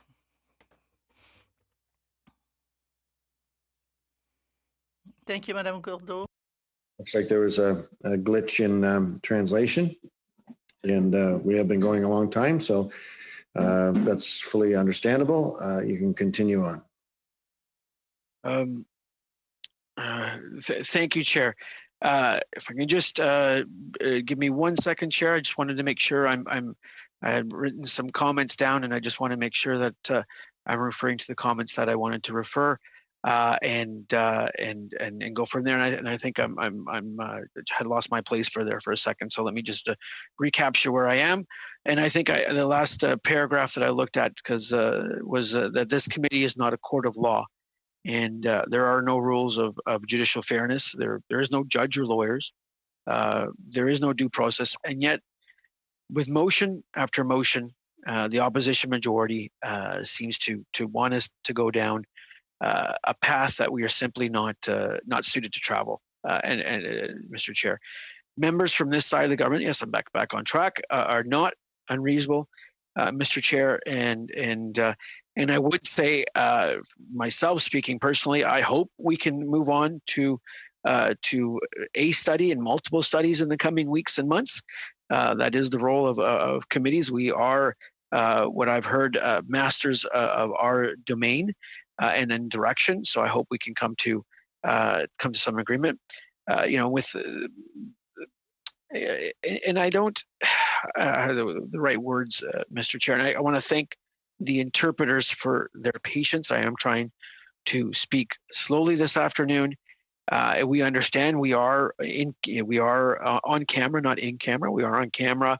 Our words are parsed and looked at, and we are here to represent the best interests of our residents and of all Canadians.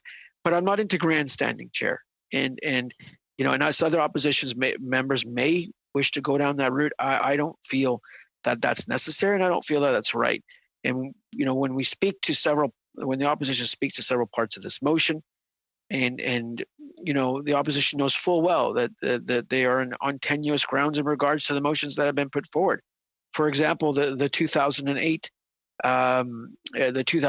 date that is referenced here, we have seen Speaker Spotlight reference that date as not being a date that would be in conjunction with the documents that that they have kept for their clients and that, so that would, that motion there would, my understanding and reference to the amendment I put forward, would put them offside, and we don't want to do that. We want to concur with the privacy laws that are in place, both federally and provincially, that protect Canadians, citizens, and organizations. And again, Chair, I don't feel that we need to be unreasonable, and I don't want to be unreasonable because I do want to get to a study. I know it's 4:04 p.m. on Friday afternoon, and many of us have things to do, family to see. And in my opinion, I think we all understand full well that the idea of this study is in my view, with all the documents that have been released, all the documents to been released, is it's a political game, and it's an attempt to try to score political points. And it's my view of why we are down and why we are here in this discussion that we've been having. I would say this vigorous and vibrant discussion that we've been having for several days. There's been no evidence whatsoever to support some of the I don't want to call them accusations, but some of the comments and some of the innuendo that's being made, particularly by the loyal opposition, Manchester Queens, the loyal opposition, and some of the other opposition parties. Testimony at several committees, including this one, along with the release, Chair, of over 5,000 pages of documents, proves the exact opposite of what the opposition is trying to push, Chair. And Chair, I will admit, the majority of the opposition members have been very respectful to me as a person, and I've tried to be very respectful back. And those are the values I'm gonna continue to purport, and that have been instilled in me. And I thank them for most of them being very respectful in terms of their commentary. We can agree, but I think sometimes we just need to agree to disagree, and that's fine, and make our points, but sometimes we just tend to move on. Point of order. Point of order, Mr. Angus.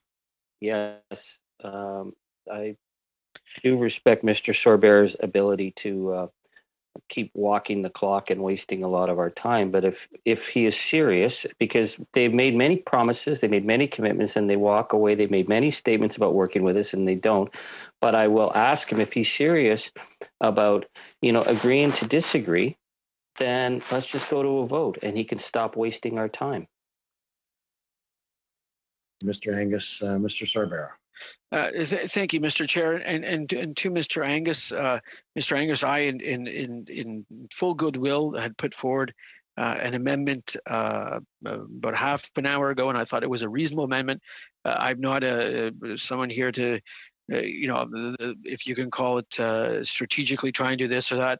I thought it was an amendment that when I thought about it, when I discussed it with our team, and said, we need to make sure if we're going down this path, and it would have frankly just been the third amendment to Mr. Angus's original motion, which I think would have been very constructive, and it would not have taken away anything from the amendment. So I've tried to do my part to move it down the football field, and if you want to call it crossing some sort of line, but I thought it was something that was constructive. And going back to some remarks that I had jotted down before the committee's meeting today, the evidence supports the testimony of the Prime Minister and the relevant ministers at hand. This was a recommendation of the non-partisan public service. I'm speaking to the Canada Student Service Scan, and it was upon review by Cabinet afterwards that it was determined that this is the best way to move forward to implement the CCSG, or the acronym for the Canada Student Service Grant.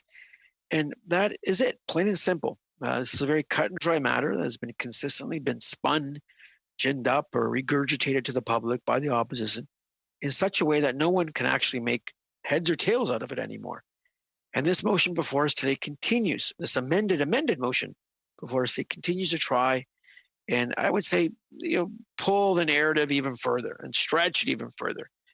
With my opposition colleagues taking several unrelated issues and trying to spin a narrative of something that was done wrong, or an innuendo on that, any sort of connotation, which in my frank opinion simply does not exist.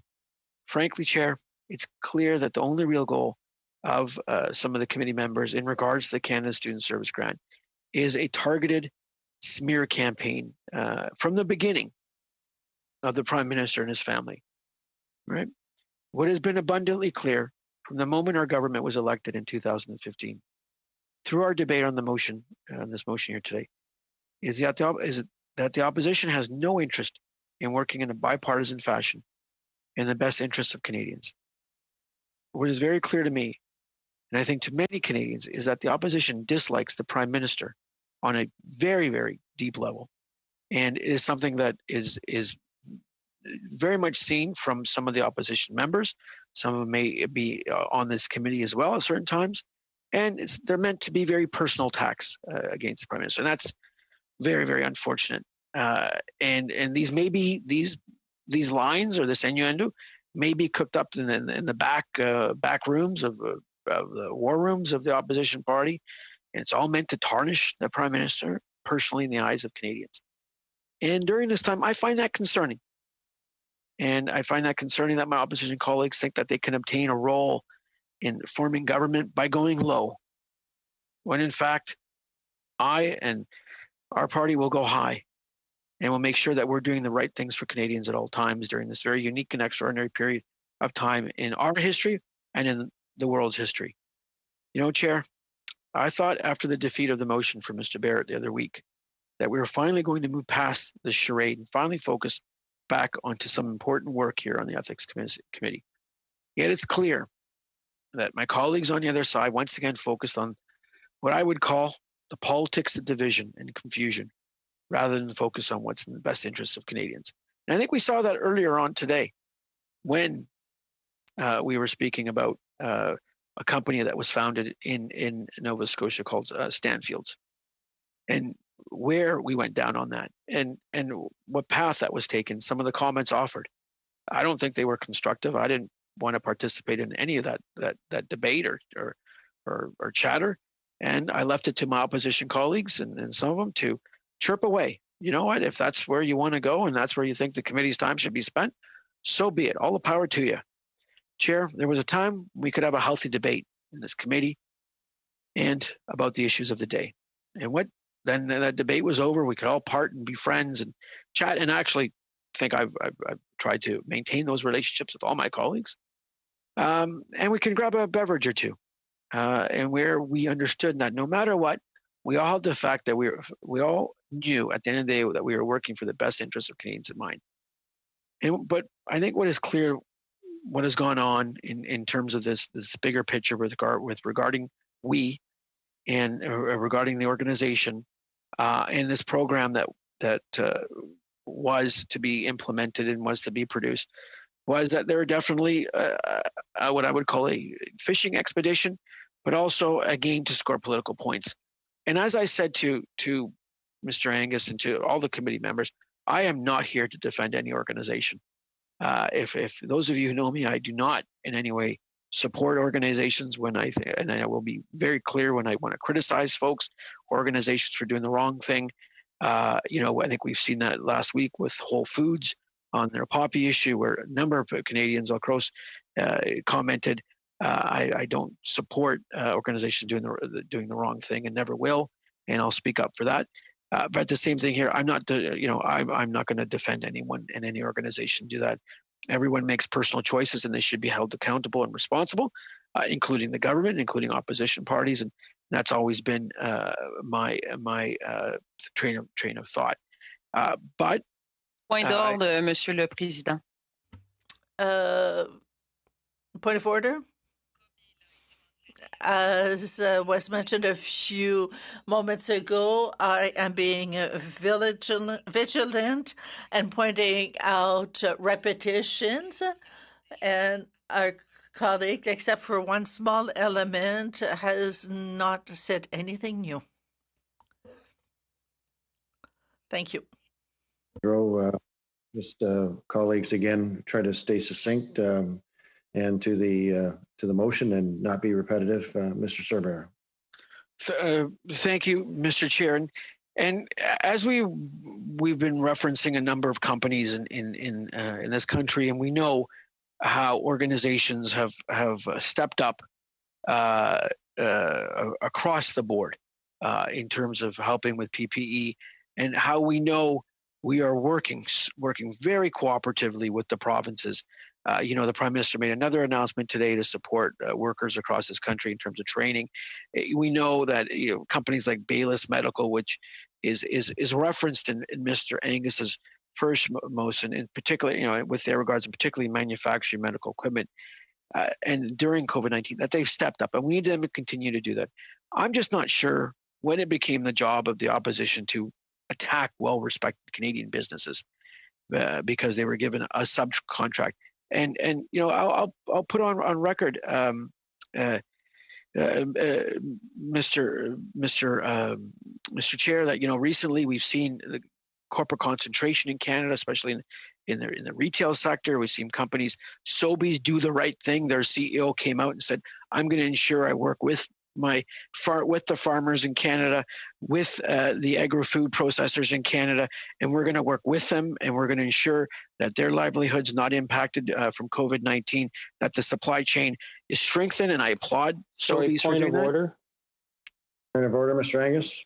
I at least appreciate that my colleague is not talking about the underwear industry, but the grocery store industry. After 7 hours of wasting our time today, I think he's insulting our intelligence. We have a motion to speak to, so I ask you to remind him page 1059 of the book. Maybe he's not read it, but he is continually attempting to throw mud at opposition, attacking our reason for doing this study, saying we don't have a mandate to do this study. But to be talking about grocery stores at this point, I think it's reaching another low mark. And I ask you to keep him focused if he's going to talk the clock out till 5:30 today. Thank you very much, Mr. Angus. Well, just to remind everybody that Mr. Sorbera has the floor right now, then Madam Latanzio, Madam Goodrow, and then Mr. Long is on the list. So, Mr. Sorbera, please do keep your comments to the motion. Yep.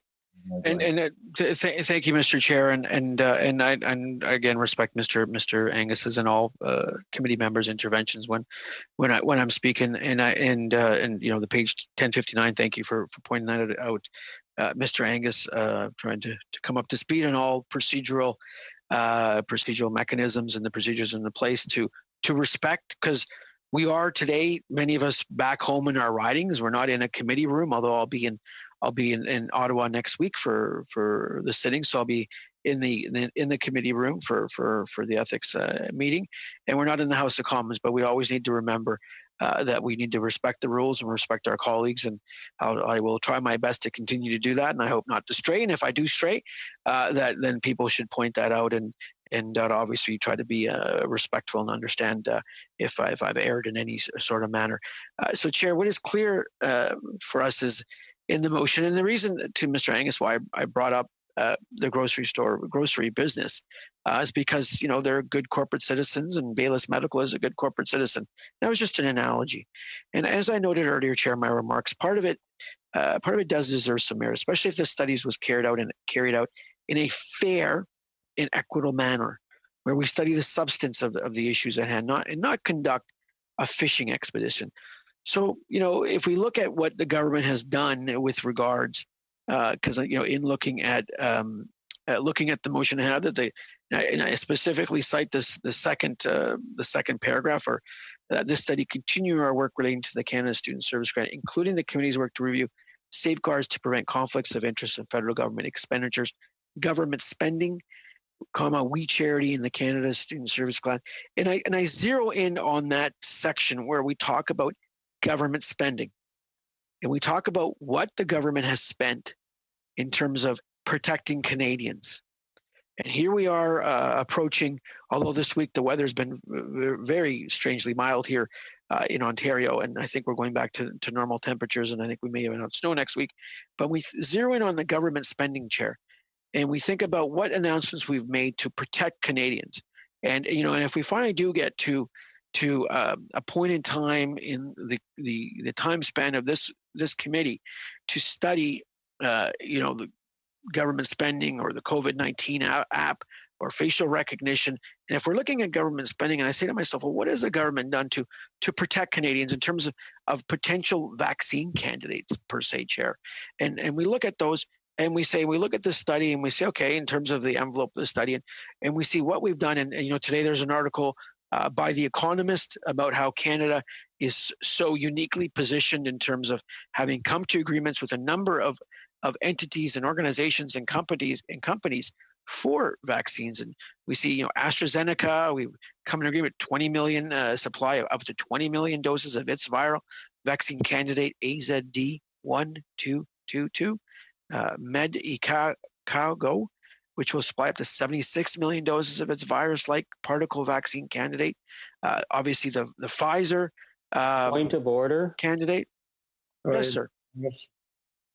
Yes, I'm not sitting on the health committee. I don't know why discussion about vaccine numbers has anything to do with the issue at hand. Now we're 35 plus hours into the Liberal filibuster. They've talked about every possible thing under the sun, including the great days of the 1980s, but the vaccine is not something we're talking about. Can we keep this to relevance so they stop wasting our time? Thank you, Mr. Angus. It is a point of order. Mr. Sorbera, please stick to the facts of the motion and with as little repetition as possible, please. Thank you, Chair, and I'll continue on and hopefully be ceding the floor and due an appropriate time to the next individual, the next committee member that has their hand raised. Now, as I've previously said, Chair, and these notes have been writing down as the days have gone by, and we've been sitting on this committee, and I think this is the second Friday in a row where we've spent much time together. I think it's a very learning process, and I'm learning quite a bit from my colleagues. Well, I can appreciate the merit of the motion that Mr. Angus has put forward. I do not agree that now is the right time for us to be reviewing it. This entire debate as it relates to the Canada Student Service Grant is not what is on the minds of Canadians, nor is digging into the reputation of Canadian companies like Baylis Medical. Residents of my riding, and I think all Canadians, are squarely focused on getting through the COVID-19 pandemic.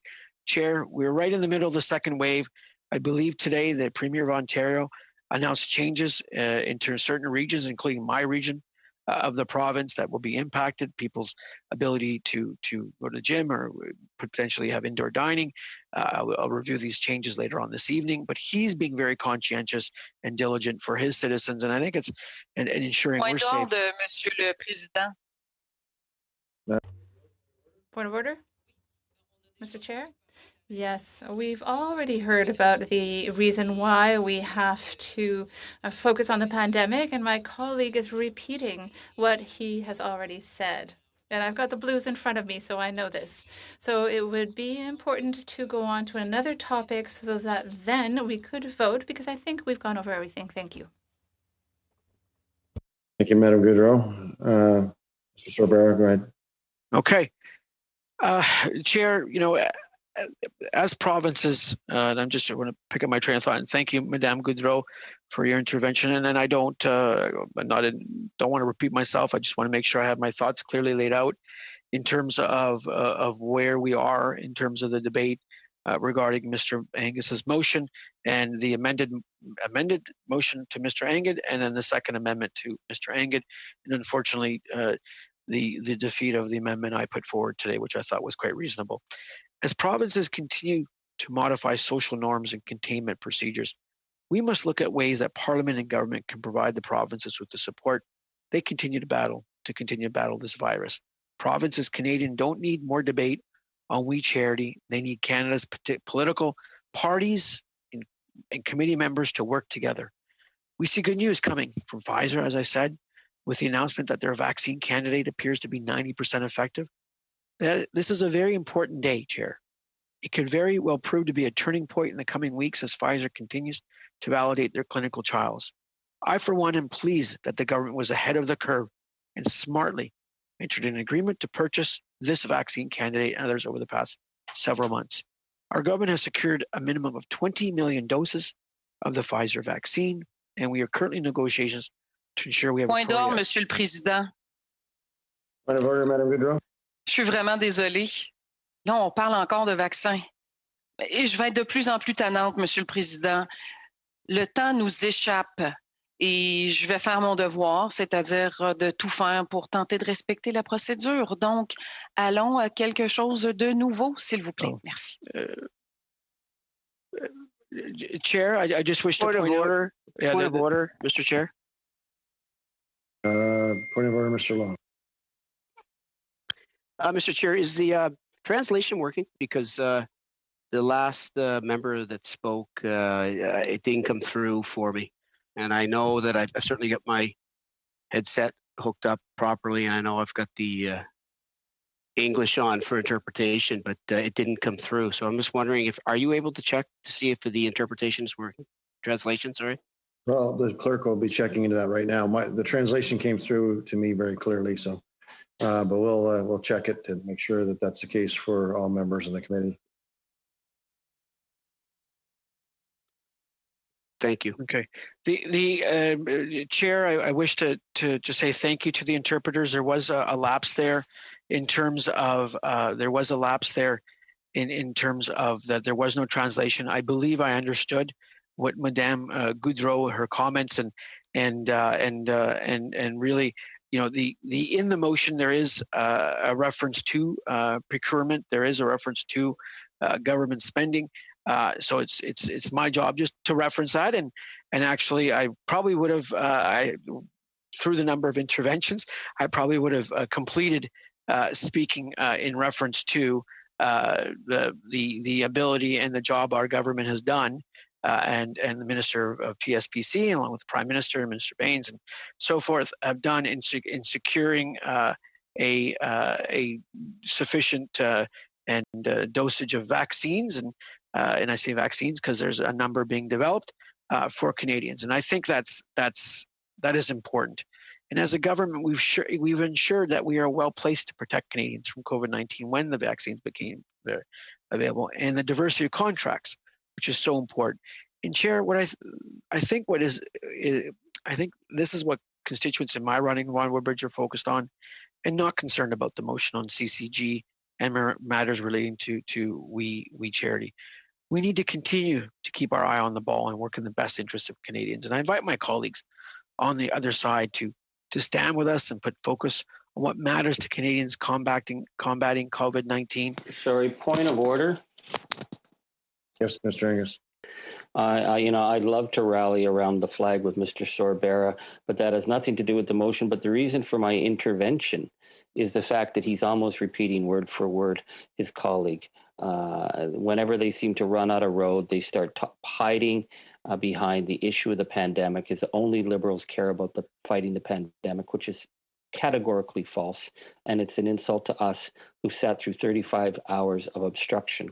So I asked my colleague to stop repeating the same lines he took from his previous colleague and stick to the motion. Are they going to vote for this motion? Yes or no? That's democracy. And then we can get on.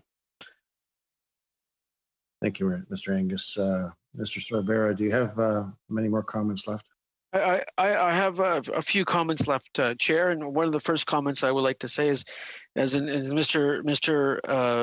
Angus's, Deputy Angus's comment about democracy, the one aspect of democracy, and in our system, that we have committees that are put in place to serve certain areas, including this ethics committee, and as a right, as a member of Parliament, I get the right to debate motions that are being put forward by opposition parties or by the government, and in that vein, I get to debate and speak to those motions, frankly, for until my thoughts are down, and without. I will totally agree with you, Chair, without sounding too repetitious and only providing what I feel are substantive comments and comments that aid in the deliberation. Deliberation of facts and suggestions and opinions that will help me reach a conclusion on whether I can support or oppose a motion. And in reference to Mr. Angus's motion, we've gone through it. It's been, yes, a lot longer than many of us would have liked. I think we're in the 35th, 34th hour, but a number of iterations have caused me to question the motion at hand, where we're at. We had, again, and this is a repetition, I will agree, we've had a mulligan here in terms of the Second Amendment, which I was not pleased to see, because I think we were down a path that we could have seen some unanimity. When I say unanimity, with the majority, but at the same time, unfortunately, we've gotten to another place where I'm having real difficulty, Chair. And like I said, I was trying to be constructive today in putting forward the motion that I had, and it was defeated. And there was no innuendo with my motion. I really want committee members to understand that it was to reflect the privacy laws that exist both provincially and federally in our country. And it was in that vein that I put forward that motion, and I am disappointed that it was not voted on.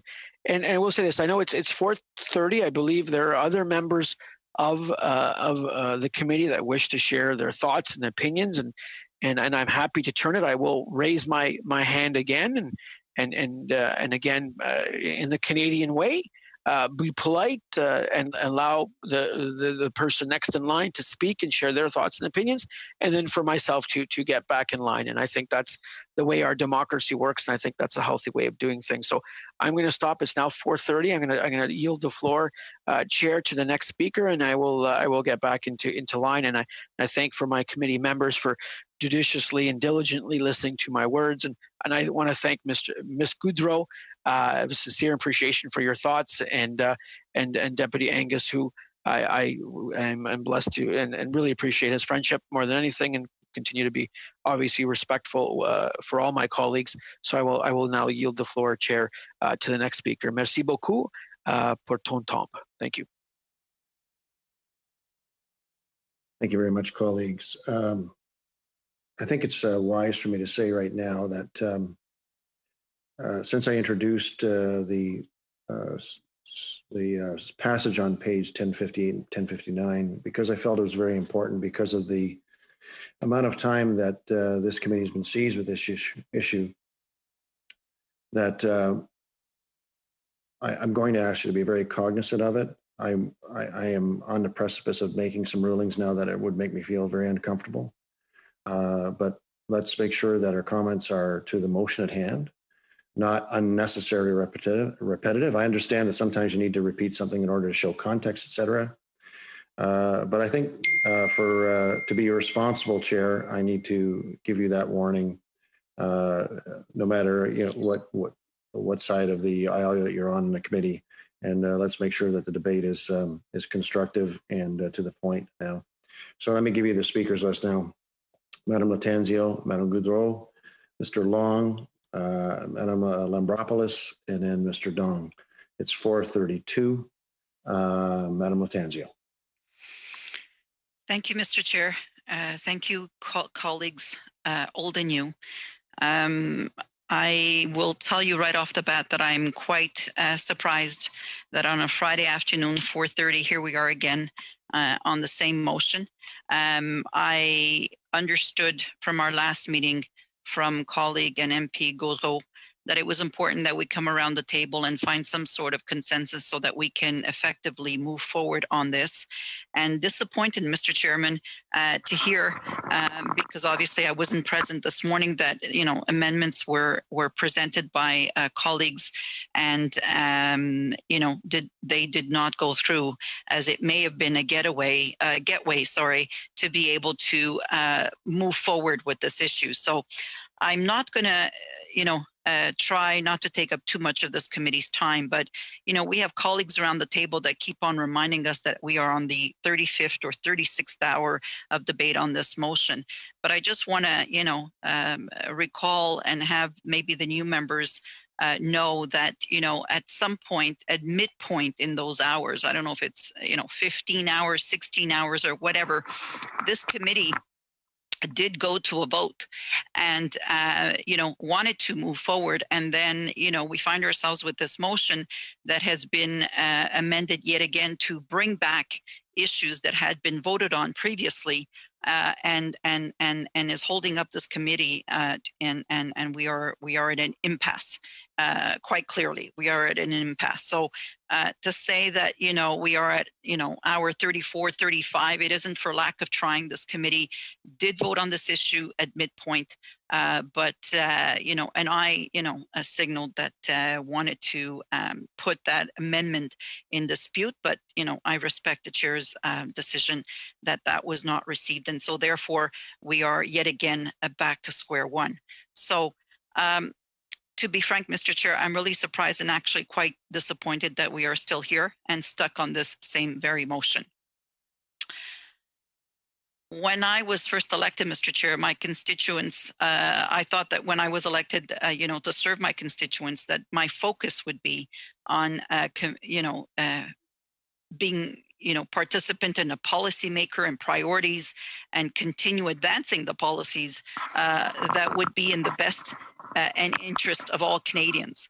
And, that the work that we would undertake collectively would be meaningful and contribute to the advancement of our country in some way. But I won't go as far as calling it wishful thinking, Mr. Chairman, but however, our current predicament shows me that perhaps there should have been more wishful thinking in how we conduct our business around here.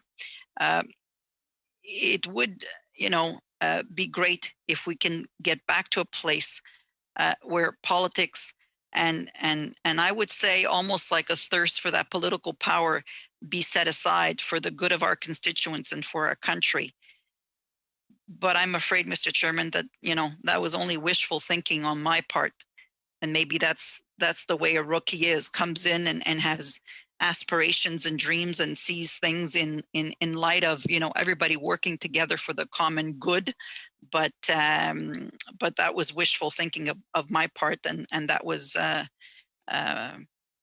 you know, that's what I thought. But I guess we're not there. So now we are here again today on a Friday afternoon, continuing to debate on a motion that you know, that is clearly showing its colors. It's the ultimate example of partisan and political gameship.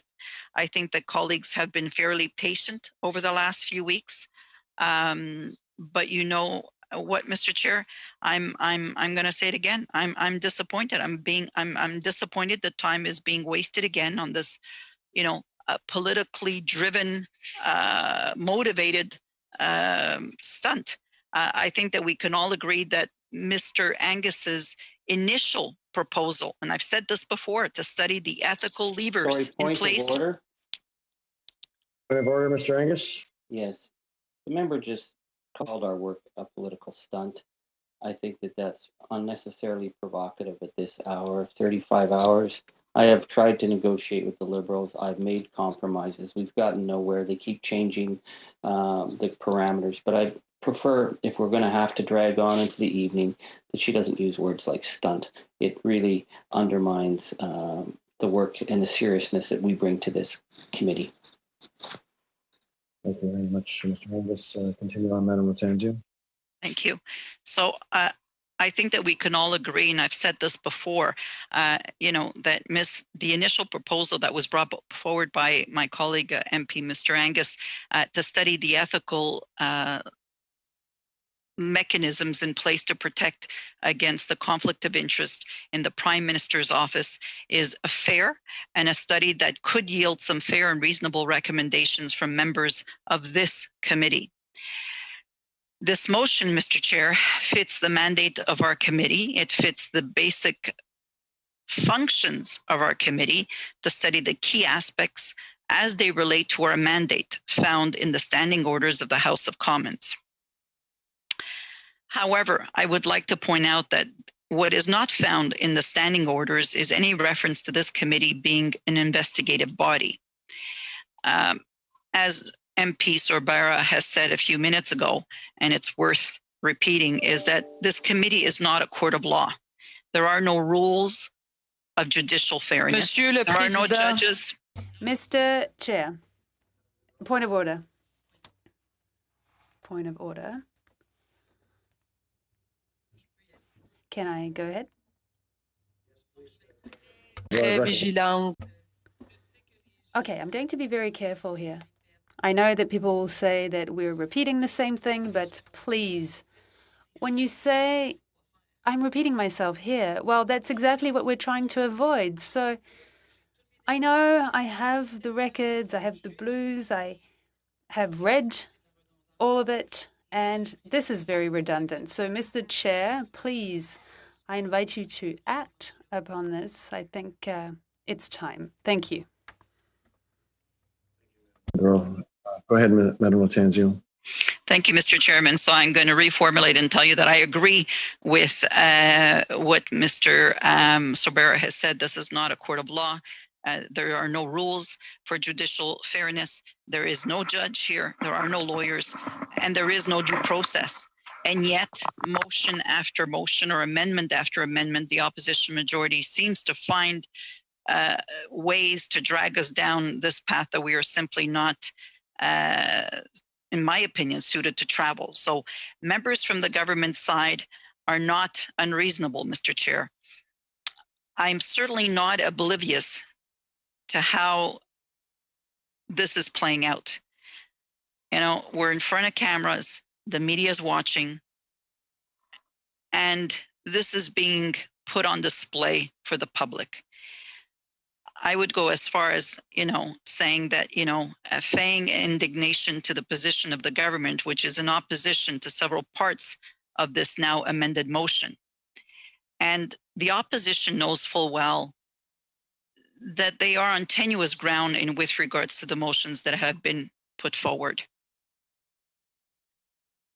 In my opinion, Mr. Chair, I think that they understand full well that the very idea of the study serves no other purpose than perhaps to garner political points.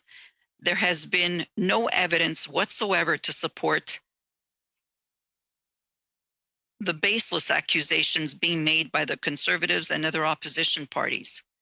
Testimony at several committees, including this one, along with over 5,000 pages of documents, Mr. Chair, proves the exact opposite of what the opposition is trying to forge ahead with. I don't know if Madame Gaudreau is dancing to my tune, but it pleasantly surprises me. The evidence supports the testimony of the Prime Minister and relevant ministers that this was a recommendation of the non-partisan public service. And upon review of government, it was determined that this is the best way forward to implement the Canada Student Service Grant. That's it. It's plain and simple.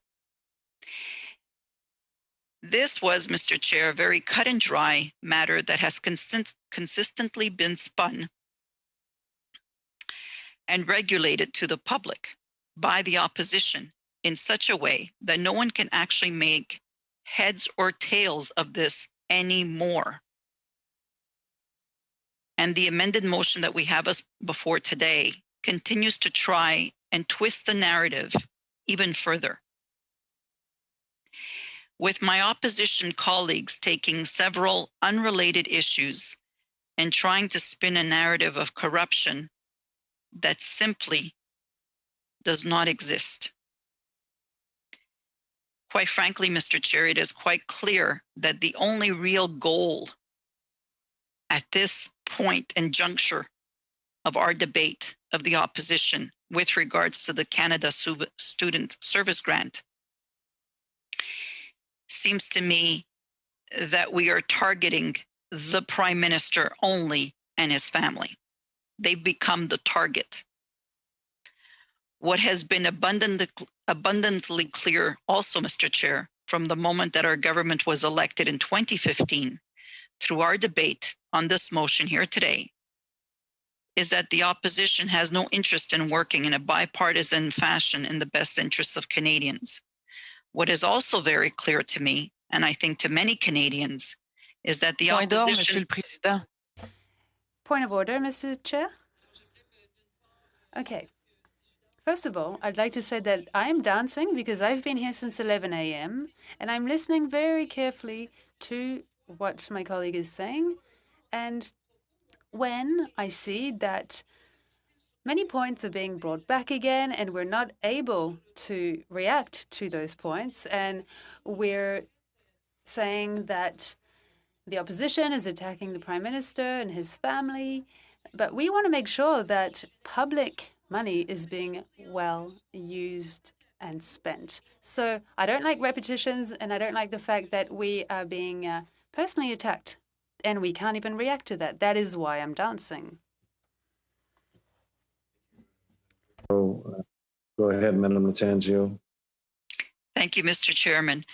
I've been sitting on this committee for many hours, and these are my observations, and I think that I'm entitled to put forward my observations as we're discussing what has transpired from the beginning of the presentation of this motion, the various attempts that have been made by various colleagues around the table to bring this and move forward this resolution, and I think that I'm well within my rights to be able to give my opinion on what has transpired to date, and of course the content of the motion itself.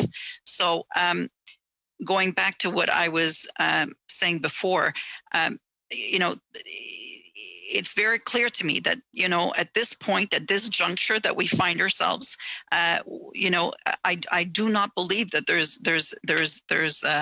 a will and consensus to take the various opinions of my colleagues around the table to move forward on this issue. Unfortunately, and that's my opinion. I think that, the Prime Minister and his family have been the targets of this from the onset, and there's no way moving past that. So I find it rather concerning that, that we keep going in this venue. Mr. Chairman, I thought that after the defeat of the motion from Mr. Barrett the other week, that we were finally going to move past the charade and finally focus back onto some important work. Yet it's clear that my colleagues on the other side are once again focused on the political division, on the personal attacks and confusion, rather than focusing what's in the best interest of Canadians. So, Mr. Chairman, there was a time when we could have healthy debates about the issues of the day, and when the debate was over, we could all part and move on. In my opinion, efforts have been made, and days are going by, and boundaries are being broken, and I think that for my part, when I see this, it is unfortunate, and it makes it harder to sort of move on. So I do not think that it's appropriate or prudent, Mr. Chair, for this committee to continue to entertain political attacks on the PM, nor do I think that it's appropriate that we undertake politically motivated studies against well-respected Canadian companies solely because one of their founders was a member of Parliament in our previous mandate. Because it should be noted, Mr. Chairman, that the words used by my opposition colleagues have real effect. Just ask the We Charity, who was forced to close its doors because of this continued attack on their reputation from the opposition.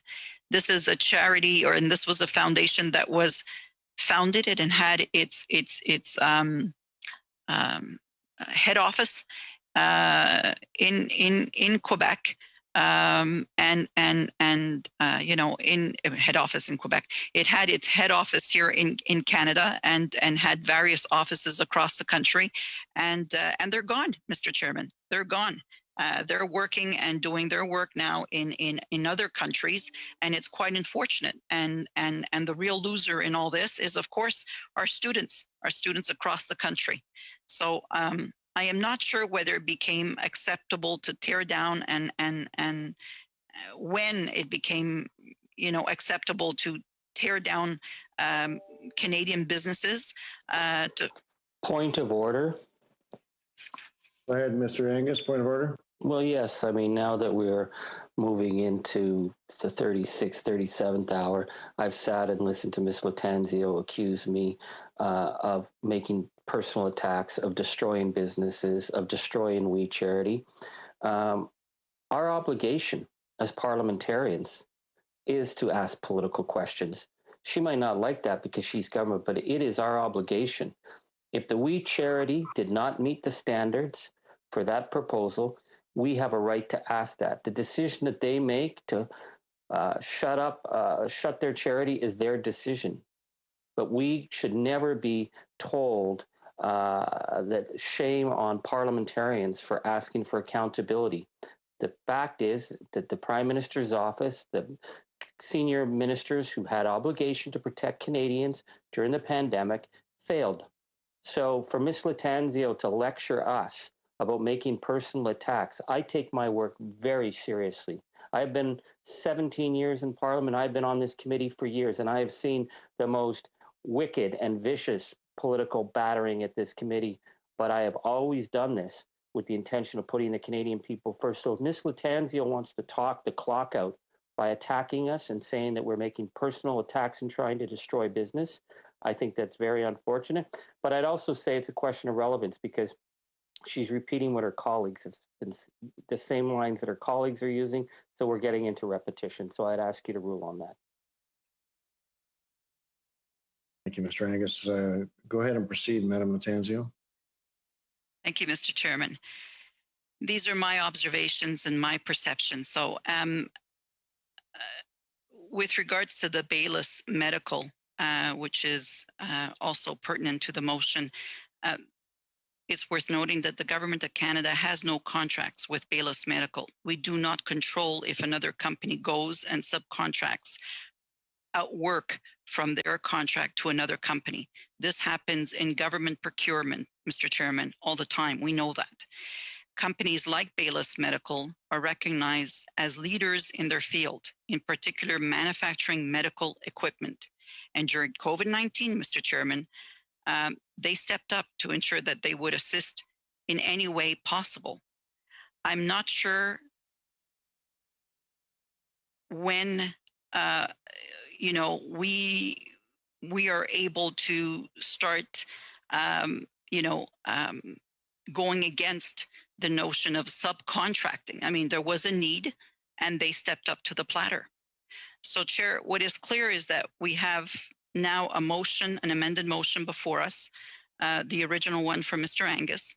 And as I noted earlier in my remarks, part of it does serve some merit, especially if this study was carried out on a fair and equitable manner, where we studied the substance of the main issue and not the conduct of a fishing expedition.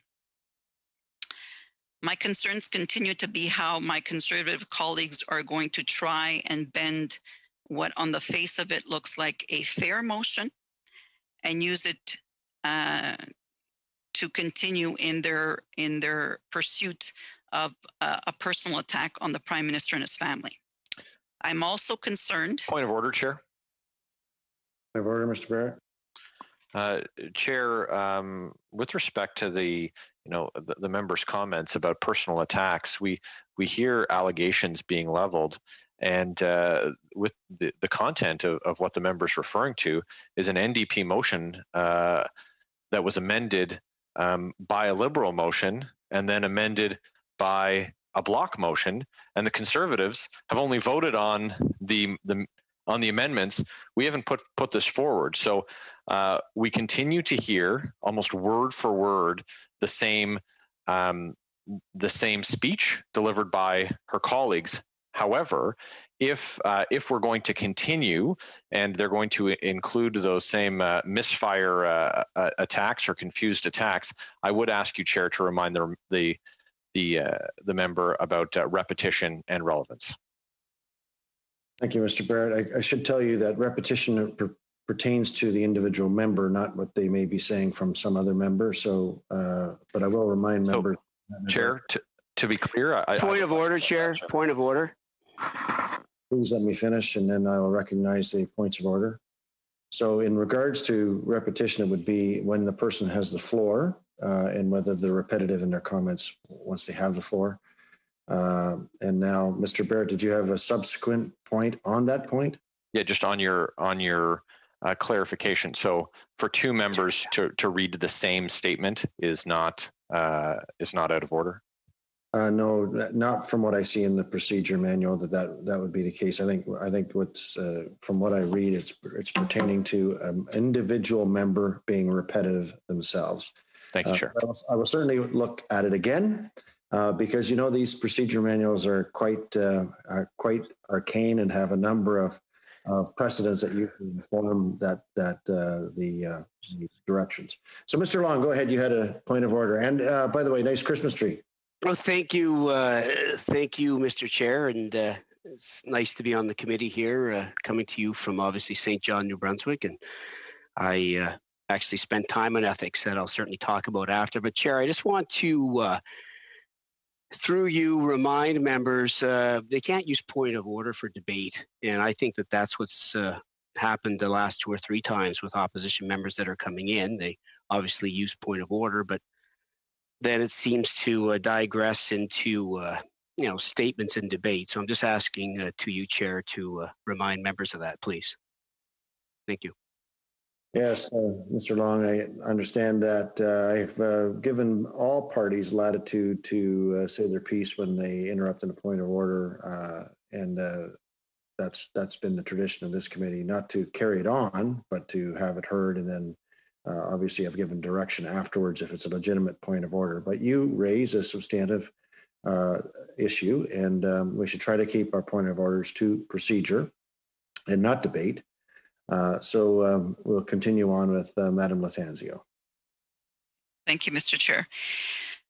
I'm going to wrap it up. So I think that, Mr. Chairman, as a committee, we can get to a place, I'm still very hopeful, where we can focus on reviewing the ethical safeguards in the PMO, and that we can study a wide range of considerations that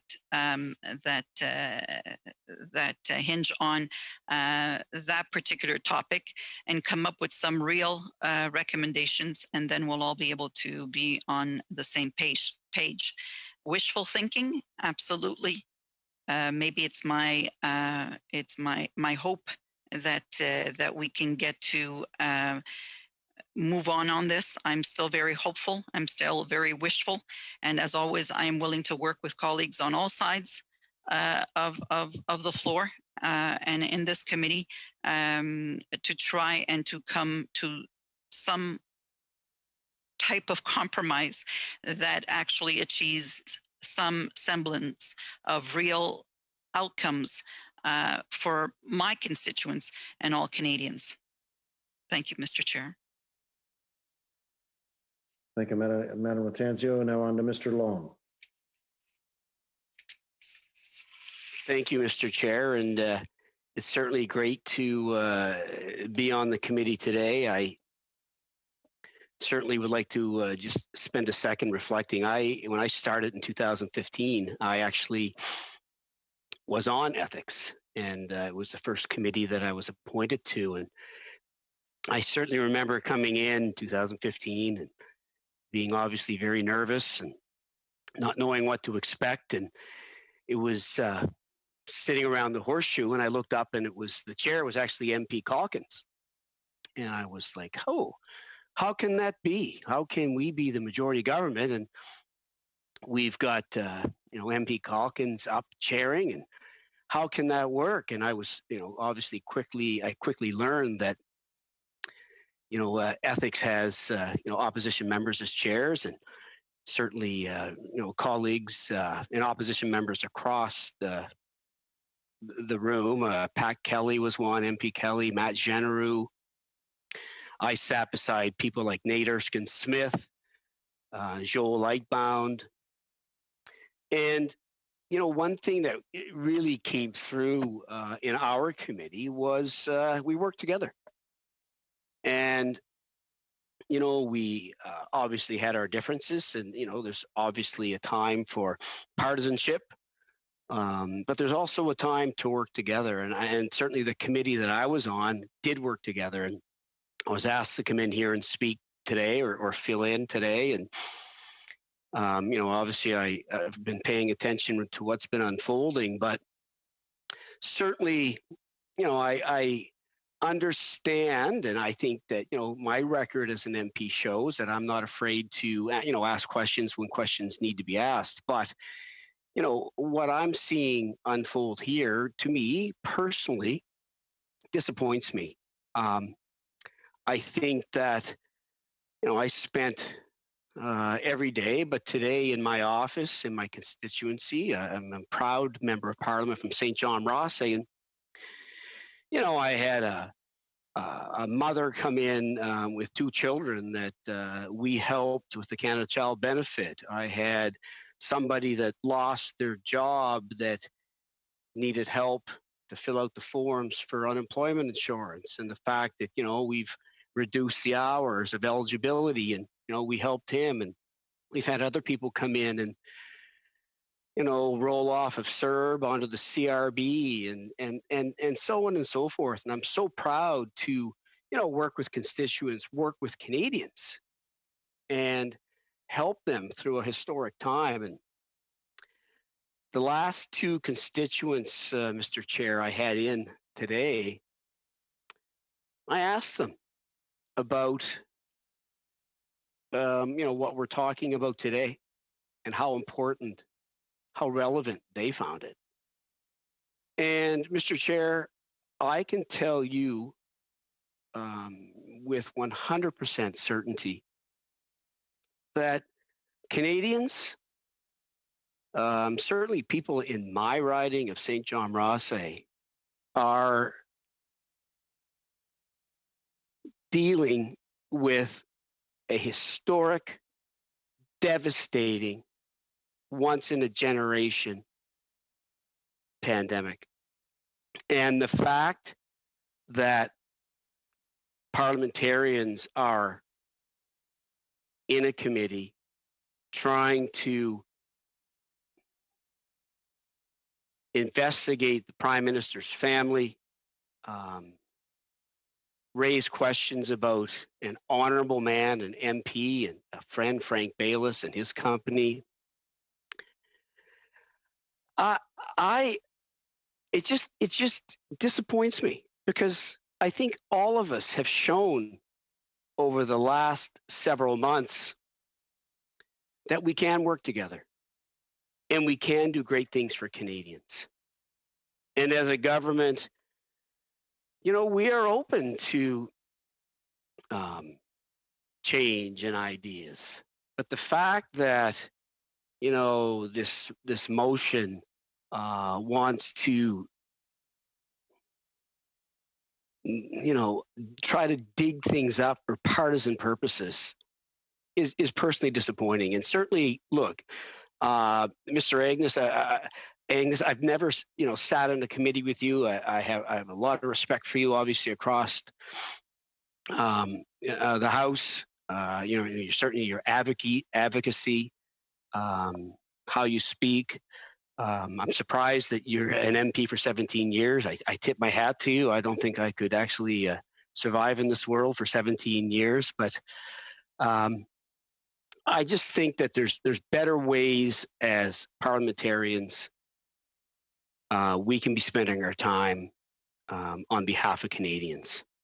So, you know, before I actually get going with my speech, I just want to thank you for letting me in. It certainly brings back memories being on the committee, and I certainly want to also acknowledge, you know, it's Veterans Week, Remembrance Day's just passed. I want to just take a second to acknowledge all the veterans in my riding of St. John Rothesay. I'm a two-time MP there now. I'm very proud of my riding. For those of you, hopefully everybody on this committee has visited St. John Rothesay. It's a port city, wonderful city. They used to call it a conservative city. Well, it's certainly not a conservative city anymore. But anyway, you're all welcome to come, and hopefully we can see you there. And we had a beautiful, beautiful moving service this year. Typically it's inside. We moved it outside up to King Square, and you know, obviously limited numbers. So always so proud. Sixth time now. Time flies, but you know, I got to lay a wreath, obviously, on behalf of the government and our country, and always a proud time. And certainly, you know, with respect to our veterans. Point d'ordre, Monsieur le Président. Point of order, Madam Goodrow. Point of order. I am trying to find the link between what is being said and the topic before us, namely the motion that we would like to vote on. Thank you.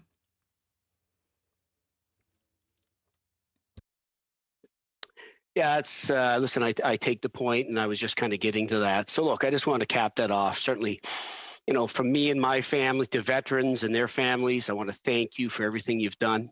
And, you know, your sacrifice, the ultimate sacrifice, has allowed us to do what we're doing today. So, Chair, I'm going to ask for some indulgence just for a few moments before I think there are some clarifications that need to be made coming out of our last meeting, or the last meeting. Because since that meeting, I've seen a number of public statements by members of the Conservative opposition that I find really, you know, concerning and disappointing. First and foremost, is there no limit at all that the Conservatives will not go to in order to serve the lust for power? Chair, I understand that you are a member of the Conservative Party, and I know you do a good job as chair of this committee, and I don't know you personally. And my concern is not at all with you or how have you conducted yourself during these meetings at all. In fact, I know, you know, to be chair of something that you're going through, we're all going through right now, is difficult. So my hat is off to you, Chair. I think you've conducted yourself fairly and very, very well. But my concern to you, through you, Chair, is with the false statements being made by Mr. Barrett and others on the other side in regards to Speaker Spotlight. You know, from where I'm sitting, and I've tried to follow this, you know, from the outside looking in, but it seems to me at times with Mr. Barrett, there's no limits that he'll go to try to bring down the government. And, you know, collateral damage, sometimes like there's no consideration for collateral damage. And clearly they're willing and are willing to bring down a Canadian charity, the We Charity, to bring that charity down to advance the goal. And, you know, now it's gone from that to attack. Landau, Mr. Président. Oui, Monsieur Gould, point of order. Point of order. Monsieur Gould. Yes, Mr. Chair, given the systematic filibustering of the Liberals and given that they're playing a very, very partisan game, I think that before things get worse, I would ask for the committee's unanimous consent to vote. Thank you, Mr. Chair. It's not really a point of order, but anytime anybody wants to ask for unanimous consent to vote, and there's no consent, Mr. Gould, see head shaking. So go ahead, Mr. Long. Mr. Long, I also wanted to just caution you of something that I said about 5 meetings ago. I think we should all be careful about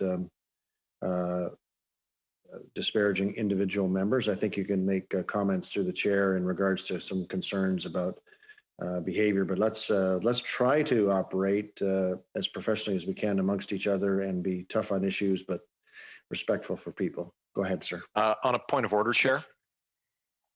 Yes, Mr. Barrett. So, and with respect to what you mentioned and ascribing motives to other members, I listened carefully to Mr. Long, who I haven't had the opportunity to work with before, but he did talk about, you know, when he first arrived at committee and looking to collaborate with folks. I've never used the gentleman's name before, but I found that in his first appearance at this committee, he's ascribed some pretty nasty things to me. So I do think that your intervention on that point, Chair, is important, and would ask you just to remind the member should he need to be reminded about the collaborative relationship that he longed for at the start of his remarks. Yeah, that's been done, Mr. Barrett. Thank you. Go ahead, Mr. Long. Thank you, Chair. And I take that point from MP Barrett. But like I say, I observe, I see it, and I just think there's certainly a better way than what I've seen. You know, obviously with respect to this motion and what the intent. What the intent of the motion is to, you know, again, like I said before, is to take down the charity that has done so much good in this country. And then the focus now is switched to let's go after businesses. And sorry, point of order. Yeah. Mr. Angus, point of order. Yes, I mean, I was really moved by Mr. Long telling us what a great committee and how he wanted us to come together. And yet he's saying that the reason I brought this forward was to destroy a children's charity, and that I am now intent on destroying Canadian businesses. I know that we're now in the 36th hour and the Liberals are getting desperate, but this is attacking my reputation. I take my work very seriously. I don't have a clue who Mr. Long is. I believe he's been elected. I'm sure he does great work with his people, but I don't know this man. He's never been on my committee before. To come in and say that I am set this motion up to destroy a children's charity. He missed perhaps all the work that I've explained about the problems that we have to deal with. I take this stuff very seriously. I come and I back it up with facts. I back it up with documentation. I stay focused on the issue at hand. So if I'm going to have to sit and listen to the Liberals descend further and further from talking about vaccines, from talking about underwear, talking about the 1980s to now, having them challenge me and say that I'm doing all of this to destroy a charity, I think Mr. Long is way out of line, and I ask you to keep us focused so that we don't end up disgracing this committee even further than it's been disgraced by the ongoing obstruction by the Liberals. Mr. Long, continue, but I want to tell you that we have on this speakers list Mr. Dong, Mr. Fergus. I have only 19 minutes before we lose IT support, so just wanted to let you know that that's the case. Well, thank you, Mr. Chair, and certainly the comments that I just heard are personally disappointing to me too. To say I don't have a clue about this man. I think he was elected. Well, I can certainly, tell you, Chair, that I was elected. Certainly, I was elected in 2015, and I was elected last year also. And the first, actually, back-to-back Liberal elected in my riding. So, I have point of order. Point of order, Mr. Angus? Yes, I would like to retract that. I should never have said that I think he was elected. I don't really know this man. I have never dealt with him. I know he's making personal attacks about me, but I would never want to suggest that he wasn't duly elected by his representatives. Maybe he was elected twice. So I want to retract any comments I made about not thinking he was elected, but I would ask him to refrain from making personal attacks on me and the reason that I bring motions to committee, because I do my work with great seriousness. Go ahead, Mr. Long. Thanks, Chair. And actually, when MP Agnes said I wasn't elected, you didn't know if I was elected, I kind of did a double take. It's like, geez, maybe I have more to learn. Maybe unelected people can be on these committees speaking too. But anyway, look, Chair, thank you for the clarification. I'm going to move on. Chair, I have not had any personal dealings with Speaker Spotlight. I don't think there's anyone who would pay to hear me speak, except once. I was, in a past life, I was actually president and part owner of the St. John Sea Dogs. That was a major junior hockey team. Those of you who know me know I talk often about the St. John Sea Dogs and how we won a Memorial Cup and had a very, very successful franchise in major junior hockey. First Memorial Cup won in Atlantic Canada, and I did lots of speeches across the country then. I received a mug once, a coffee mug. It was a nice mug. I still have it, actually. So, but typically, Chair, in all seriousness, I'm not paid to speak. However, there are many people who have inspirational stories that do offer their services as professional public speakers. Speaker Spotlight maintains a roster of these individuals and acts as their agent, linking them with relevant professional organizations, community groups, and that, like, corporations who wish to pay for their services. That's what happens to these entities. So this company was started by a husband and wife team, which still runs the organization today. Until the Conservatives and other opposition spun this tale regarding the Prime Minister and We Charity, most Canadians had likely never heard about Speaker Spotlight before. And Chair, again, let me say, in our constituency office today in St. John Rosse, we probably had 10, maybe 15 people in, all needing help. And all of us, certainly can speak to the fact that as members, we're there to serve. I'm honored to have people come in my office and help them navigate, help them fill out forms, advocate for them, what have you. Today, because again, Chair, I knew I was going to speak on the committee tonight. We are an hour ahead of you, just for the record here. It's 6:15 here. I did a poll of the 15 people that came in my office today. We Charity, Canada grants, the student service grants, Baylis Medical moderators. None of them cared about a chair. None of them. None of them. Zero. So, you know, this is something that's been created in the Ottawa circle, and certainly I have nothing but respect for an MP that's been an MP for 17 years. But there are things that are more important to Canadians, Chair. So, you know, Chair, one thing I find very interesting is that the Conservative members are trying to paint Speaker Spotlight as some Liberal affiliated organization, much like they did for the weed charity.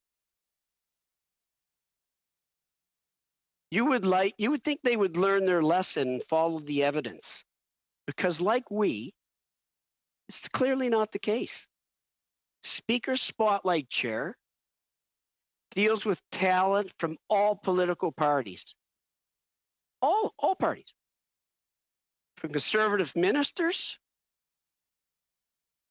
and even prime ministers count themselves among the talent listed on the Speaker Spotlight website.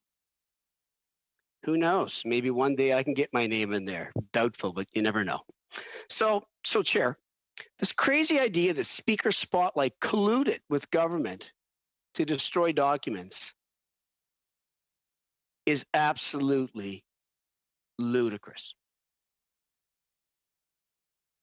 Since day one, Chair, since day one, the Conservatives have tried to advance the obscene theory that the Prime Minister personally advanced the Canada Student Service Grant because his family had spoke at We charity events.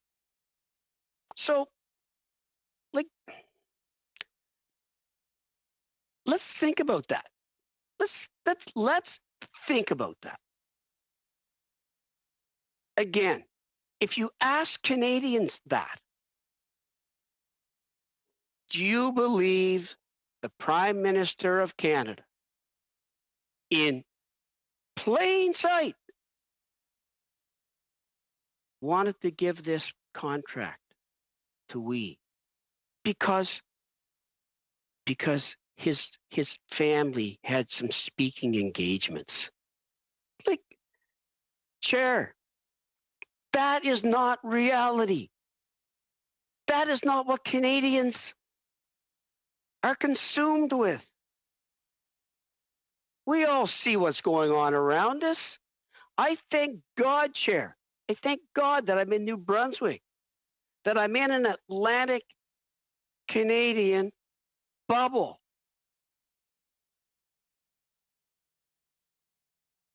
Canadians aren't consumed with this.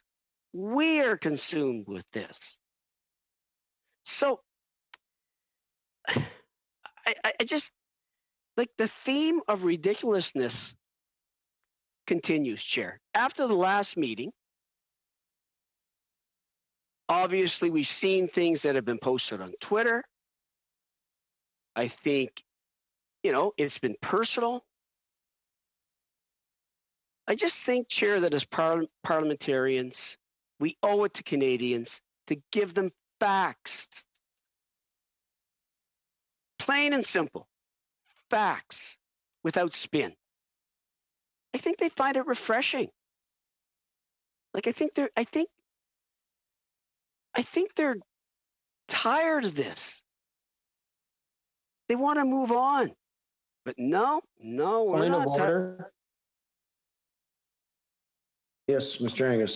Yes, I do want to reach out to my colleague who may have felt hurt that I said earlier, and I apologize for saying I didn't know how he'd been elected. He had been elected, but I agree with him, and I want to reach out to him. He says he's tired. I'm tired. He says Canadians want us to move on. I want us to move on. So I'm asking him now at 5:20, 7 hours into this, to just call the vote. And stop with the dramatics. We're all tired of this, and we're tired of the obstruction. So I'm asking him as a sign of goodwill to just move us to the vote so we can carry on and get our work done. Thank you, Mr. Angus. Mr. Long, if you wanted to take that option up, or you can continue on.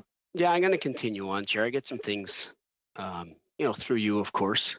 And again, it's great to be back on this committee, but there's some things I still want to say through you, Chair. So, again, I just want to go back. Like the contention that Speaker Spotlight completely ignored a legal order of this committee is clearly false. It's false. And I think that other members on this committee know it as well. So again, I think members know full well that when the House was prorogued back in August to allow for preparation of a throne speech for COVID-19 recovery, that all orders for the production of documents died. This includes the request from this committee to Speaker Spotlight for documentation. Furthermore, Chair, a new request was never passed by this committee. It was never passed by this committee in this session. In fact, this committee held a vote on whether to request further documentation from Speaker Spotlight, and it failed. So I find it really concerning that a member is out there saying false information. Let's just call it what it is. The very accusation that the Speaker Spotlight has violated an order of this committee is a complete and utter fabrication, levied to help further the political interests of the Conservatives. So, Chair, in closing, I am very disappointed that my colleagues would spread this misinformation at the detriment of a Canadian business without evidence to support his claim. As parliamentarians, we have an obligation to help Canadians and Canadian businesses. We want them to succeed. We want them to grow.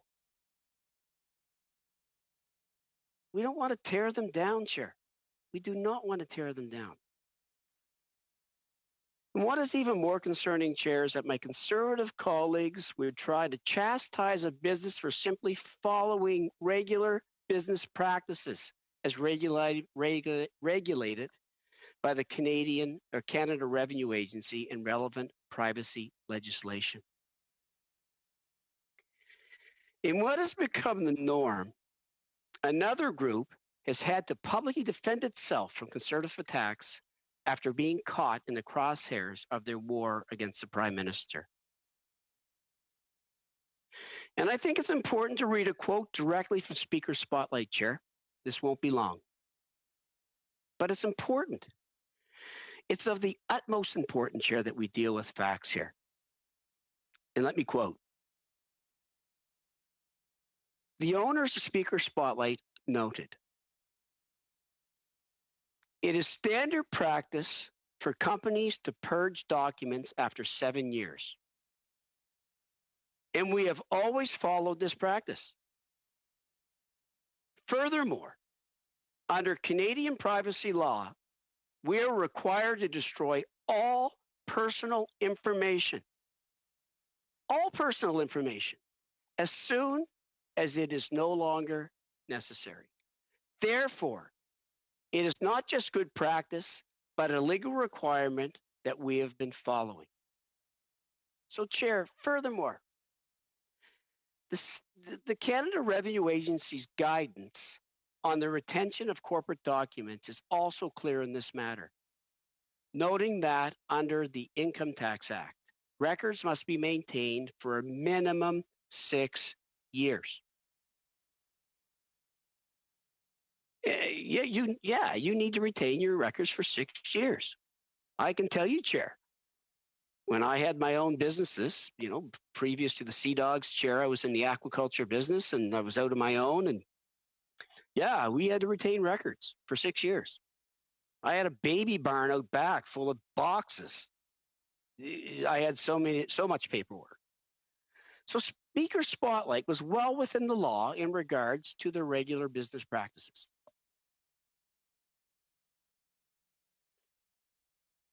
as well, Chair, there's other members that would have the public believe that this was some elaborately orchestrated conspiracy between the government and Speaker Spotlight to disappear documents, to get rid of documents.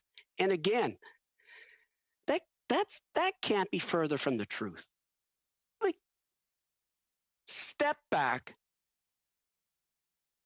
and I challenge anybody on this committee or any member, do they really, really believe that it was orchestrated that way? Again, I've asked people that came in my office, Chair, talk to a couple that came in that were in the tourism industry, Chair. And we all know what this pandemic has done to the tourism industry. And we talked about how, they're on CERB and now they've transitioned off into, EI or the CRB. And I talked about and asked them point blank, do you really believe that there was this orchestrated, concocted alliance between, this company and the Prime Minister? And people look at me like I've got four heads. They're like, look, we looked at it, we made our decision months back, Chair, let's be clear, months back. Like, they're looking at me kind of like, why are you even talking about this now? Why is that taking parliamentarians' time, Mr. Chair? Right now, when we are dealing with a threat to our country. So, Chair, I just have profound disappointment that we are going down this road. We are continuing to try to dig at something that just doesn't really exist.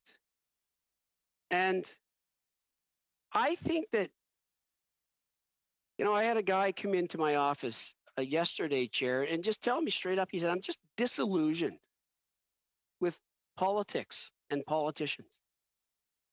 And I was disappointed. I think we've all heard that. And I said, sorry, point of order. Yes, Mr. Angus, point of order. Thank you.